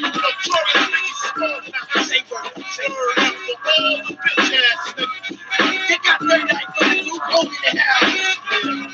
You got 35 niggas in the house. Like the wild ass Onyx in the house. And it's about to be a bad thing. Get out. I wanna speak up on a beat down. Seeing up the motherfucking streets now. I'ma break up on these holes and phone. My name is Mike Tyson. I'm from Brooklyn, New York. I'm representing Brownsville. Hi, I'm Michael Jordan. I was going to Brooklyn. Here comes the pitch, and it comes in wide. On the count now is 1-1 to Jackie Robinson. Billy Martin ran over the plate. Better know the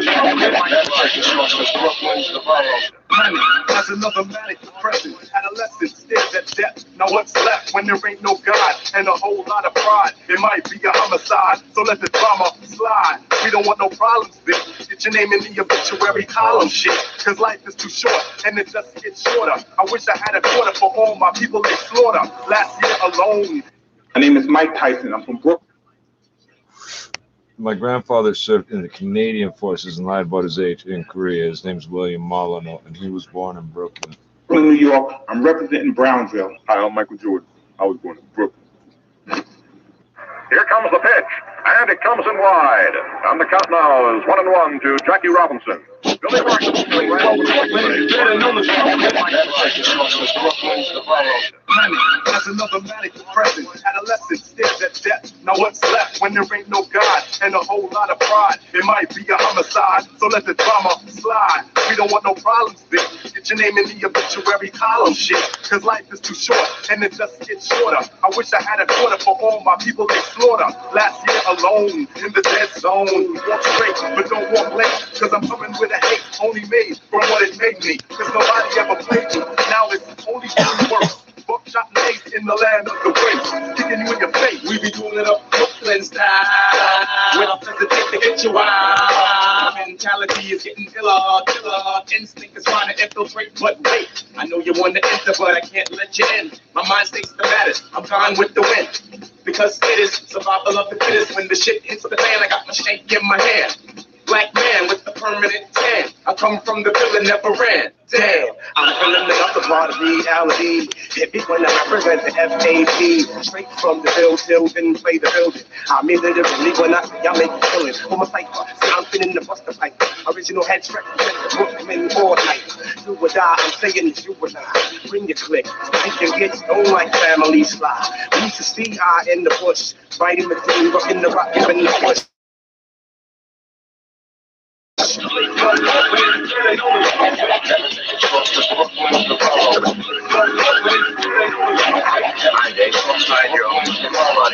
Like that, and now we do it like this. We did it like that, and now we do it. Such a monophonic sound pictures.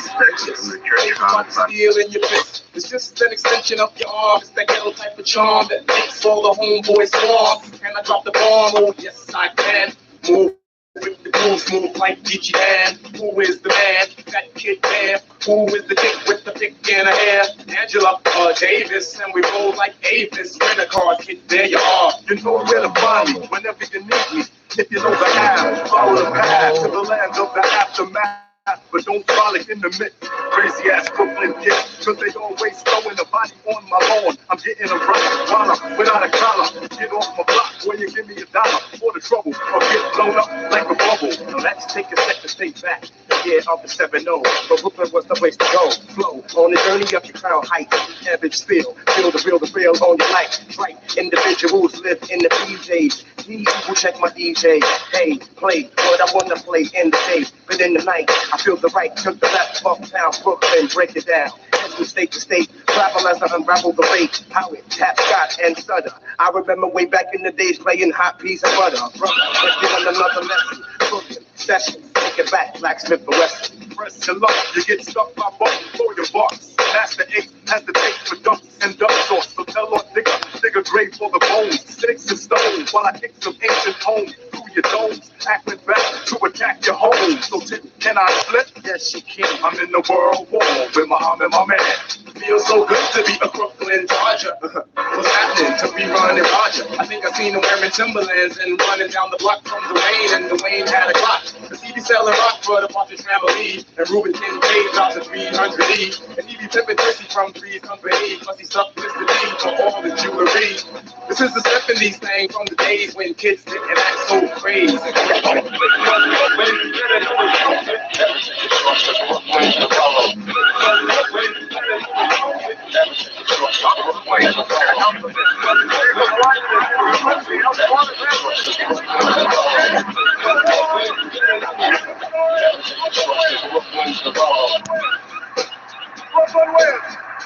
Brooklyn wins.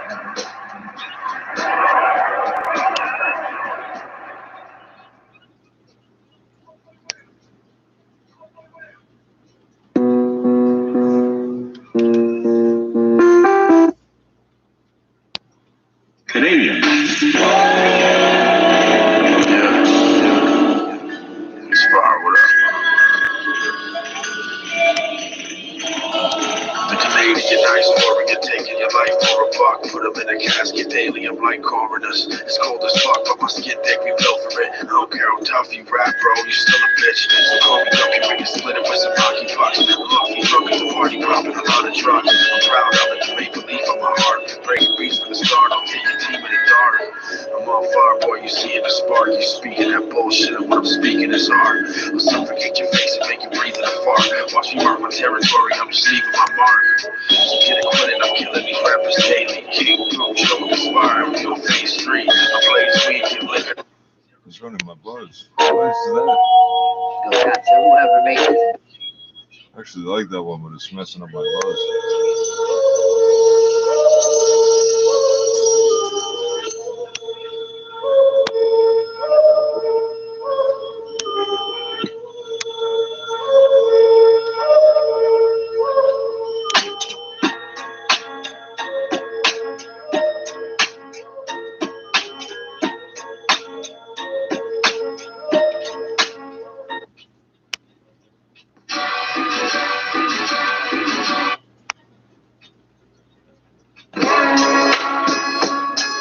Yo,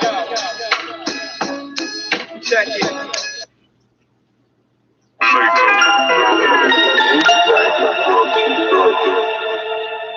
Where's the devil? I need to sell my soul. My bank account's empty. And even though the Lord warned me all these riches are too tempting. So just let me get a little man with a simple plan. Cause I'm tired of living hungry like a hippo man in a hippie man on some hippie land. I'm on empty, please don't tip me, man. I'm on some next shit, searching for the next hit, dropping bigger than Texas. Never drove an act range or legs, it's straight. Running on empty, so please don't tempt me. Flex and throw weapons at your solar plexus.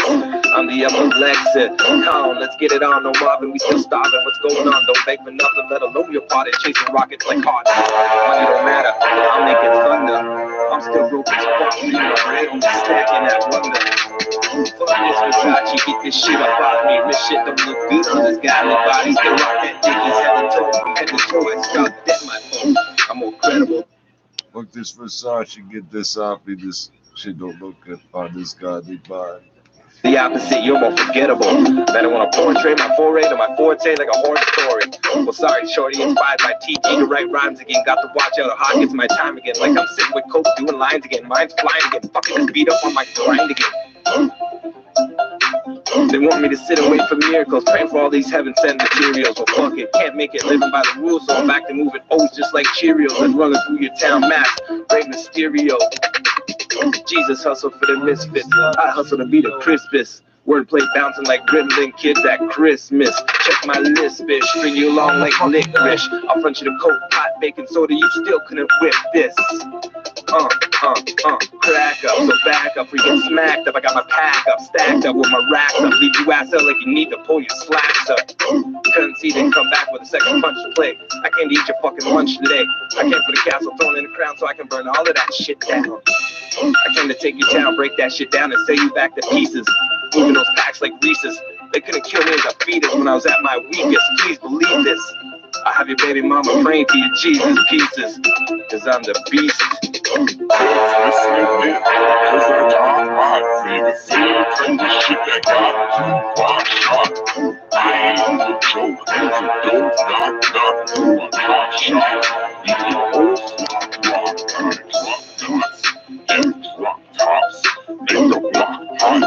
Cause I got block.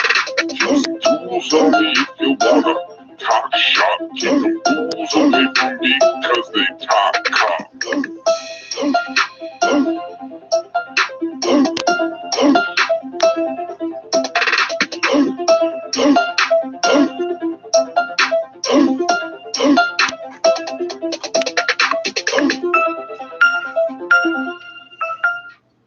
Is significant. In 2018, protesters quickly turned their cards against Iran and the Iranian-backed Shia militias, and this was really a first.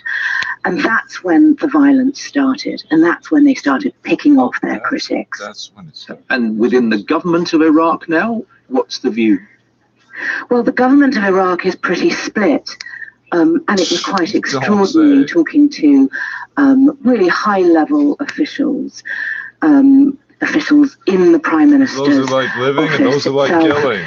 who were telling us they were terrified to talk who were telling us that they're terrified to take on the Shia militias. And the Prime Minister of Iraq, Kadhimi himself, has made overtures at taking them on, but he can't even say the word Shia militias, which is seen as a kind of derogatory word. He has to be very careful with his language, and he uses all of these euphemisms because he is so scared of them and so powerless. Alida, I wanted to ask you about the phenomenon of reverse migration that's been happening in parts of Eastern Europe, which is something that you've been looking at in recent times. So what are we talking about here? Well, as pandemics basically started last year in March and April, we have realized that it will change our lives for good, but we didn't know exactly how and when. So with the United Nations Population Fund, Tinjud, a colleague of mine, and myself, we've started doing research on migration, or actually reverse migration, looking at how exactly global trends will be altered in terms of migration, especially in Southeast Europe. And we have been looking at Bulgaria and Serbia, countries that are really affected by high levels of departures because people traditionally leave from these countries. So how that could have changed and whether it has changed during the pandemics.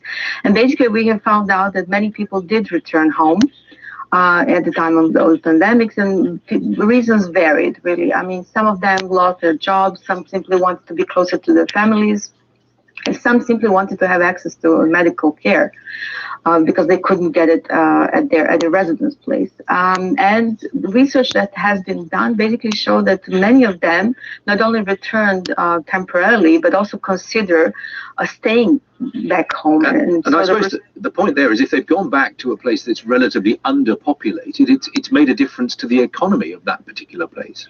Absolutely, but not only to the economy, it also made it's an entire change of energy, because we're talking here about creative class, we're talking about digital nomads, we're talking about people that are able to work remotely. So what they bring back home in Southeast Europe, and sometimes even in these remote, depopulated villages, is a completely different skill set. You know, they have networks, they have digital friends across the world, and if they can keep their jobs, because now jobs they have become more remote, then that can change pretty much everything. And also there was, I mean, one could say that there was a tension maybe at the beginning because you have rural people, you know, living in rural areas and peripheral areas, doing their, you know, crafts and producing food and so on. And then you have digital nomads coming. But it actually turned out to be very complementary because, you know, this is the economy going on, but also they learn from one another. So we have found this in both countries, in Serbia, in a village called Vrmja, and we have found it also in Bulgaria, in a village called Kosovo. Very interesting dynamics, and people returning, keeping their jobs because the market has changed tremendously, and this is probably something to be seen for some time, staying. And basically trying to restore some of their traditional houses and living, you know, in a different way, because now all of a sudden you have escaped the city and you have possibilities for outdoor activities, you have green, and you have actually, you know, less costly way of living. So it was really interesting. Yeah, as you say, another unexpected consequence of the coronavirus pandemic, and there are so many of those that probably haven't yet been explored. We're going to turn to Israel now, where a national day of mourning is taking place. On Friday, 45 people were killed after a crush at a Jewish festival celebration at Mount Meron in the northern Upper Galilee region of the country. Well, let's speak to our correspondent in Jerusalem, Tom Bateman. So because they all start running at the same time. Some of them fall down, and the others don't stop. Today is the official day of mourning, so Israeli flags will be lowered to half-mast on all public buildings, like overloading a boat, Israeli army bases and embassies around the world. Sporting events are being cancelled. And needs to be on them. You can be Russian.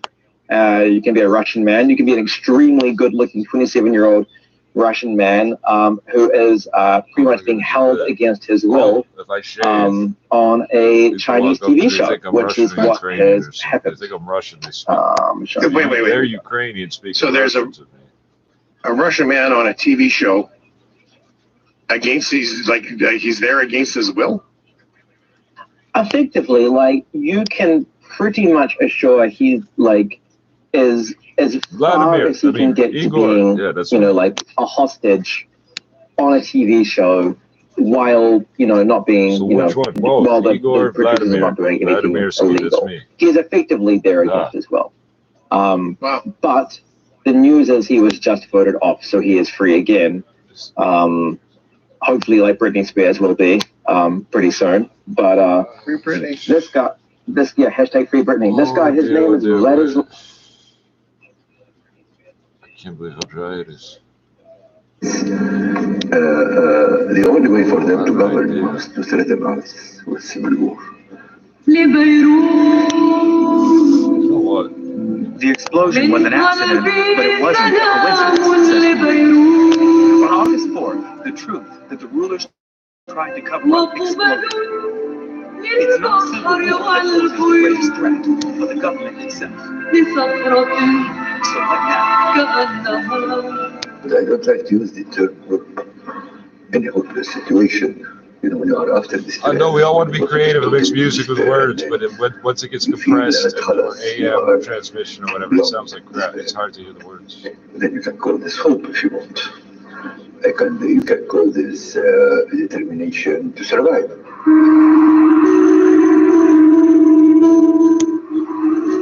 The Sorsok Museum will be rebuilt. Help is coming from all over the world. But just rebuilding on the old foundation, that's not enough this time, says Zaina Abida. Today, I'm 50. I'm not a kid anymore. So today I really need to think about my future. I'm committed to the museum. I'm committed, but I don't know how long. I'm committed to my country depending on how it is gonna evolve. I mean, we are ready to govern this country.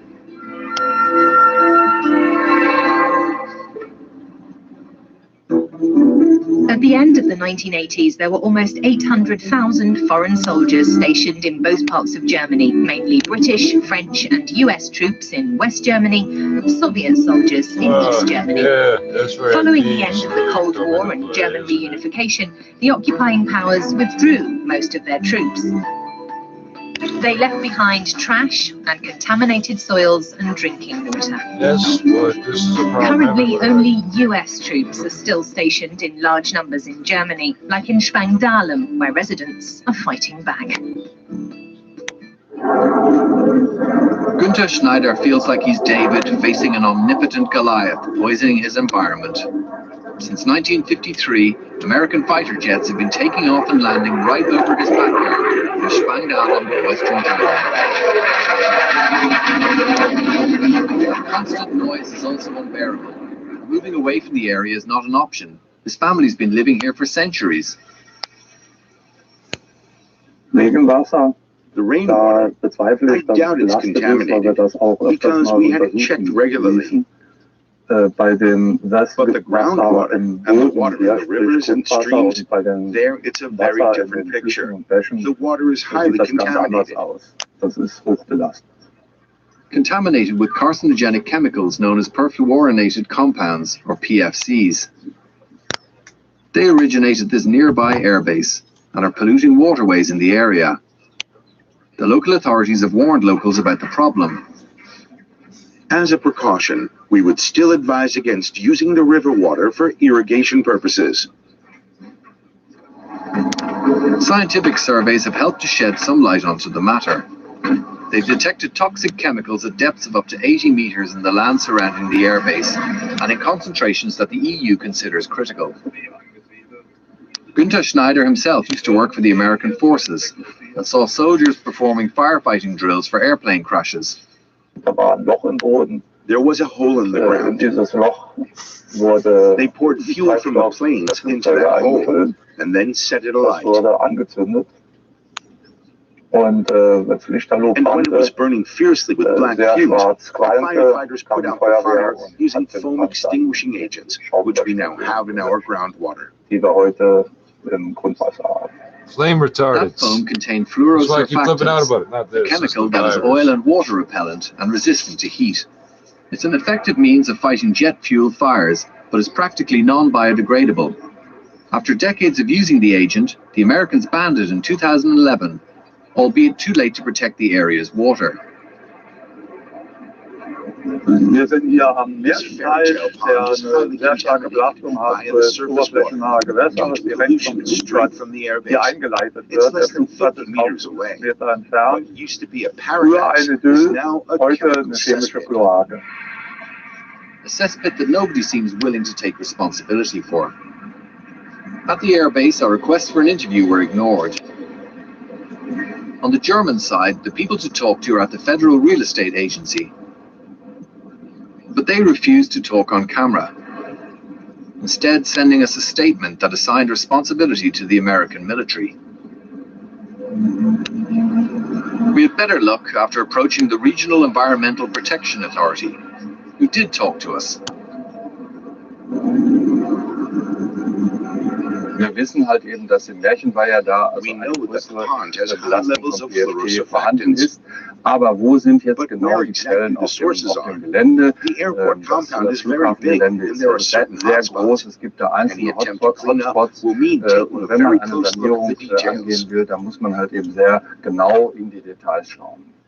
Among those details is the fact that there are still places in and around the airbase where perfluorinated compounds are seeping into the groundwater. Cleaning them up would cost millions of euros, assuming anyone is willing to foot the bill, which is a political issue. We won't be making the decision on cleanup costs. That's something to be resolved between the German and American governments. Those negotiations could take years, and in the meantime, the status quo remains. Hier stehen wir am Auslauf der Kläranlage des Spantalflugsplatzes. Dieses Gewässer fließt von hier in den Sprangerbach und vom Sprangerbach in ca. 2 Kilometer Entfernung in einem der wichtigsten Flüsse der Eifel in die Kyll. But there's growing opposition to the American airbase. Günther Schneider is not fighting on his own. Es war ja früher ein absolutes Tabu, etwas gegen die Amerikaner zu sagen. Dann war mal der letzte Kürzer hier, der also den Wohlstand zerstört. Das hat sich zum Glück etwas geändert. Residents and environmental activists became more optimistic in the summer when President Trump announced plans to withdraw the fighter jets from Spandalen. They at least would have no problem with the Americans leaving town altogether. Now it's time for Global Ideas, and this week our focus is cocoa farming. 2 years ago, we visited a cocoa farmer in Ghana whose livelihood was under threat due to increasingly poor harvests. But there was a solution. For what reason? We returned to see how things have developed.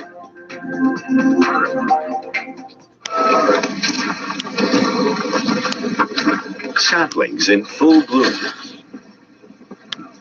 Some of the pods are already nearly ripe. Orlando Osmano is expecting a rich cocoa harvest this year. This cocoa grows very fast.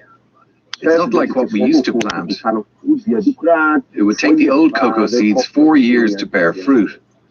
But with these, it's only 2 years. That's really fast for us. It means we can all enjoy it and make money earlier. It wasn't always like this. 2 years ago, the trees were hit by a disease called swollen shoot virus, which left harvests ruined. Virus. Here's how Orlando described the situation back then. This is a pod that could have matured, but didn't because of the disease. It's no good for harvest. It's spoiled.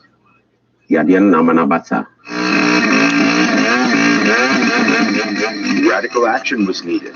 Orlando Osmano followed the advice of experts and felled his trees. It wasn't an easy decision. Initially, I wasn't sure about what they told us, but I thought about it and cut down 1.5 acres out of 14. It's been 2 years now, and I'm very happy.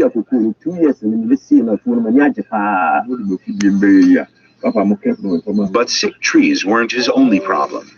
He also had to look on while part of his land was cleared to make way for a path. All of this is part of the farm. I planted plantain, cocoa, and everything here, just like in the other parts. But the timber contractors cleared it and didn't give me anything.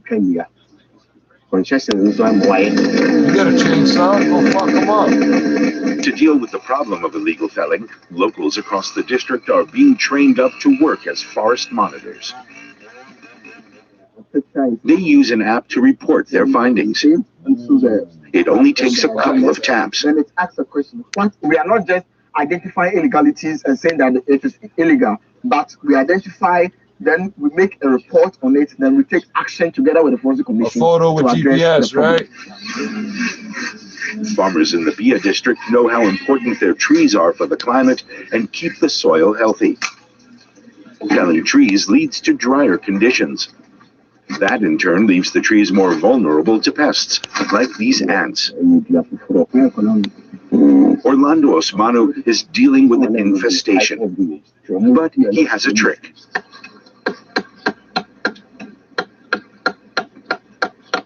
If I block it this way, no air gets to the ants, and so they die inside.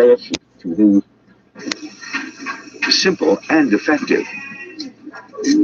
But just as things were starting to look up for him and his family, the coronavirus struck, raising fears about how the disease will impact his business.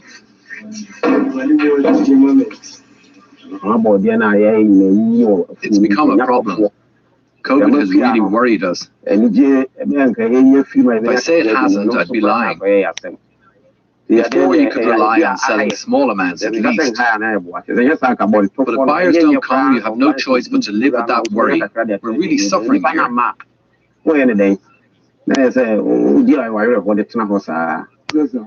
Farmers like Orlando often have trouble accessing loans because their holdings are too small to use as collateral. Now a local savings initiative has been established to help out and assist farmers in weathering the pandemic. Orlando was among those who attended a training session on financial management. We know that after the establishment of the new renovated farms, it takes about 3 years or more before the farms start fruiting. So SNV, under the STARS project, thought it wise to link up with financial institutions to see how they can support the farmers during the post-rehabilitation phase before the cocoa farm starts fruiting. Orlando's hoping to use the loan to expand and develop his plantation. He wants to be ready for what happens after the pandemic. The improved prospects have even prompted his son, Adama Husseini, to consider quitting his job as a teacher to give farming a go himself. Now I can see a lot of improvements. I should my price able to get food. You should teach farming. Feed the family, and then some of the food that he sells, he's able to get money from there, some small income to support the family in one way or the other. And now I'm even attracted to go into food farming. A new generation and a good harvest in sight. For Orlando Osmano, things are looking up.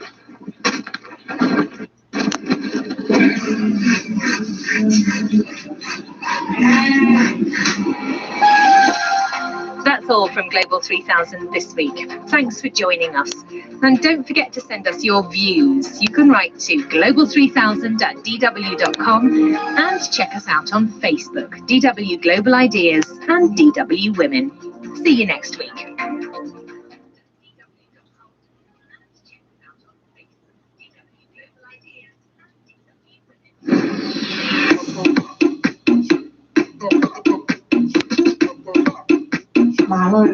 Brothers and sisters of the Pacific.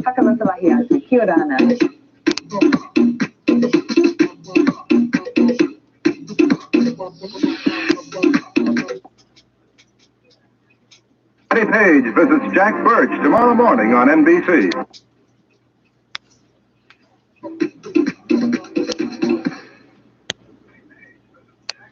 Your Excellencies, ladies and gentlemen, I was most touched to be asked to speak to you as you gather for this very special concert. And I did just want to pay tribute to the United Nations for bringing us all together in this way.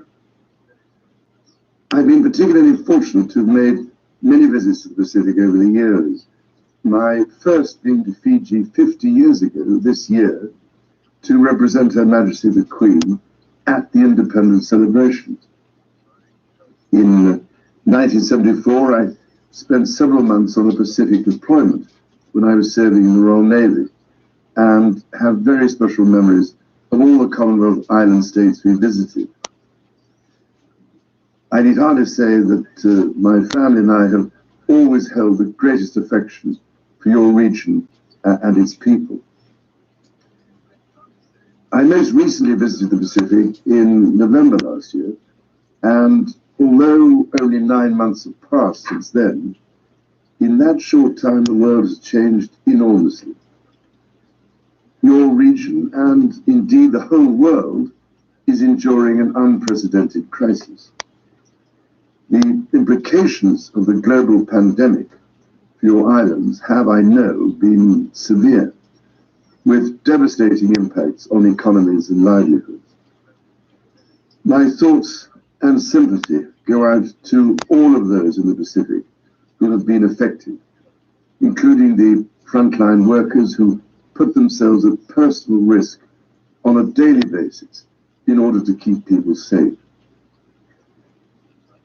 This dreadful pandemic comes at a time when, as I know only too well, the Pacific region is already facing the accelerating and terrifying impacts of climate change. And many islands have had to deal with the appallingly devastating effects of severe weather events such as Cyclone Harold. These challenges that you and so many other people around the world now face have at last begun to push not only climate adaptation, but also the increasingly urgent need to tackle the root causes of global warming and climate change towards the top of the international agenda.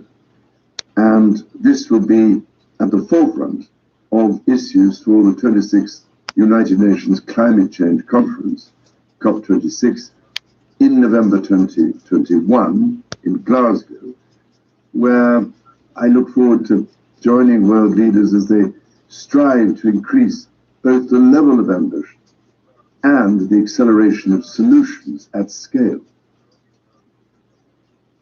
All around the world, as we learn to live with and recover from a pandemic, we have the opportunity to reset and build back better to a more sustainable, resilient, and inclusive future for the generations that will follow.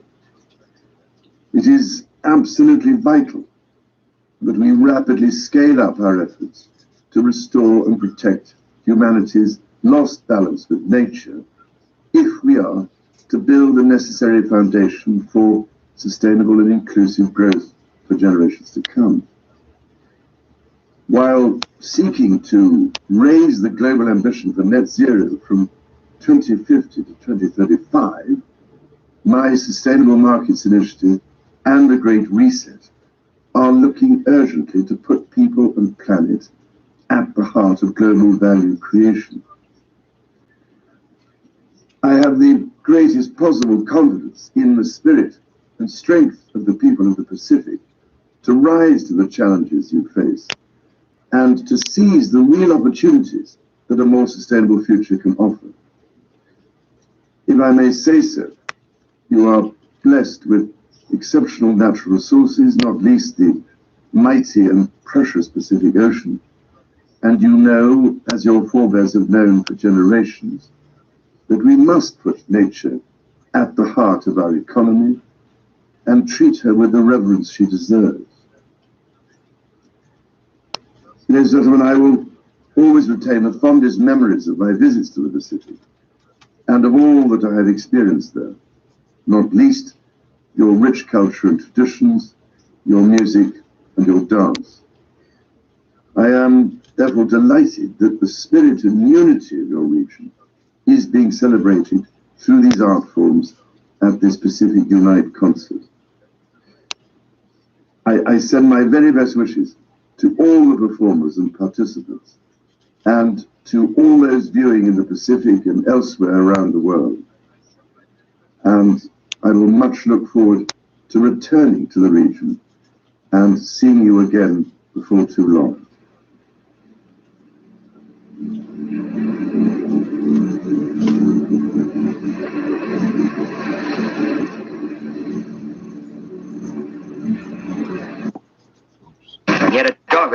Called him Chef Kali. Yellow and white. I mean, they're kind of real when we look at all these space movies. The things that they're presenting in these space movies does speak to all of this. They're somewhat realistic from that perspective of being able to have shields to fly through space, to be able to have Matt Damon's you just need a heater thing. for your helicopter. You know, it's not far off. It really isn't, and there have been studies to create these shields, and essentially it's a kind of like a electromagnetic field that's generated by the reactors of the ship, and it's projected outwards. And the thought is, well, maybe we can kind of combat solar radiation that way, and we can combat cosmic rays that way. But we haven't really found good ways to properly scale that up. And like I said, a lot of scientists are just wondering, like, if we really want to send somebody to, you know, Mars by the 2030s or even the 2050s, will the technology be there, both from a monetary standpoint and from a standpoint of, are we actually going to be able to make it work? Because some things might work extremely well in a lab experiment and in small scale, but when you actually try to like implement them on the scale of spaceships, on the scale of bases, it doesn't really work. And there's a lot of additional technology that really has to be in place. And one of the interesting things that makes me think about is that a lot of times when we talk about space exploration, we talk a lot about the spin-offs that are going to come out of building new ships and building new habitats and new materials and new ideas. And all of those are fantastic. But another thing that we really miss is the medical benefits of trying to understand how to cope with these environments.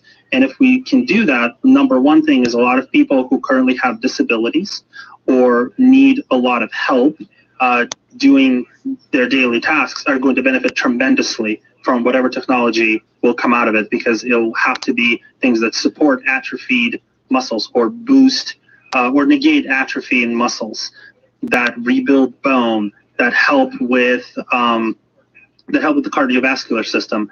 There may be treatments for radiation poisoning. There may be new treatments to counter cancer. So this is a field of very active research, and we understand that there may be a lot of risks and dangers in going out into space, and we should not send humans to Mars until we're sure we can do that safely. Let's not put hundreds of people through a lot of misery, even if they volunteer for it, because that's just not ethical.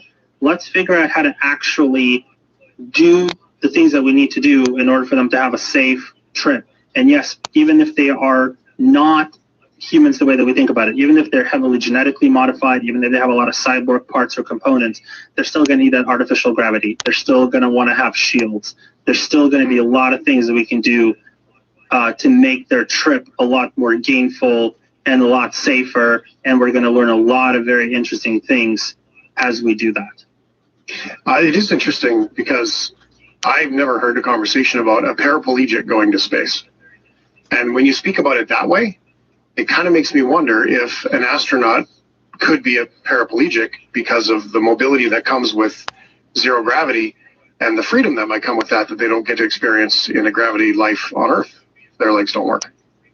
The problem with doing that is because they're still going to need to find their way around, and the wear and tear that it has on the body, the healthier a person is, the better they can survive it. However, if we have augmentations that we're actually working on now that allow them to move their limbs by thoughts, and then all of a sudden that does become a possibility. They don't need to necessarily be very functional on Earth, but if they can control their body with an exosuit or something that is implanted into their over their musculoskeletal system, then all of a sudden that becomes a possibility. So before we go to the Elon Musk hotel chain on the moon, they've got to figure this out. They definitely have to figure. The nice part about the moon is that it is close. We're not going to spend that much time there. It might actually be fairly safe to go to the moon. It's really one would stay for more than a month at a time. I think we lost you. You hit the button. Greg Fish just went to the moon. Took you so long. Man, Fishy, are you okay? Oh. Are they there? Are there? I got you now. Are you there, Fish? Oh, yep, I'm there. Okay, good. Well, we lost you there. It was like you went to the moon yourself, man. You were, whoa. If anything, the world of weirdthings.com was ever going to go wrong, it was what you just sounded like, a robot. Like, I'm not sure that you're real now anymore. I'm like, you better send some proof of life, because it's possible there's some aliens have stolen you. You know what? There is a joke with some of the other media people I work with who hadn't met me for a while, that I was actually just a sentient AI sitting in somebody's basement cranking out. So now I've just given them more ammo to come back and say, see, we knew it. It finally cracked. It took years, but it finally cracked. Well, with the we're going to, just for the sake of the connection, we're going to say thank you and we're going to say goodbye. But you know when the wheel spins on your Mac or your PC and it just spins and spins and spins waiting for the next task to load? That's what it sounds like here. So I'm not quite sure that you're real. I may ask for proof. Greg Fish, worldofweirdthings.com. Thanks so much, Greg. And it's a fascinating notion. I really appreciate it, brother. Always a pleasure. All right. Greg Fish right there, worldofweirdthings.com. Whoa, Ryan, that freaked you out. That freaked me out. It was as if Greg went to space and also went to slow motion at the same time. Yeah. It was trippy. It felt like a 1970s music video or something. I haven't experienced that sound. Not like that before here with the connection. I don't know. Maybe there's a solar flare or some world of weird thing that's blasting the internets. Maybe it's that new vaccine chip he got in his shoulder. You know, that might be it too. Worldofweirdthings.com if you want to check out Greg's stuff. It's fantastic. It's a podcast, it's a blog, and so much more. Greg Fish on the shift. It's the shift with Shane Hewitt. The weekend. Area in recent weeks, hasn't it? I believe that the oxygen, of course, is a real challenge, but has faced a similar kind of challenge where India as a whole, a few days before the start of second wave, was producing far more oxygen than needed within the country. And one particular point of time, a year ago, India was producing 8,000 metric ton per day oxygen, while the medical oxygen requirement was nearly 30% of that. In the recent weeks and this second wave, the requirement for medical oxygen has definitely increased, but equal bigger challenge is that the distribution. Country is producing oxygen in one particular part of country and it is really challenging to distribute. For example, what we are hearing in city of Delhi, or majority of the media images are from Delhi, where there is a shortage of oxygen far less than the demand, because Delhi does not produce any of the oxygen at the local level, in addition to what they produce at hospital level, while their demand is really very high. So all the oxygen had to come from somewhere outside. So there has been challenges. Situation is slowly improving. A few states had sufficient oxygen, so do as per the requirement. But Delhi and other places still need to improve situation. Okay. Here, I would like to end by saying that when we are hearing that there is sufficient oxygen, we need to understand that the sufficient oxygen, even in those states, is for the people who are admitted in the hospitals. But we know that there are people who are finding it difficult to get admitted in hospital, and if they need to be admitted somewhere at the newer facility, they all would also need more oxygen. We must leave it there, but thank you so much for your time and for bearing with us over that technical glitch in the middle of the conversation. Chandrakant Laharia, an Indian doctor, vaccinologist, public health expert, and writer. You're listening to Weekend.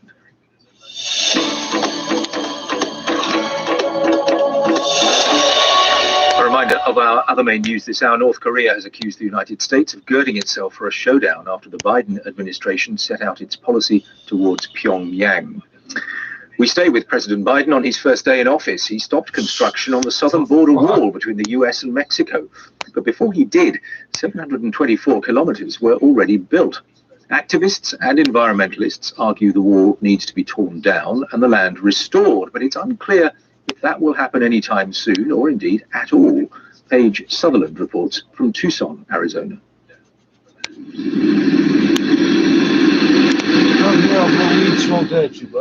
Border wall construction came to a halt here in late January. But how much damage this 30-foot high steel wall has already caused hasn't fully been assessed. That's because environmental studies were not conducted before the project began, due to a federal loophole allowing then-President Trump to bypass dozens of laws, including the Endangered Species Act, the Clean Water and Air Act, the National Historic Preservation Act. The list goes on and on. Well, there's been no regard for the environment with this project. Miles Trapp-Hagan is the Borderlands Program Coordinator for the Wildlands Network. He's been driving to the border wall frequently to make sure the environmental impacts are recorded. So what I'm going to do is to get this here drone going.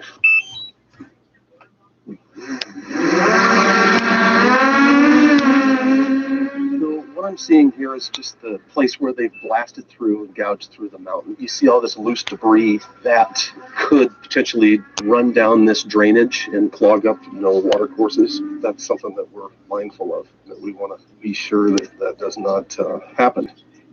Besides concerns about erosion, flash flooding, and blocked waterways, Trapp-Hagan is awestruck by all the other damage he sees as we drive along the wall. This is unbelievable here. The destruction here is just crazy. Yeah, they mowed everything over. There's the oaks were bulldozed, the cactus, basically everything. All of this happened on nationally protected forests and wildlife refuges. The wall's impact on animal life is also a major concern. Emily Burns is the program director of the environmental group Sky Island Alliance. Her organization launched a wildlife study back in January 2020 to monitor all the animals that live and move across the U.S.-Mexico border, including a young javelina, which is a wild boar native to this area. Like javelinas, animals in this area cross the border often for food and water, a route the wall has now blocked. And it's even cut some species off from their own populations. What we're looking at with the continuous border wall across the southern border of the U.S. is a major evolutionary experiment. Another issue is the hundreds of lights installed on the wall. Lights in particular dramatically change the nighttime environment. It changes how animals can hunt and find food. It disrupts their migratory pathways.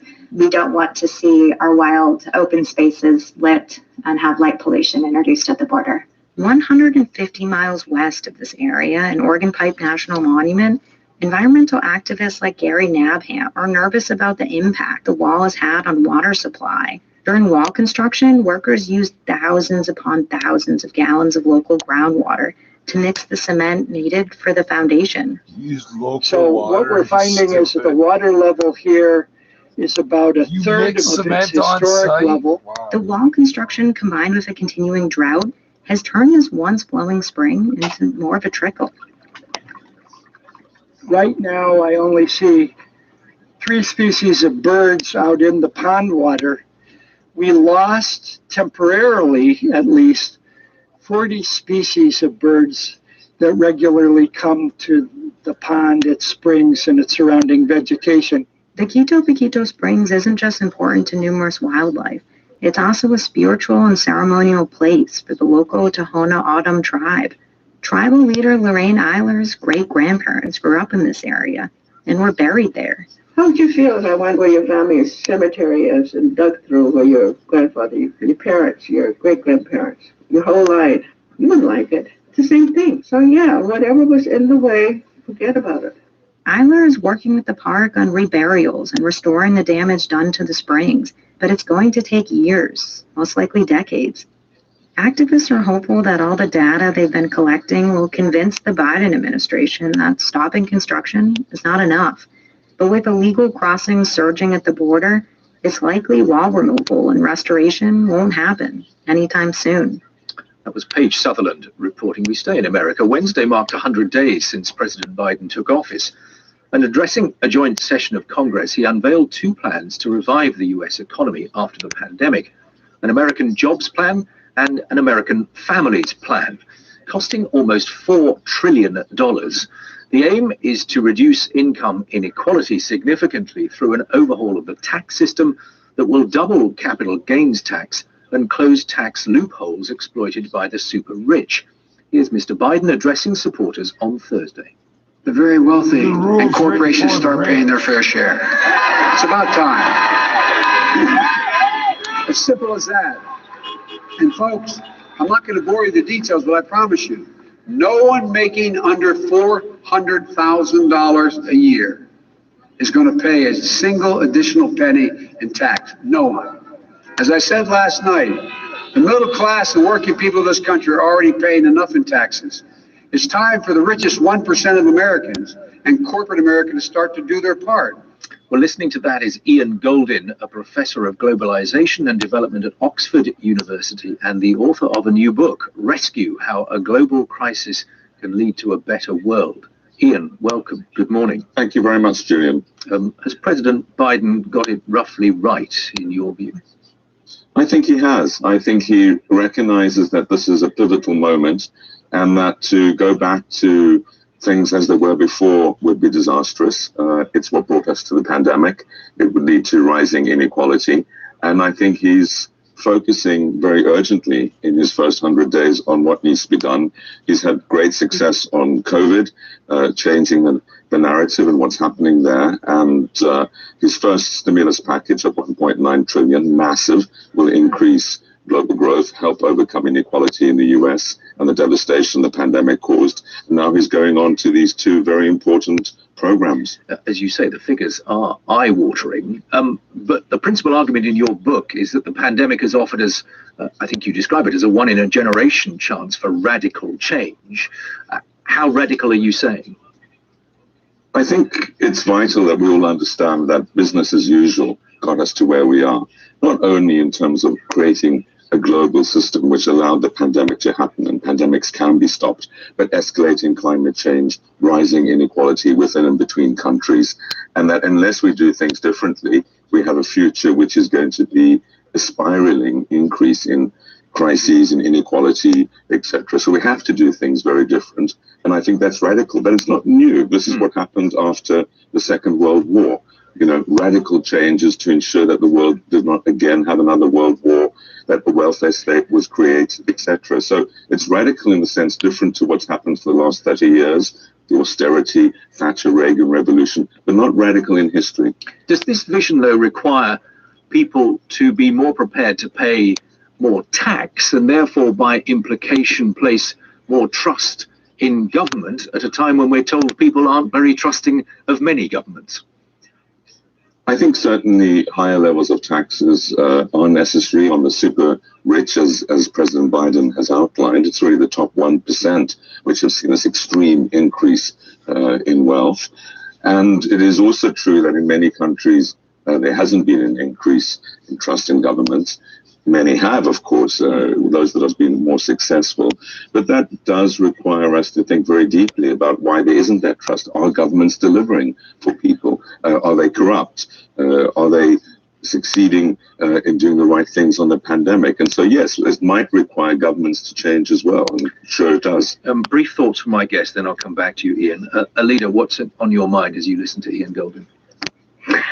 I mean, one thing that really worries me in Biden's statement is that I don't want to, he's basically said, I don't want to bore you with details, but exactly, you know, devil is in details. And we live in a world in which inequality between and within country has grown rapidly in the pandemics. And, you know, I'm just afraid that we might miss this opportunity to do something, and that could, you know, lead to further polarization, because people will have to adjust to more gig jobs, and they will have to, you know, be very flexible about their occupations in the future. This is my worry. I mean, in Vienna, in this past year, you had 5,000, according to the statistics, 5,000 different business enterprises being shut down.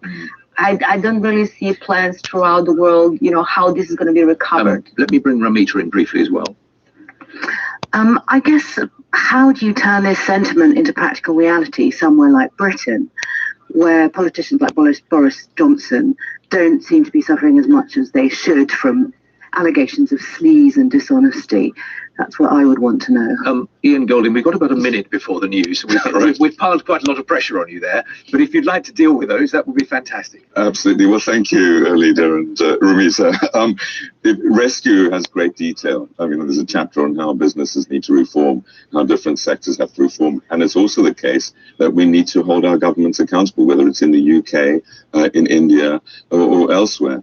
And I think we are seeing the transparency coming up. We are seeing what's happening. High trust governments, those that have done much better on COVID, are doing much better politically. So I do think there will be a political reckoning, but it requires all of us as citizens to have our normal lives, and hopefully that will come soon, that we don't do things as things were done before. Unless we see this as an opportunity, I think it is going to be disastrous. So it's really about all citizens engaging, all businesses engaging, and helping to make this change happen.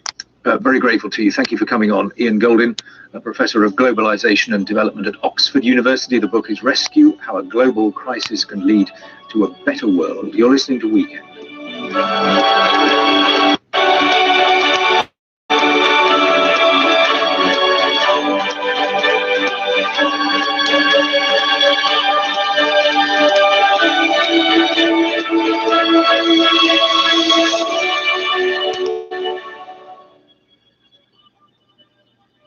This is the BBC World.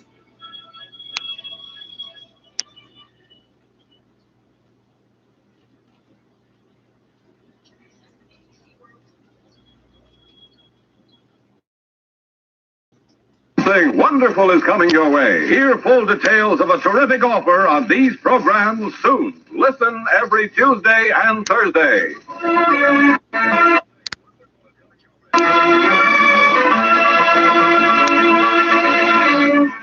And now, 980 Dundas Street East in Mississauga. Our dedicated staff are doing everything possible to keep our clients safe. From all of us at True Tone Electronics, stay safe. It was a rainy day when Pizzaville realised we all have things we should cut back on. For me half-brother Raoul, that's ordering inflatable toys. For others, it's carbs. So Pizzaville made the extra thin crust pizza. You get the same authentic Italian taste as our regular pizza, but with 2/3 less carbs. Because the last thing Raoul wants is an inflatable waist. Pizzaville, stone-baked pizza. Fiercely Canadian. Authentically Italian. Insightful, engaging, and intelligent. This is CFNJ Global News Radio 640. This is Global News. I'm Safia Pirani. A woman whose grandmother died of COVID-19 in a Toronto long-term care home says she won't let the government forget what happened there. Tara Barrow's comments come after an independent commission released a scanning report detailing failures in the sector. She says this government and all those that follow must learn from their mistakes. Can't even look at footage of somebody gasping for breath because it just causes so much trauma. So it's hard, but at the same time, we're speaking out and talking about it, because if we don't, these recommendations will just get shelved. The commissioners are calling for sweeping reforms in the sector. The Canadian Union of Public Employees says dock workers will be back on the job at the Port of Montreal Sunday. Operations there are expected to gradually resume after the Senate passed legislation forcing an end to the strike that began Monday morning. Back to work order stipulates that a mediator arbitrator be called in with a hope a new collective agreement can be reached. Port Authority says it will take several days to get back up and fully running. About $275 million worth of goods, including food, pharmaceuticals, and construction equipment, moves through Port of Montreal docks each day. Jerry Smith, The Canadian Press. Saturday marked another milestone in America's longest war. Here's reporter Julia McFarlane. May 1st had been the deadline for American troops to withdraw from Afghanistan, a date set by the Trump administration. But President Biden has pushed back that deadline to September 11th, the 20th anniversary of the terror attacks against the U.S. Officials say the U.S. has met the goals it set in Afghanistan, but a new U.S. Special Inspector General report paints a dire picture. Insurgent attacks up more than 35% in the first 3 months of the year compared to last year, with strikingly high. The comments were the first since the Biden administration set out its policy on the North, with the president promising diplomacy and stern deterrence in response to the nuclear threat. The North Korean authorities warned that the US would get hurt if it provoked them, and accused Washington of insulting their leader, Kim Jong-un, by criticizing the country's human rights record. A national day of mourning has begun in Israel after a crash at a Jewish festival early on Friday in which now to predict. The U.S. Air Force is going to have to track it with radar. ABC's Steve Ganyard says some of it will burn when it enters the Earth's atmosphere, but it's hard to predict where the rest will fall. There's a potential here for 20,000 pounds of fiery metal to come down in a populated area somewhere on Earth. Lionel Moise, ABC News. Iconic actor Olympia Dukakis has died at the age of 89. Her agent says the veteran of stage and screen passed away Saturday morning at her New York City home. She performed in more than 130 stage productions, 60 films, and in 50 television series. Best known as a screen actress, she started her career in theater. She appeared in such New York productions such as Mother Courage and Her Children, Eugene O'Neill's Long Day's Journey into Night, and Tennessee Williams' The Rose Tattoo. Over into some sports news in the NHL Northern Division. Montreal wins against Ottawa 3-2, a fifth straight win. Toronto beats Vancouver 5-1. And over in the NBA, Utah won 106-102 against Toronto. From the Global News Desk, I'm Safia Pirani. Yeah, but we'll shoot you. Kumar Nadim Afridi says he believes attempts to overturn the case have been deliberately stalled. But they really accuse him of he hasn't been charged with. Everyone knows this is a fake case. So whenever it finally comes in front of a judge, he will be acquitted. But the state and the prosecution are trying to keep the case lingering on. Venezuela's socialist government has nearly tripled the value of the minimum wage, which will now be worth 7 million bolivars a month. The measure comes into effect immediately. But because of hyperinflation, the new wage will only be worth about $3.50 at the official exchange rate. Police in Colombia have clashed with crowds taking part in May Day protests and opposing planned tax reforms. There was violence in several cities. These protesters condemn the proposed changes. It's incredible that in this crisis we're experiencing, the violence that the country is going through, the government implements new tax rules and ends up impoverishing the people even more. We young people are tired of the fact that job opportunities are precarious, education is very expensive, and they want to impose reforms that will make studying impossible. In the last few minutes, 4 astronauts have returned to Earth from the International Space Station in NASA's first nighttime splashdown since Apollo 8's return 53 years ago. The departure had been delayed due to bad weather at the splashdown site. BBC News.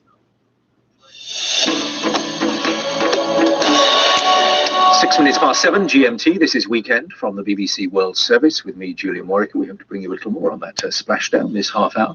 With me throughout the programme, Alida Vratric, Bosnian-born political scientist, co-founder and director of the Sarajevo-based Populari policy think tank, and Ramita Navai, a British-Iranian journalist and author based in London. More from them in a moment. Have worked out for me. You know, opportunities came up at a certain point. They got me interested. They got me motivated. And I took different directions based on where those opportunities and kind of inspirations took me. I've been unbelievably lucky to work with incredible people over the years who took me in directions I never would have thought of, you know, and so no, it wasn't really one of these, I got this all planned out from age 10 upwards. Yeah. It's more life kind of develops, and certainly getting to South Africa was not a direct route.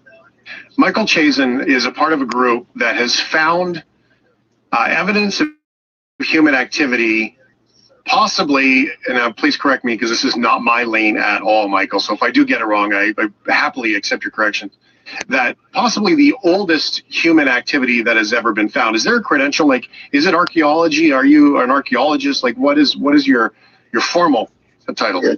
So I'm I was born in the States, but now I'm Canadian, so modesty is now my acquired trait. But to say it's not, so we found the earliest evidence of human activity in a cave. There are stone tools going back to about 2.5 and maybe 3.2 million years ago, and we only go back around 1.8 million years. Only. So I will say that. Yeah, no, I'm an archaeologist, and I come to this. So what's kind of interesting about this work that's very different than my normal picture of archaeology is that, you know, when you watch a lot of TV shows about archaeology and whatnot, there's this heroic person who does everything. You know, there's like this guy in a hat walking across the desert. That's not the way it really works. It's all about interdisciplinary work. It's people from different countries. It's very international and very particular skill sets. So my skill set is I study artifacts. I'm really fascinated by the objects that humans make and use. Go up, but West Bengal is particularly the state where people will not ignore it. Although I live in a city, Delhi, where 412 people have died last night. My own father is in ICU. I have a sister who's down with COVID. So we are... Was that before you were married? Oh, my dear. Of an impact COVID will have had, and because people voted in some cases nearly a month ago, in some places it will have had less of an impact. But in West Bengal, it's going to be more relevant, and that's why there's such scrutiny on that particular state. Absolutely, absolutely. That's the state, and that's the state where the BJP really wants to expand its footprint. At this point, they're a little behind the ruling regional party of the state. And but I mean, the election commission today in India right now, a high court has told the center to give oxygen to the city of Delhi. The high court of the state of Tamil Nadu, which is also voting, has told the election commission they have blood on their hands. It's been, we are sort of without any central authority. There's no oxygen. The vaccine program is a joke. And all we have is sort of a cult worship on social media of the Indian Prime Minister. That's where we are right now. Everything's falling apart. And are there growing doubts in people's minds about the official figures that are being given out day by day? Yes, there are certainly doubts, not in Delhi by itself, but in the state of Uttar Pradesh, which is India's most populated state. There are completely fake figures being given out. There is local media which has gone to crematoriums and reported how many more people are dying than what the administration puts out.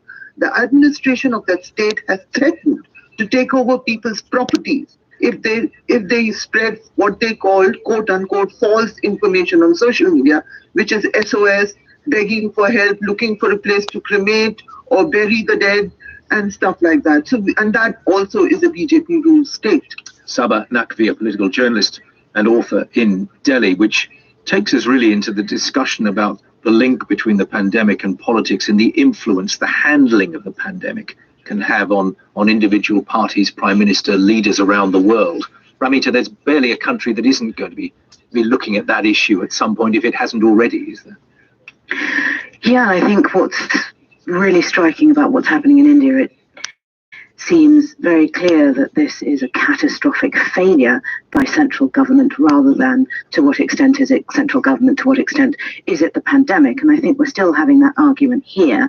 Whereas in India, if you look at the figures, the per capita death rate's actually not that high, which only leaves central government, the absolute collapse of central government, dealing with this issue.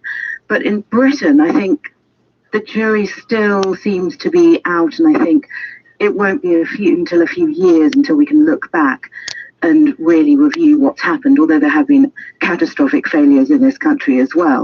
And of course, it all started with, did we go into lockdown too late? Did Boris Johnson prevaricate?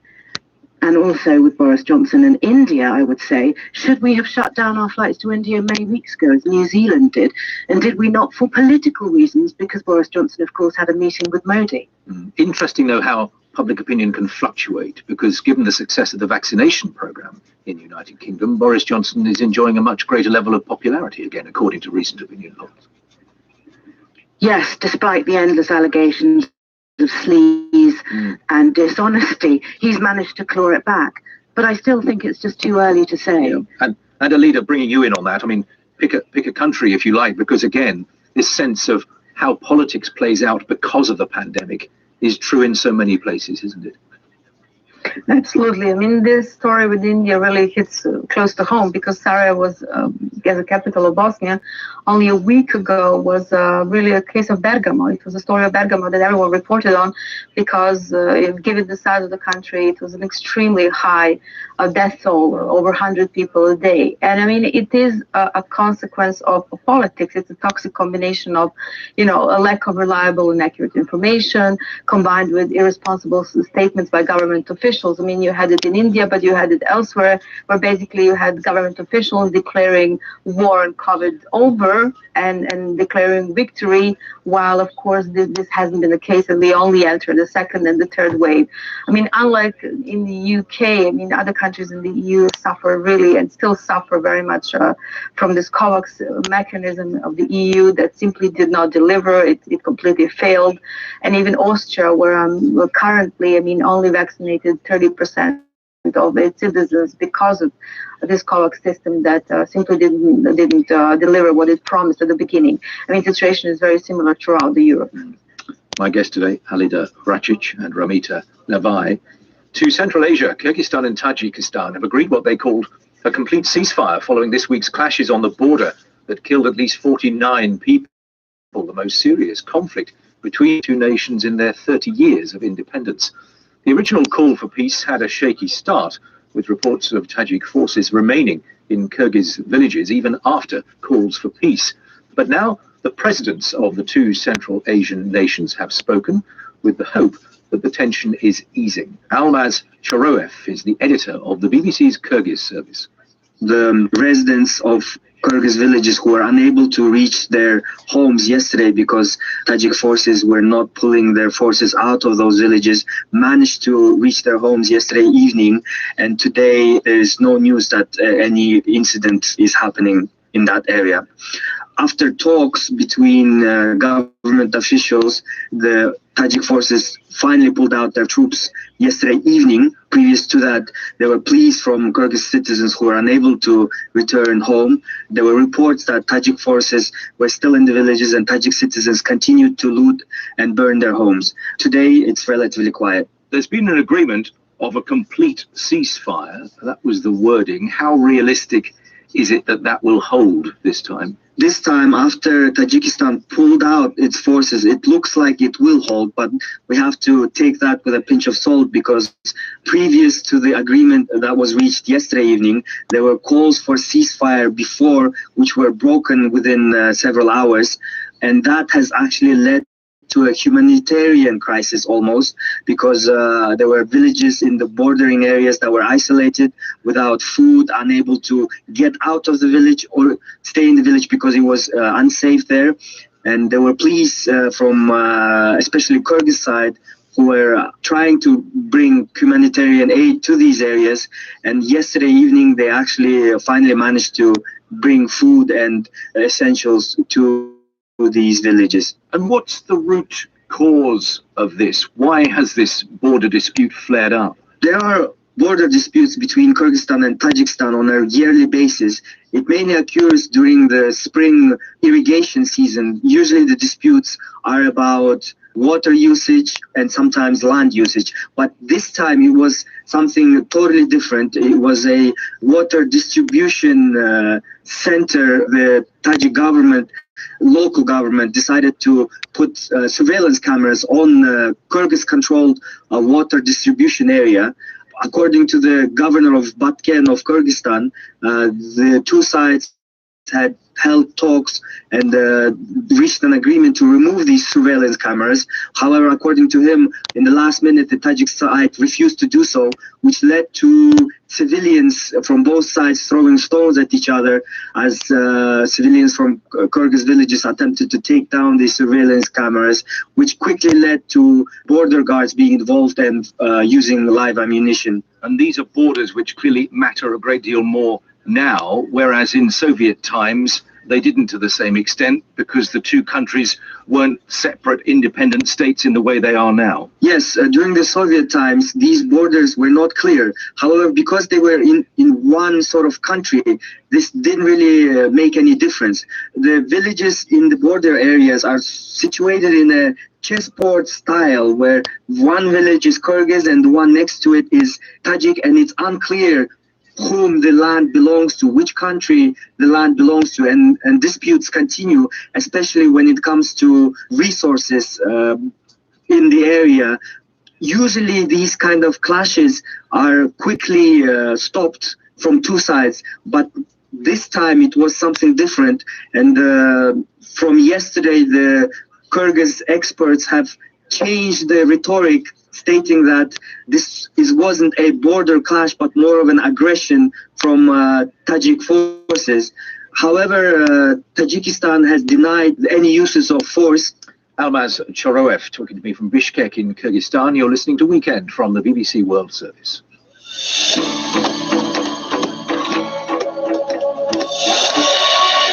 Other headlines this hour: North Korea has accused the United States of girding itself for a showdown after the Biden administration set out its policy towards Pyongyang. And Israelis are holding a national day of mourning for 45 people killed in a crush at a religious festival. Now, to some news unfolding on the screens around me in the studio. Just under 7 hours ago, the SpaceX Crew Dragon Resilience spacecraft gently undocked from the International Space Station and began its journey back to Earth, and within the past 20 minutes it has landed, slowed by 4 parachutes, in the Gulf of Mexico, a sight welcomed by Mission Control. I don't know if you can hear the applause, but we have visual confirmation of the Crew 1 Resilience capsule. That is excellent news. We are splashed down. The pilots have fired with water. SpaceX copies and concurs. We do see main cut as well. It was a small moment of history as well. The first time there's been a crewed nighttime splashdown since the Apollo 8 mission of 1968. The crew, made up of 3 astronauts from NASA and 1 from Japan's space agency, have spent 6 months in space. The craft is part of the joint SpaceX-NASA program. You can read more about it on our website, bbc.com/news, and a briefing is expected in the coming hours. Now, we're going to end the program today by looking at, well, it's a remarkable new documentary film that focuses on a decision a father in Iran has to make as regards the future of his 14-year-old daughter. The father, whose name is Ali Reza, is a photographer and divorced from his first wife. He has to decide whether to allow his daughter to marry a college student. A man saw the girl, who's called Asal, in Ali Reza's photographic studio and was so taken with her that he asked if she could marry his son. The film is comprised of several interviews with members of Asal's family as they discuss whether or not marriage is the right option for her. The film is called The Doll, and its Iranian director, Elahi Ismaili, is currently studying here in the UK and is on the line. Elahi, welcome. Good morning. Morning. Thank you for inviting me. I'm so happy to be here. Very pleased to have you with us. Tell us about the making of the film. What drew you to this particular story? I've seen lots of my friends and lots of my family members who got married soon, and especially the female ones, and they faced lots of issues in the future because of getting married soon, and so it was always interesting for me to explore this and to make a film about this social matter in my society. And when I found this case, I thought, yeah, that's the right case to